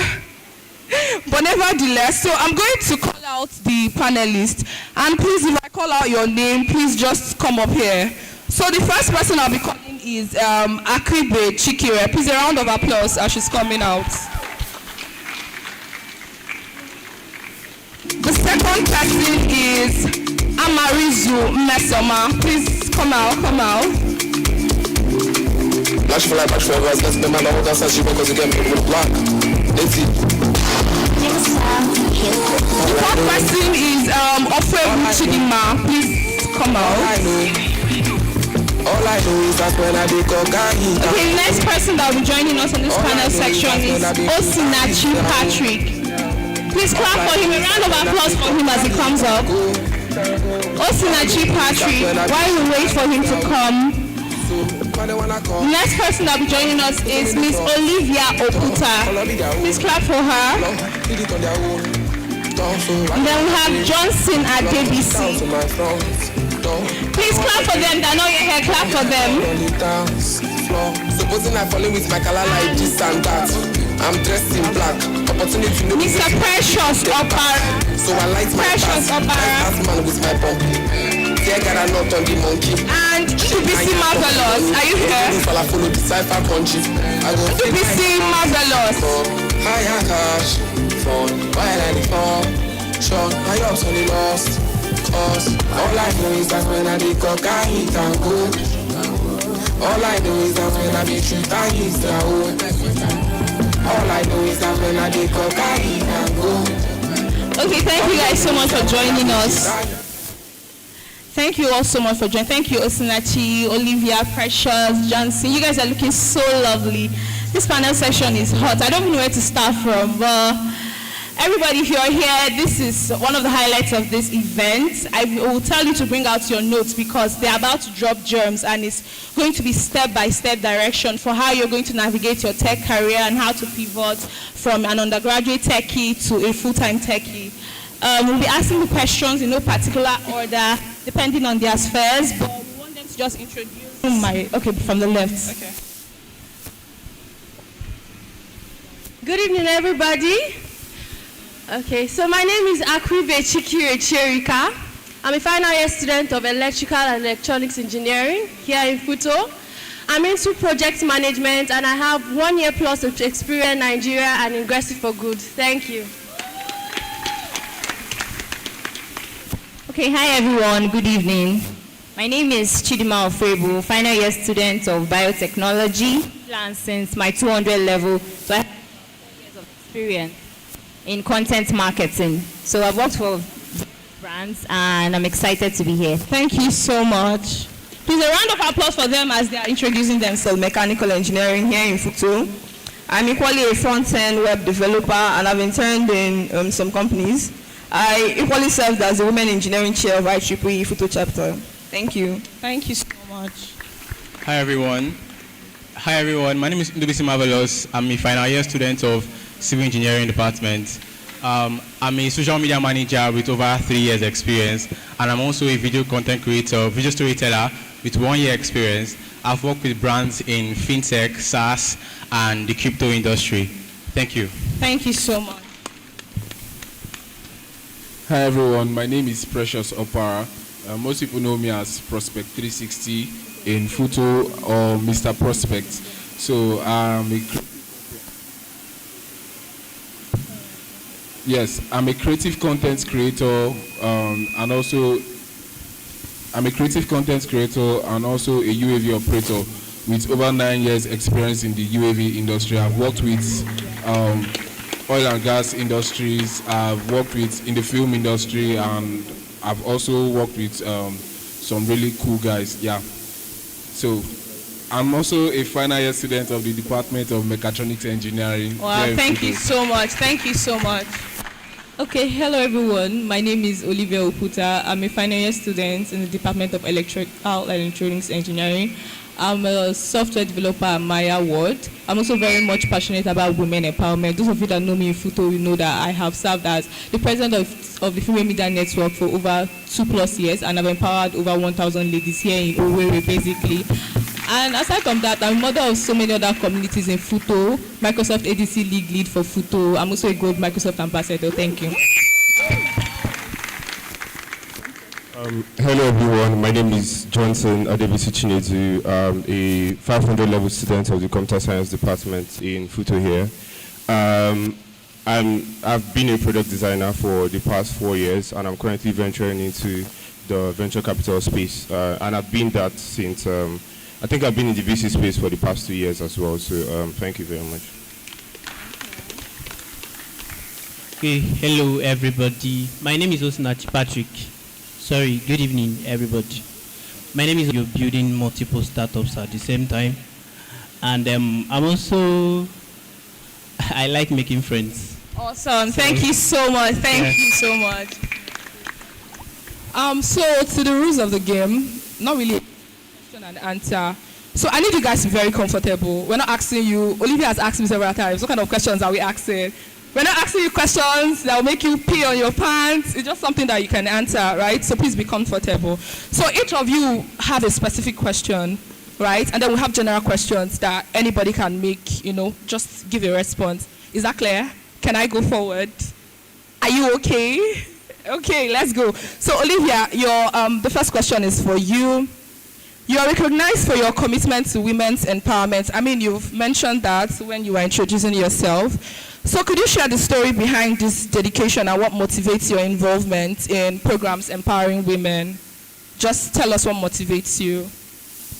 Okay, the story is kind of long, but just know I first-hand witnessed women that were not given opportunities because they were women, basically, from secondary school. I had Fulani classmates that were deprived of certain things because they were women. That's number one. And number two was, my first community, my first official tech community was TFEM, basically, a female organization that empowers women for free, basically. So after training there, I got the opportunity to also serve as the president, and having to see how so many lives, so many women's, their life has changed over the course of years. I mean, Chioma is a product, Kosi is a product, and there's so many women here, or should I say, I don't want to call them girls, women here that are products of TFEM. And also we have WTM, basically that's Women Tech Makers, yeah, and that's another community too that's actually helped me as well. And I noticed something about women is that we are more comfortable when we are in a group of ourselves. We don't feel intimidated compared to other open group chats like the Microsoft Futo advisory group. We won't talk like that, but on female group chats, we tend to open up, ask questions, grow and improve basically. So Women Tech Makers also will be having an event to celebrate International Women's Day on 20th of April, yeah. So I'm inviting all here as well. Thank you. Awesome, awesome. Okay, thank you so much, Olivia. I mean, you've mentioned that women, you've experienced this firsthand where they didn't have opportunities. So that was what motivated you. So thank you very much for that. So the second question goes to Mesoma. This is a very interesting question because lower levels, I know most of you guys have rushed her. So please listen and hear how she answers this question. So Mesoma, how did you secure your internship? Was it primarily influenced by your academic records, or did you actively search for opportunities? So please, this girl is a 5.0, right? So if you want to get 5.0, please answer this, Hoga. Are you hearing me? Thank you. So Mesoma, just give her. Okay. My internship search was not based on connections. Let me begin with that. So I actively searched for internship opportunities, and I started searching late actually. So first thing to take note of is not to start searching late for your internships.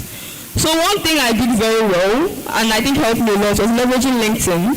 So I went on LinkedIn and searched for people working in the companies I wanted to work in, and then I sent them messages in form of cold emails, like they were just professional messages. The messages were okay, and they listened to me. I made sure that they were very active on those platforms. Also, I think my results might have had an influence in them listening to me too. So I think good academic record plays a good role in securing internship too. Oh, thank you so much for that answer, Mesoma. But let's move away from academics a bit. I want to go to Marvelous. So Marvelous, you're a content creator, and everybody wants to be a content creator now. If you don't want to be, I want to be a content creator very soon. So you've been doing this for a while now. First of all, Conversations with Marvel has done a lot. But it's something that some people are really skeptical about. People are asking, okay, can I do this? Especially when they are introverts. So when you hear something like content creation, being out, even speaking here, people automatically think you have to be an outgoing person, you have to have an exuberant, temperament or personality. But what can you say? Do I need to be an extroverted person to be able to do what you do? Okay, hi everyone. My name is Marvelous. Forgive me, I talk so fast, so me be able to. I talk so fast. All right. Okay, so as an introvert, I'm an introvert myself. It has been very difficult for me to do this thing myself. But the thing is that I'm seeing it outside outside my temperament, and looking at what I'm really interested in, right? So I checked, and for the past 1 year, Content Marvel has gotten more than 1.53 million views across social media platforms, right? And we just hit 10K views and 10K followers on TikTok as at last week, right? And the thing is that how I started, actually we didn't plan to start this thing. So me and Yira it was in this place, we went outside here to shoot video there, right? So we went to shoot video, and then the video was not giving, right? So I set up my tripod and I said, Yira, tell me about one experience that you've had before that has changed your life. She started talking about the fact that, okay, she got into video content creation while seeing an ad online. I recorded it, and then we didn't know it was recording, right?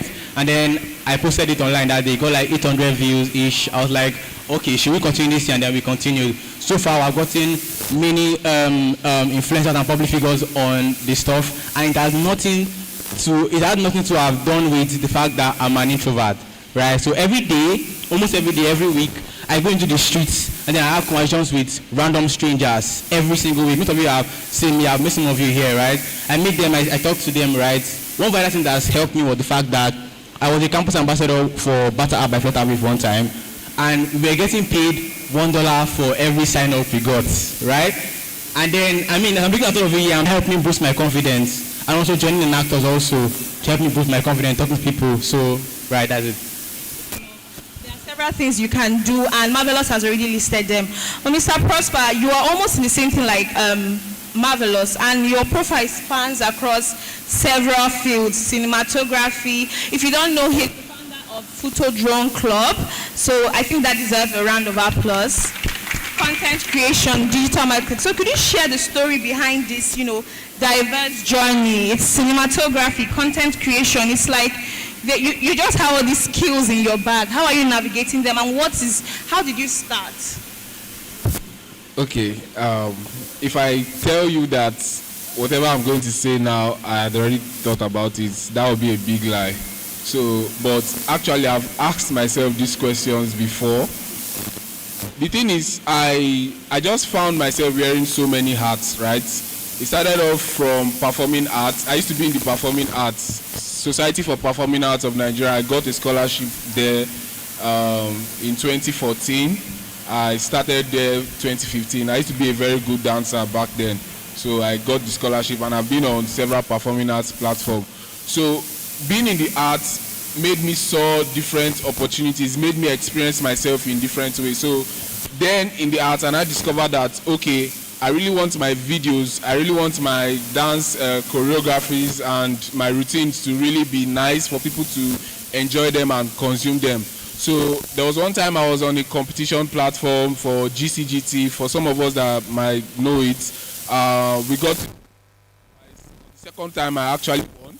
So it got to a point that people started consuming the content, not because of how amazing the dance was, but how it was presented. So then I took my journey on content creation since then, and it has been an amazing experience. I've got the opportunity to work with some really amazing people, from music industry to the film industry, entertainment in general. So then along the line, as a tech enthusiast or someone that loves tech, specifically I love things that fly as a young boy. So I really don't know how to classify that, but growing up as a child, anything that flies fascinates me. So I found myself falling in love with aircrafts and the likes, hence moving towards learning how to fly drones. My first drone was a gift by somebody in my church. He saw how interested I was. In fact, my brother rooted for me. He saw that, okay, this guy could actually do this thing, and he gave it to me.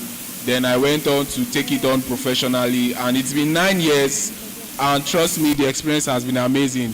Then what other aspects? No, basically what you've been saying is, I've been listening, and it's a combination of your journey from your interest in performing art to content creation, finally to your love for flying things, right? Yes. Awesome, thank you so much. So it's important that you're taking note of your interests, because they can all be linked, just as Mr. Precious has said. Thank you. So the next question will be for you, Mr. Osinachi. Please, can you explain the decision between being a graphics designer, a UI UX designer, and a product designer? I mean, I had that issue when I started out because I felt all of them are the same thing. But as I progressed, somebody was telling me, "Oh, Kosi, this is not the same." So, can you just explain? Okay, you mean like the difference between a graphics and why you chose being a product designer? Okay, all right. So, for a graphics designer, graphics is like a general word for anything visual. So like a graphics designer can be a visual designer, a graphics designer can be a brand designer, a graphics designer. So a graphics design, like if you are a graphic designer, is just like a general name that you do things that are visual. So like things that are visual that are static to not like animated. So it's not like UI, for someone that is doing UI design actors, you don't call them that.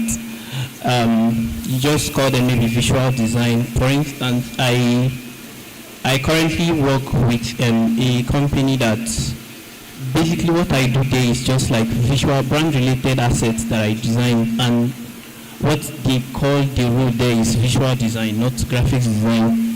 And there are some persons that are within a company that what they do is still visual, but they call them brand designers. So generally, like graphics design is a general name for any static design that is visual. But the difference between, there's no difference between graphics design and UI design. So the difference between that two and product design is that product design is like the same way you have pillars within a particular discipline. Product design has 3 pillars. The first pillar is UI design, that's user interface design. Oh, sorry, I missed that. The only thing that UI designers do is interfaces of products, like digital products.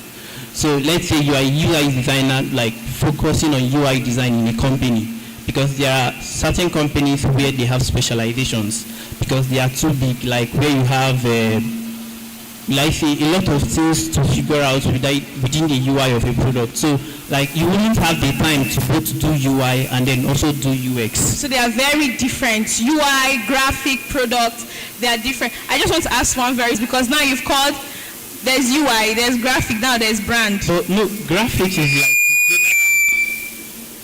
graphics like has a definition, a general name for anything visual and static.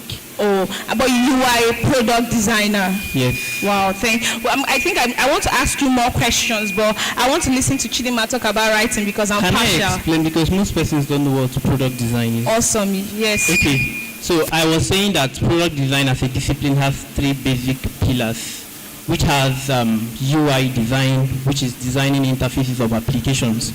You can choose to specialize on UI design. There is UX design. UX design is basically processes about users feedback documentation, user research documentation. You don't find a UX designer doing like interfaces. So if you are a specialist UX designer, you might not really have the time or find yourself doing a lot of user interface designs.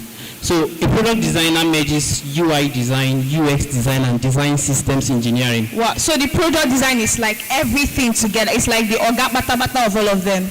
Nope.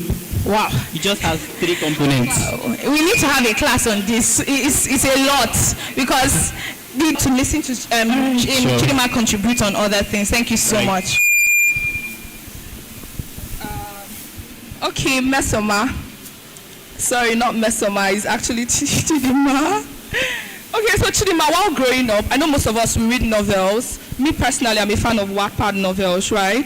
And then we try writing out some of the things we fantasize about. I did that a lot. So I just want to understand, I know maybe you've fallen into this category, but then how did you decide to make it a career? When did you decide to make it a career? Like what's that? Okay, very interesting question. So basically how I started, my sister, she's a very fantastic writer. So when we were young, I used to, see her write novels and stuff like that. So that was how I started. So I loved telling stories. I loved telling stories based on the movies I watched and stuff like that. So I was doing that in secondary school. But then during the lockdown, we were all at home, nothing was happening, and I knew I could write. I was already writing prose into content writing. It's a very lucrative skill with the way tech is going, with the way, the world is becoming a global village. And so that was how I started, basically. Okay, so most of your writings, I see it's SEO, finance. Is that a niche, or did you explore other things? Yes, that's a niche. So I started out as a generalist, right? Because I was just testing the waters. I just wanted to write any and anything. So I think that was about 2 years ago. I realized that if you want to make it big out there, you need to be known for something, right? So if you are just like everybody, nobody will be able to single you out. So I had a call with someone. I paid like an amount of money for a 45-minute discovery call, and she told me about standing out, about choosing a niche. And I've already been so passionate about finance because who does not like money now? Everybody wants to know how money works. So that was how I now decided, after a series of exercises, I decided that, I'm going to work with finance brands. And because of that, because of standing out, because of niching down, I've been able to partner with international brands, local brands in the finance industry, and it has saved me a lot of stress. So yes, that's Thank you so much. Thank you very much. So what I got from here, for people that come to me and say, I want to learn JavaScript in 2 weeks, please don't do that. Don't be flying around. So like she said, please pick a niche and try to master that niche before you move to something else. Does that make sense? Thank you. You're welcome. Speaking on money, Johnson, VC guy. From product design to venture capital, it's a very, we're all in tech, but venture capital, startup funding and all. How did you move from, it's like going from point A to C, but there's a connection in between, but how did that happen? When did you decide that, I want to move beyond wireframes, prototypes and all that and start doing, this amount of funding pre-seed and all that? Thank you very much for that question, first off. So I think I first off got into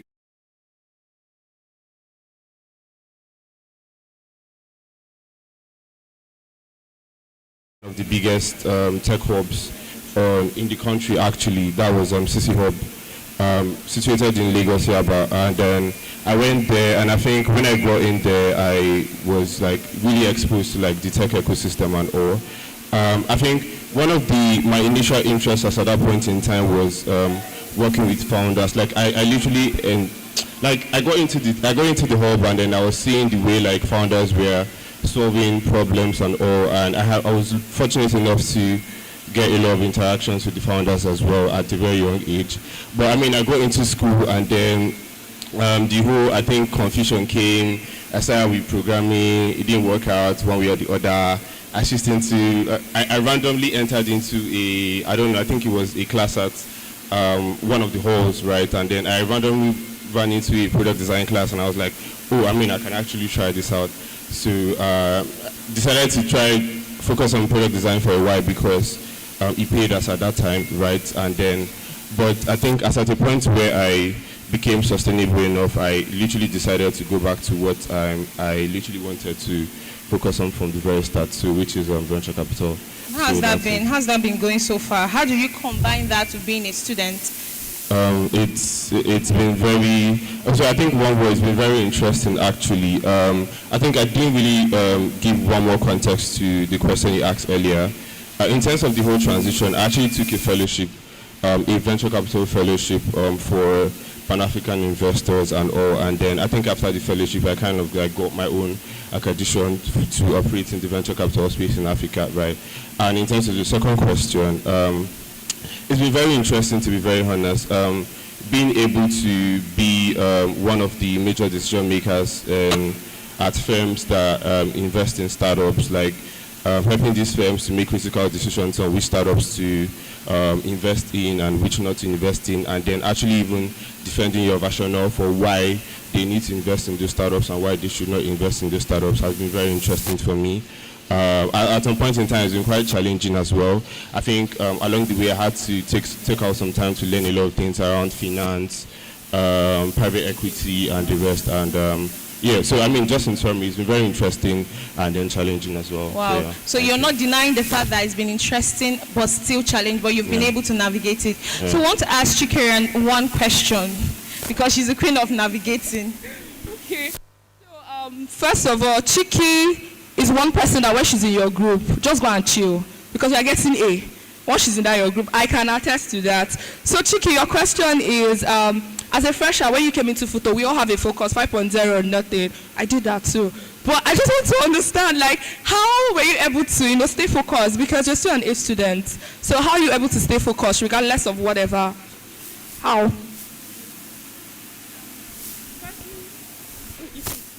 Hello. Okay. Firstly, I'd like to say a big shout out to the organizers of this event.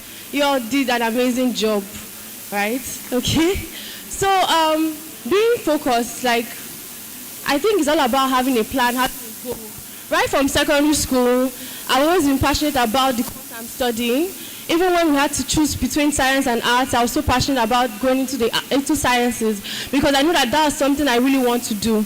I want you to realize is that no matter how difficult whatever it is that you're doing, if your heart is there, no matter the challenges that you face, you always find a way to pull through. You always find a way to do that thing.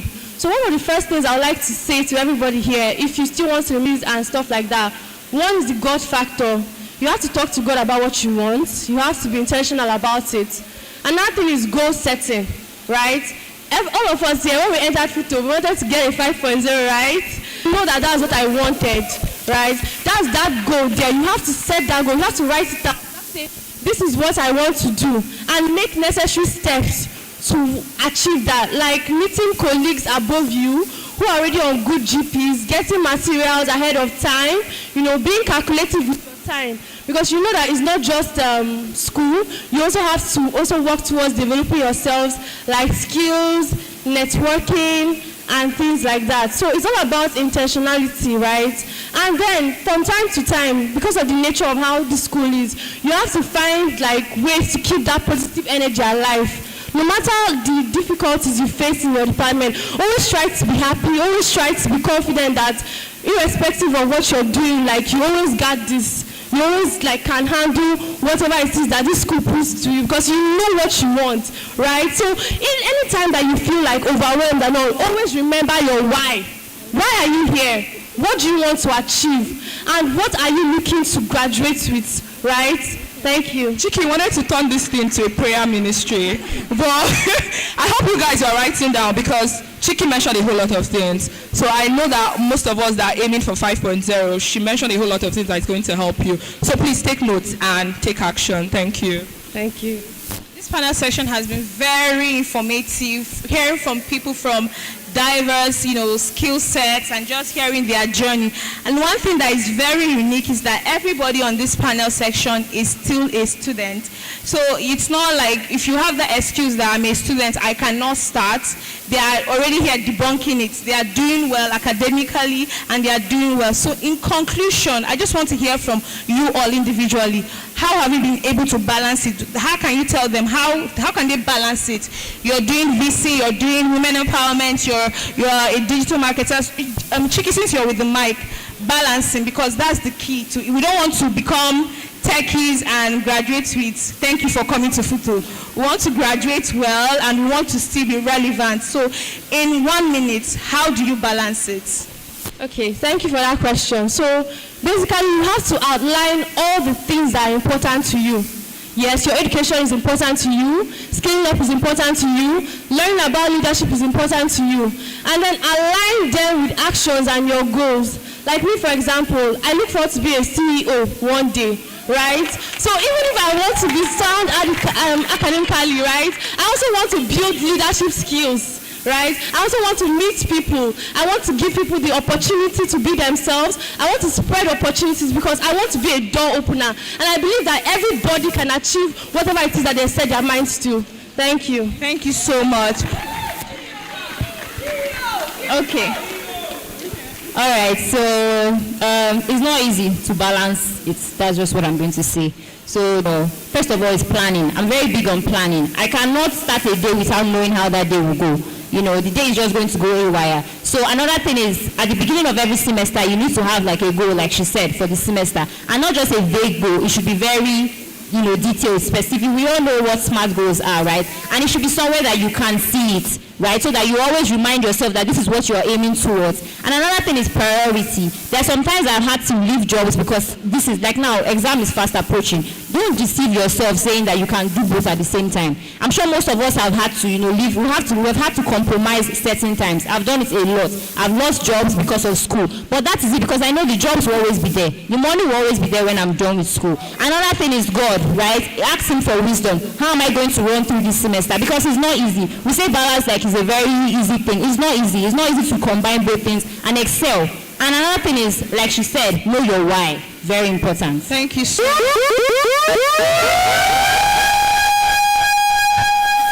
Okay, in one word, let's make it one word now. What's the final word you want to leave them with?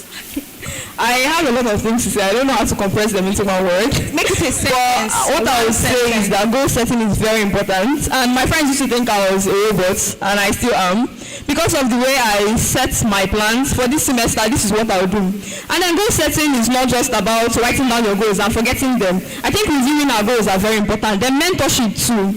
There are probably people that have done something that you want to do, and then it's very good to go back to them and ask them, see, this is what's going on, how far, how am I going to navigate through this? I think our predecessors fell, probably so we could rise. So it wouldn't make sense that you repeat a mistake that someone had made in the past because you didn't ask the right questions.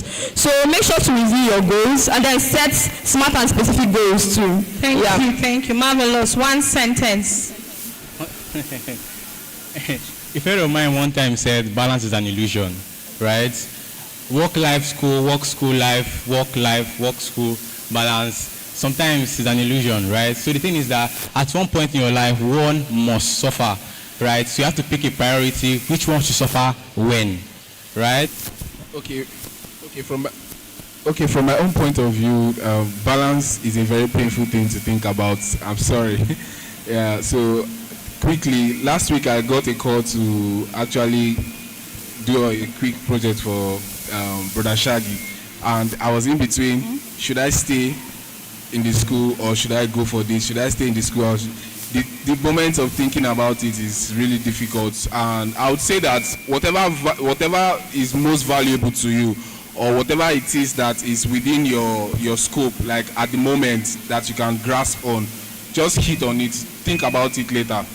Yes, but just make sure that you are not losing on both ends. You are either winning on one side and fixing the other side Make later. it a win-win situation. Yes. Thank you so much. In as much as it's not 50-50, it might be 40-50, so you can still regard it as a balance to an extent. So I would just say prioritize time management and God. Thank you.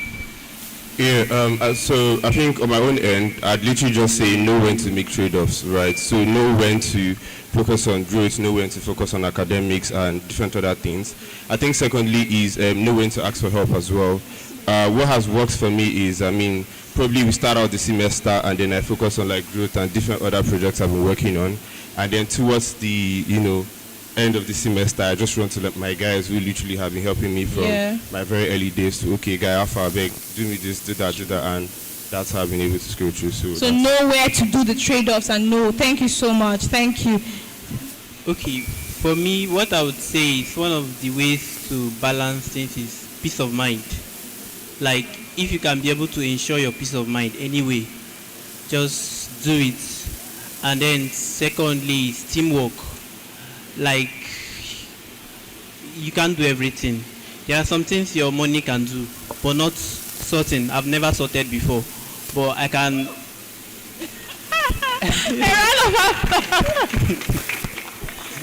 There are some things your money can do, like you can just send out someone to help you do it, and you would do other things that demands more of your attention. Oh, thank you so much. Getting your money to finally work for you.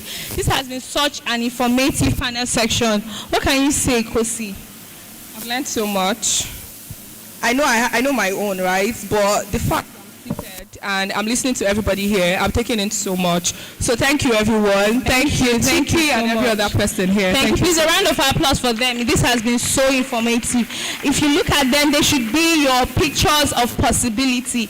If they can, if they are still doing it, definitely you can. Thank you so much. My name is Choma. Thank you, everyone. My name is Kosi. See you next time. Bye. Yes, please, a round of applause for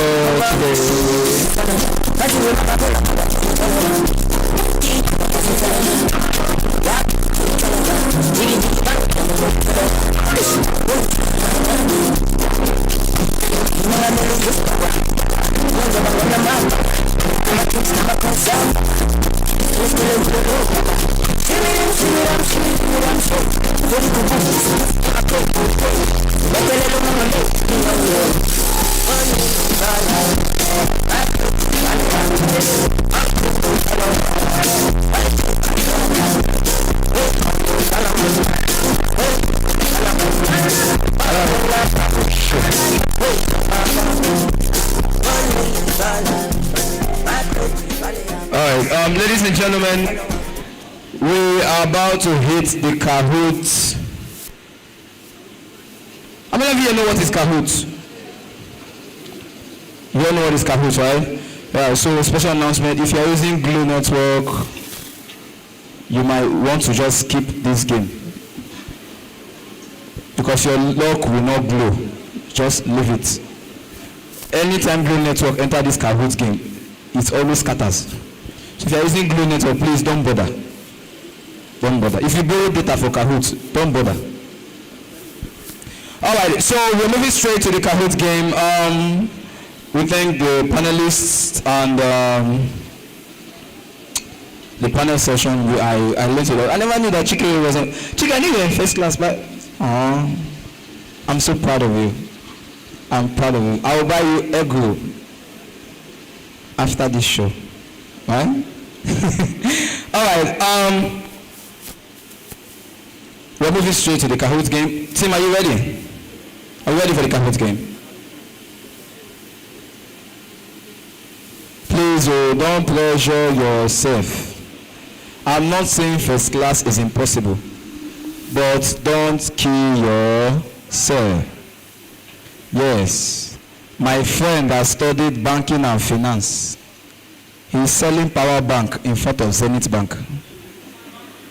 Don't kill your... Okay. All right, are we ready for the Kahoot game? We have for the Kahoot game to be hosted by. The Kahoot game will be hosted by Chidawa and Kobiko. Are they here? Chidawa, Kobiko, are you here? Huh? Huh? Is it? Who is Kobiko? Old man. Body man. Okay, cold man. Okay, you are the cold man. All right. You are the one hosting the card game, right, sir? Okay. Please, a round of applause for Mr. Johnson Alfred, aka Cold Man.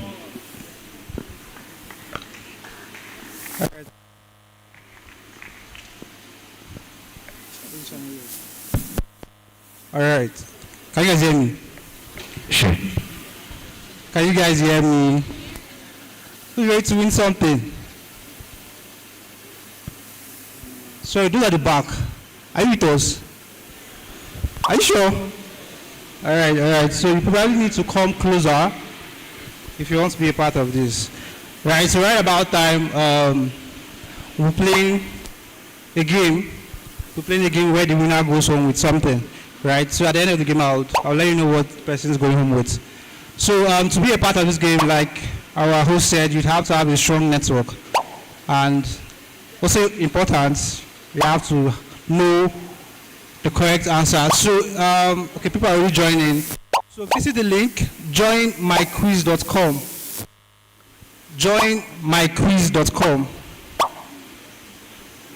So once you join, you use the code 860983.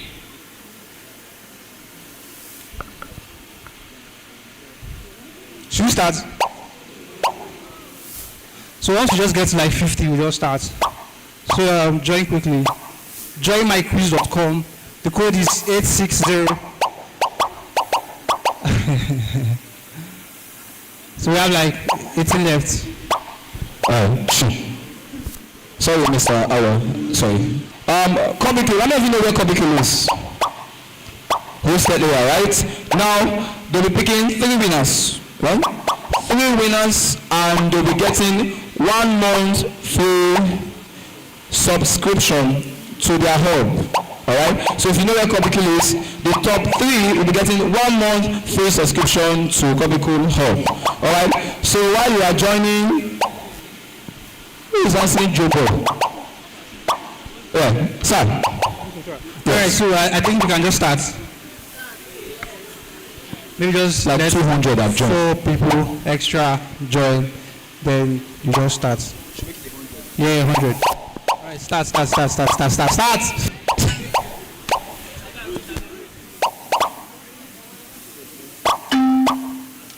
I think you can still even join even while the game started. Alright. For the first question.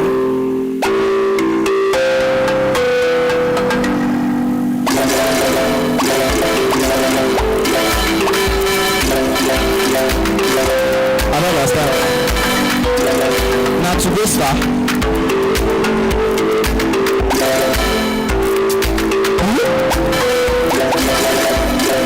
I think he's boosting like to go star.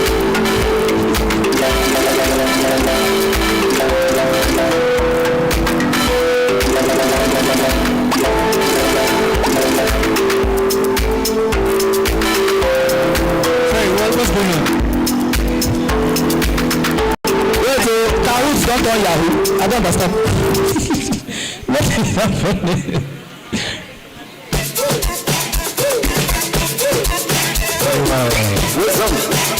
We are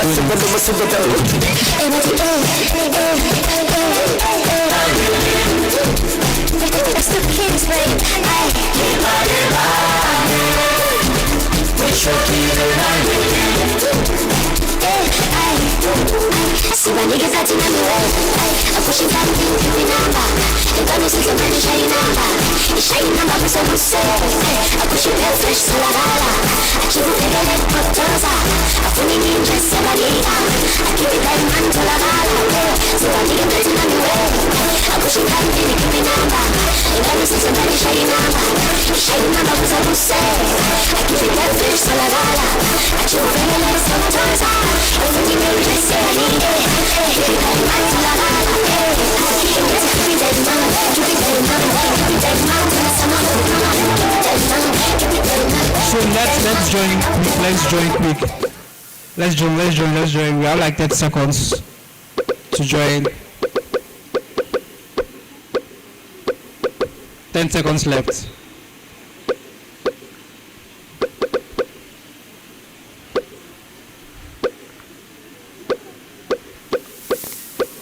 Alright, so let's just do 100.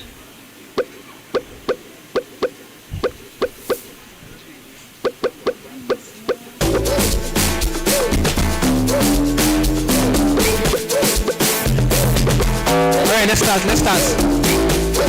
Let's get started.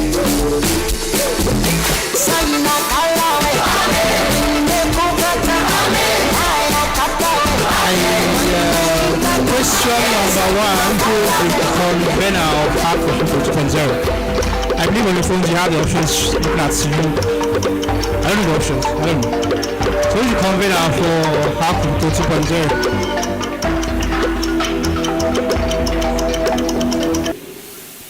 Let's use the leaderboard. Mimi is winning. Mimi, can you? No, hey guys, it's anonymous for now. Oh, no, for now. Alright, so next question. Was it? Oh, Chim. I don't know why this question is. Who organized this question? I know you. I don't know if it was a team. I will kill you. I killed myself. Alright. How many people got it? Wow, smart kids. Alright. Oh, Chim. Alright, next question. Question number 3. It says, who is the other sponsor for Aqua Futo?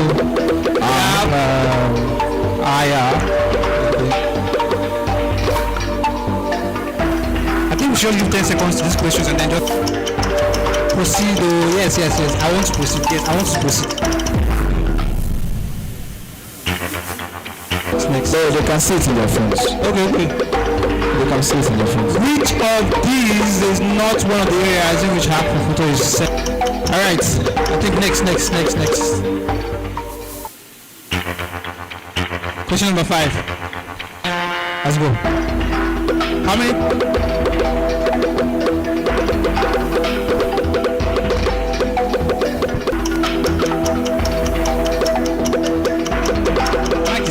Okay.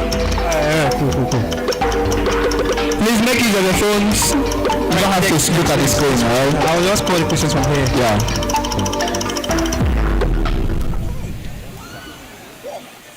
You all failed it.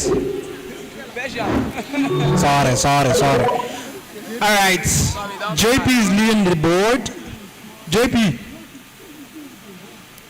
Imagine he's that far and you all in front. Alright, next question. Question says, what team gave the first presentation for their project? The first team.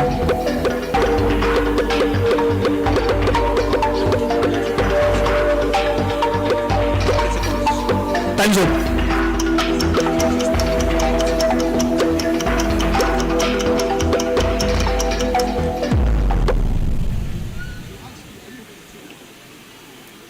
Why are you shouting? Alright, I think we're back. We back. JP. A round of applause for JP. Clap for him now. Why jealous? Clap hard. Question number 7. Yeah, I mean number 8. Hard for 4 seconds. And let's skip the next question.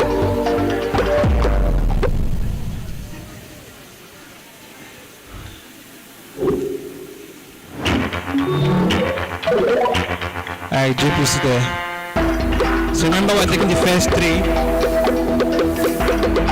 Who Who was the keynote speaker for Hack of Futo? I think it's that MTN woman.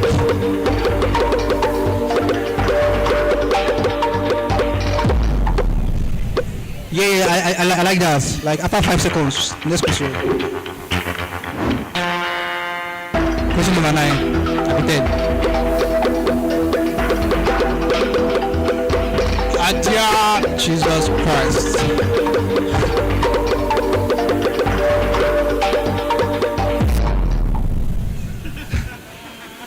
I'm sure that was a guesswork. Alright, question number 11. It says, how long was the networking session?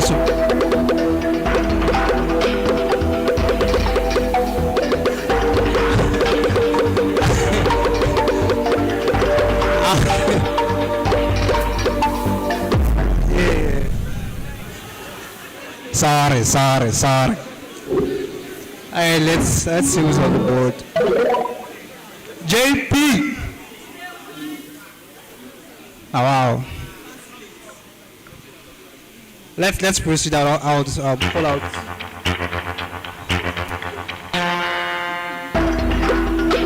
What team builds mental body? What team builds mental body?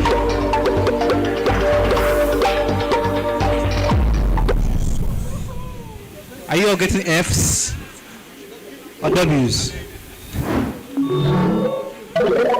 I think we have JP back on track. Let's move on to the next question. Some people have not smelt first 10. Dennis. The city of Maya is an administrator of. Sorry. See, person will not go beat no be me.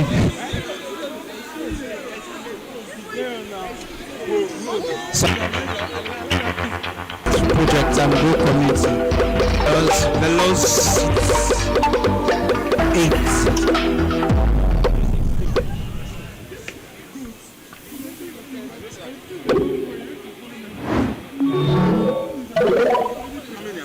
Alright, JP is no longer at the top. Sorry. Number 15.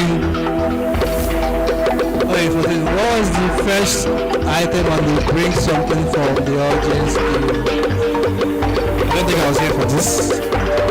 Next.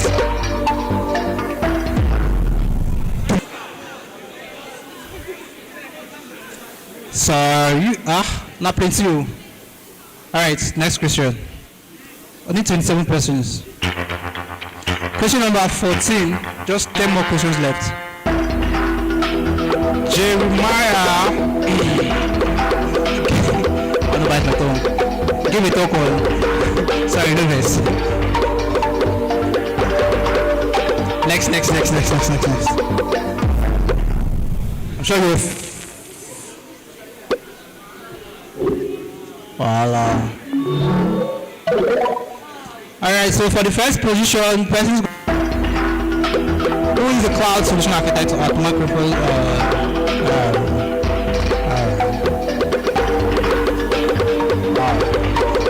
Next. Let's go.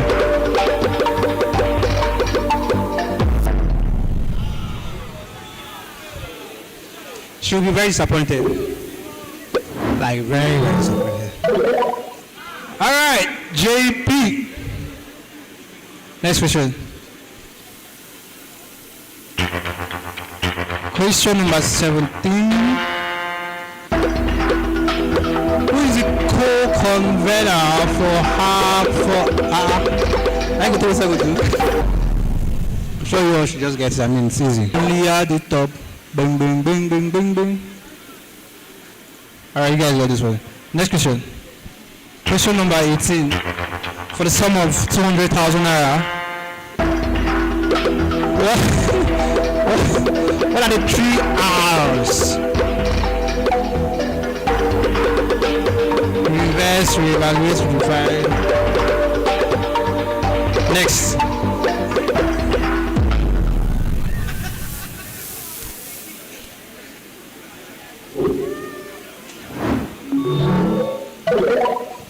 Someone play me lonely at the top. Give me lonely at the top.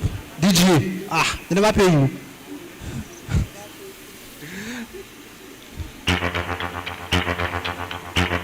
We just have like 6 more questions left.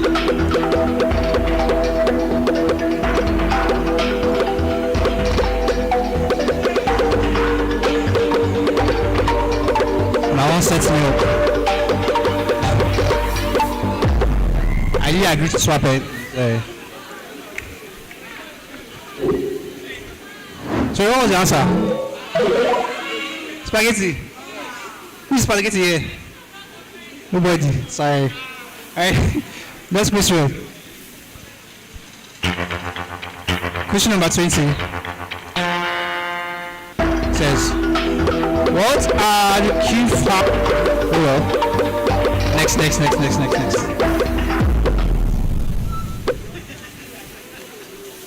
I forgot it.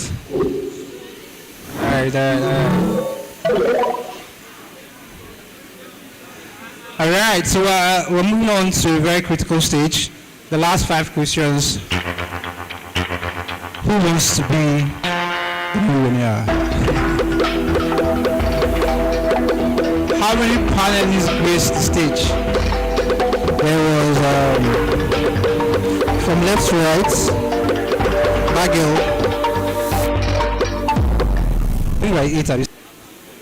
I think we already have our winners. It's clear. Question number 22 says, how do you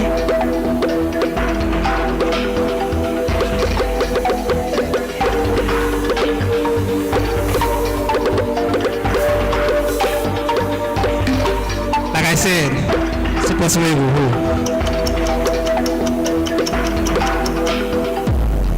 How is it pronounced? Code Demon, right? Round of applause for yourself, yeah. Clap for yourself. Second demon. Which demon? I don't know what's it. Meet him after. Meet him after, sorry. Next question.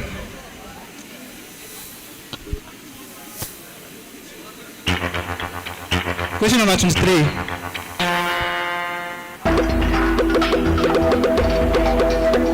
The convener of hack of Futo 1.0. Samuel Chukwueze.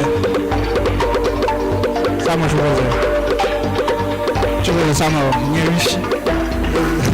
Let's go. Next. Doing very well.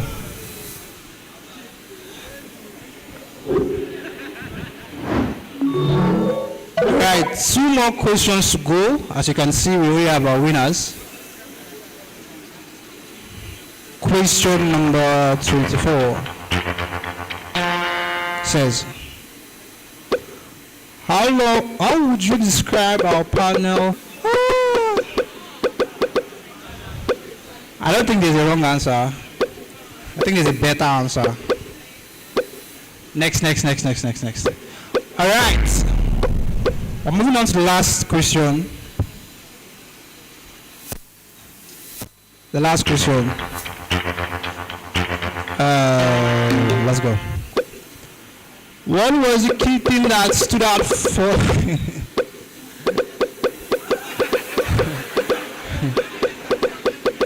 I think this is a bonus question, right? I think we already have our winners. So the first position goes open source. Nothing. Oh, wow. I think, is there more? All done. So let's see our winners. DJ, play me something really nice. Let's go. Unveiling the winners for unveiling the winners for Hack for Futo 2.0.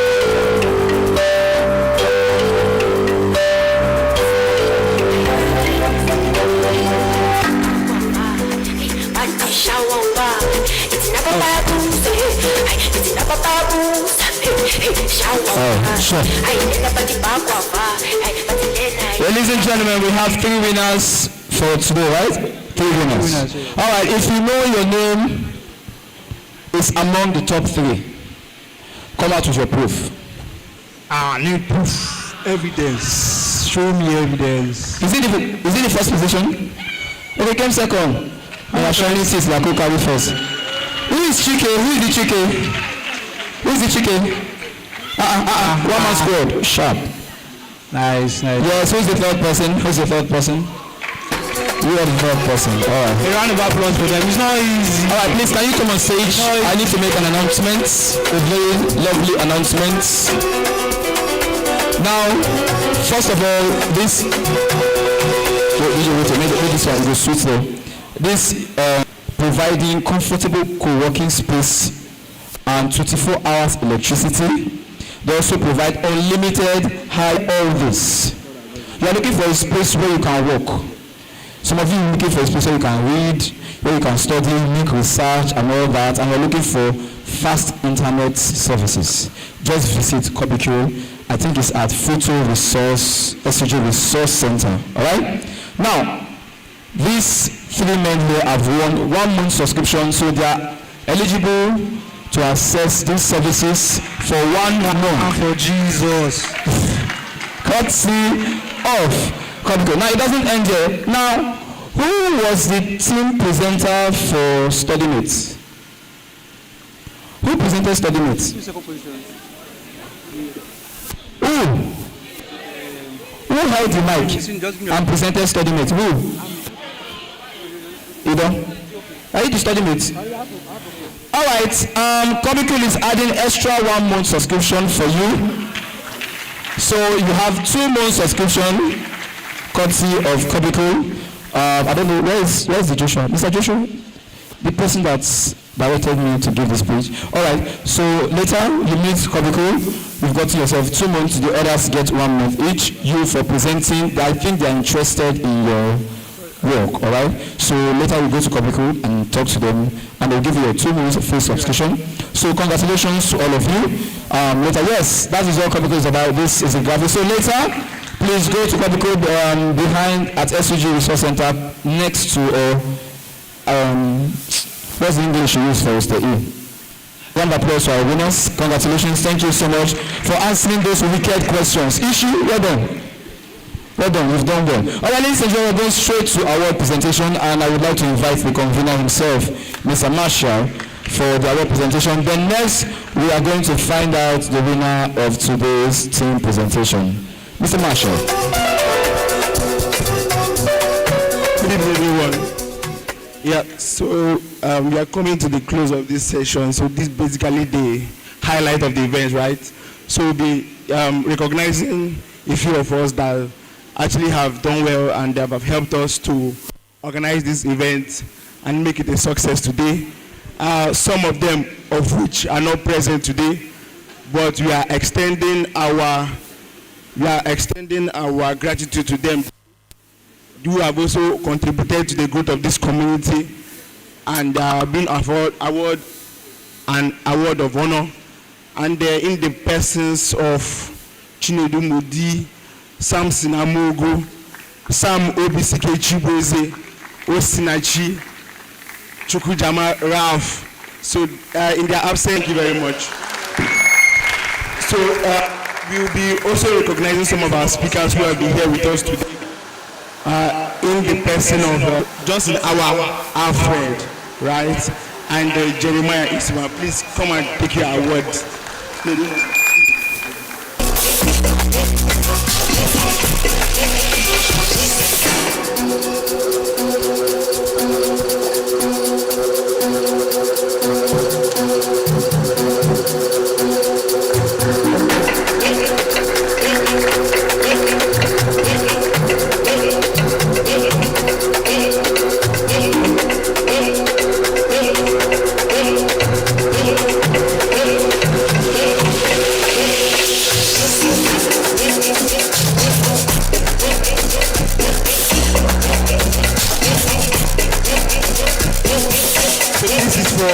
Jeremiah Isuboma for his many years of contribution, for his many years of tireless contribution and dedication to the tech community in Futo and beyond. Thank you very much, Jeremiah.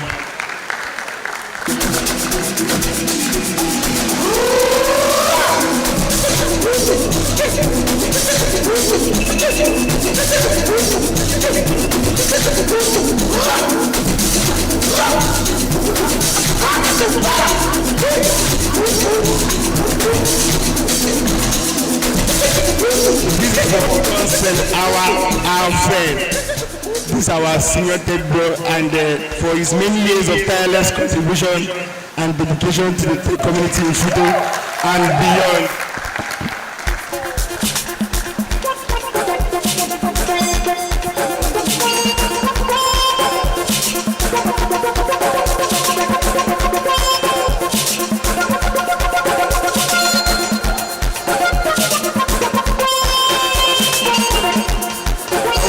Recognize our judges who are here today, and I will start to the drive of technology, skill, adoption, and entrepreneurship in the Futo campus.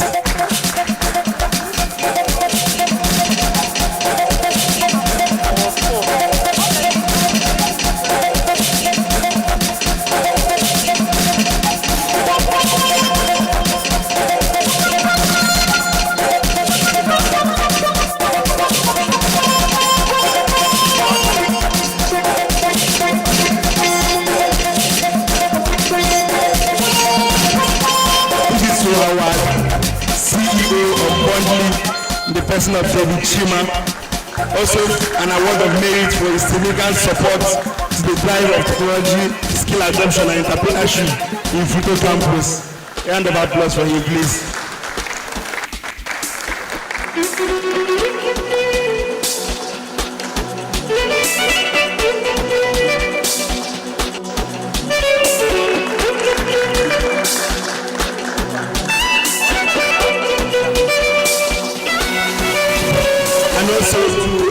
Last judge, the person of Chimere Okoku, for his significant support to the drive of technology, skill adoption, and entrepreneurship in the Futo campus. Thank you very much.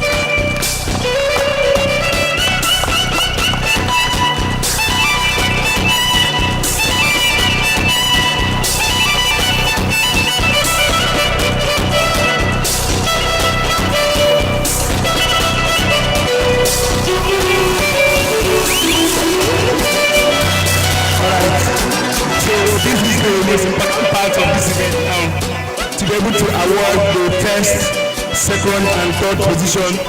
So these particular awards are actually sponsored by this final prize money award for the first, second, and third position are actually sponsored by AYA, our headline sponsor. So please, another round of applause for them, please. They have significantly contributed to making Futo 2.0 a success. So, sorry, please let us give an award to our volunteers, right, who have also impacted in making Heart for Futo a success. I think this is SADK Edwin Collins, our meme lord. If you ever saw Heart for Futo memes, this is him in person. So, the game behind all the memes, right?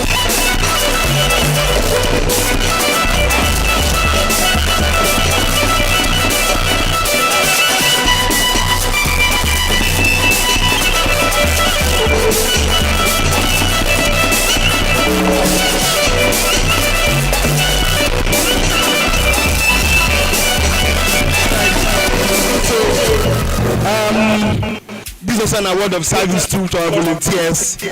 This is an appreciation for his outstanding volunteer commitment and dedication in making Heart for Futo 2.0 a success. Is to Victor Munachimso Chibu. So, if you ever saw us disturbing Twitter, he is the one that is the brain in charge. Alright? So, specifically contribute to our publicity for Heart for Futo. Thank you very much.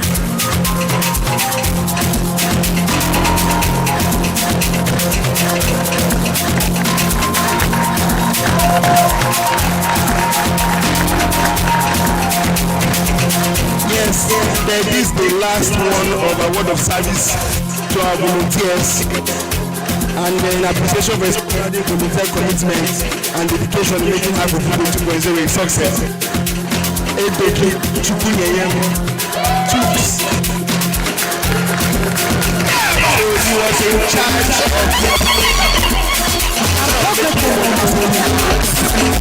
of our high-ranking referral. Thank you very much.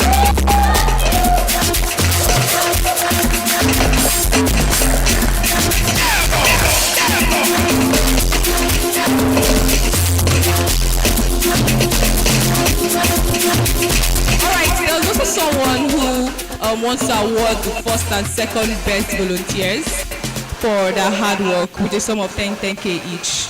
So Victor and Collins, please meet me later for that. So Oputa, what will you give me for being here since after 8? It's not me. No. Without your LED screen, right? No worries. I will come to you. Alright, thank you. Please, we are trying to wrap up things, right? So, time for the prize money proper. I would like to call on our guests to be the ones to present this award, but this is my own verdict, right? Based on everything that we built today, I'm actually proud of everyone who have graced the stage today. Some of which could not make it even to the stage yet, but they actually performed well. But because of we actually constrained with the number of teams that we have to pick, we will continue to eliminate until we find the best results. So we were actually able to prepare you, even starting from our screening on the January 27th, to prepare them for this particular day. And I'm very proud of all the presentations I was able to receive today. Thank you very much, my hackers. Thank you very much.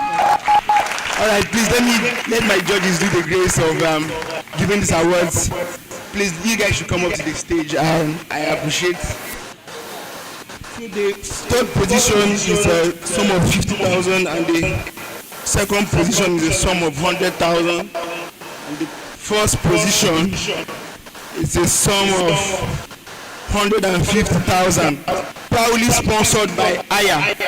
Like Aya is actually a big platform for hackathons, right? They're actually like sponsoring this prize money. So, all right. So any final words, my judges? Okay, guys. So basically, I don't have much to say. I think I said everything, right? So basically, I would just say, regardless, right? I was really proud of the work you guys were doing here, and I will say that because of the time frame, right? It's really short. My guys are born, they are here, and we know what it means to build a software, right? An actual software, it takes a lot of time, right? And to be able to come up with something like this, something you can really present, and even someone has to even look at it and it's even working, right? I'm really proud of you guys. So regardless of the outcome, we tried our best, and even if they will show you the score sheet, it was really very close tie. But yeah, so I think I'll be calling the third team. That's Team Midlink. Team Midlink. Come forward there.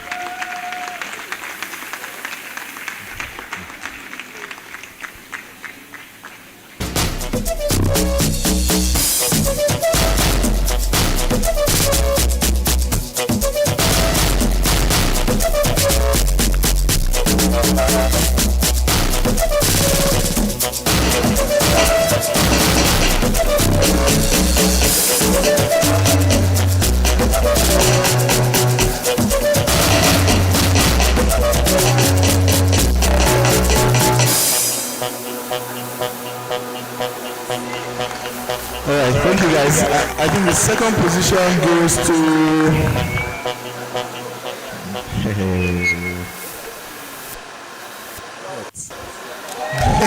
Don't vote, please come forward. Thank you.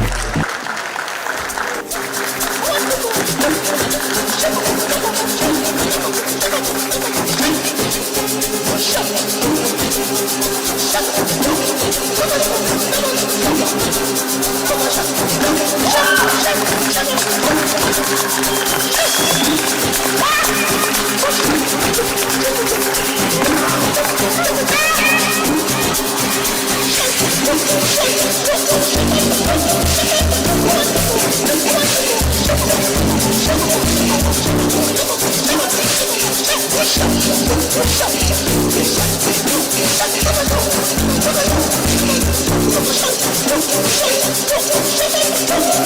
So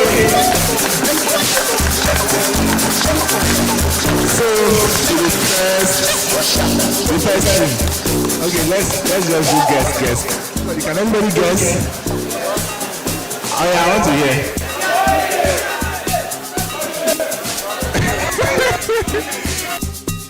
And the first position goes to Team Hector.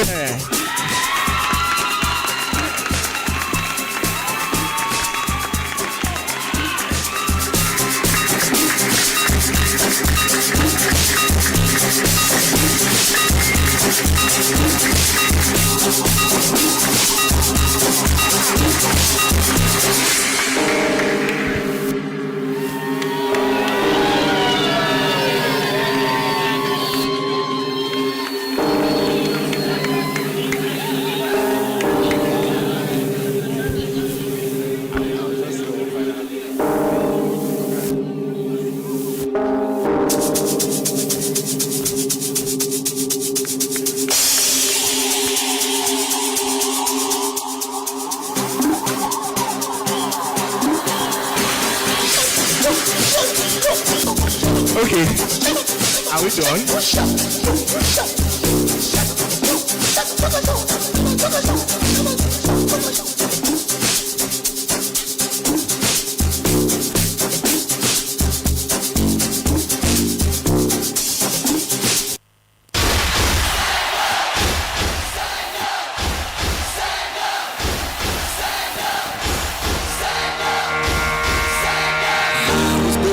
To be the best, number one and nothing less.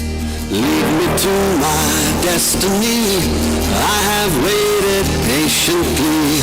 I have vision, though I believe. I know I can count on me. So stand up for the champions, for the champions. Stand up, stand up, stand up for the champions, for the champions. Stand up for the champions, for the champions. Stand up, stand up, stand up for the champions, for the champions. Stand up, stand up, stand up.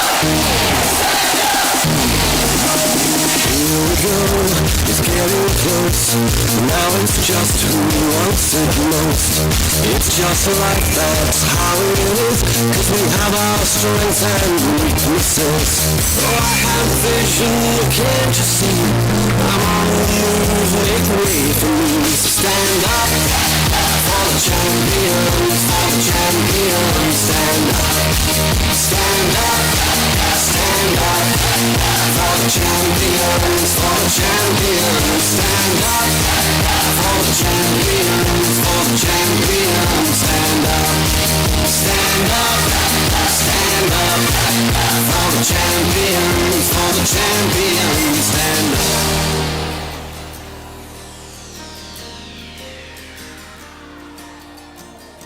And when I fall down. Please, we have some announcements to give right before we leave. There are some announcements that we need to listen to. Like these are like people who want to engage your audience, right? Please.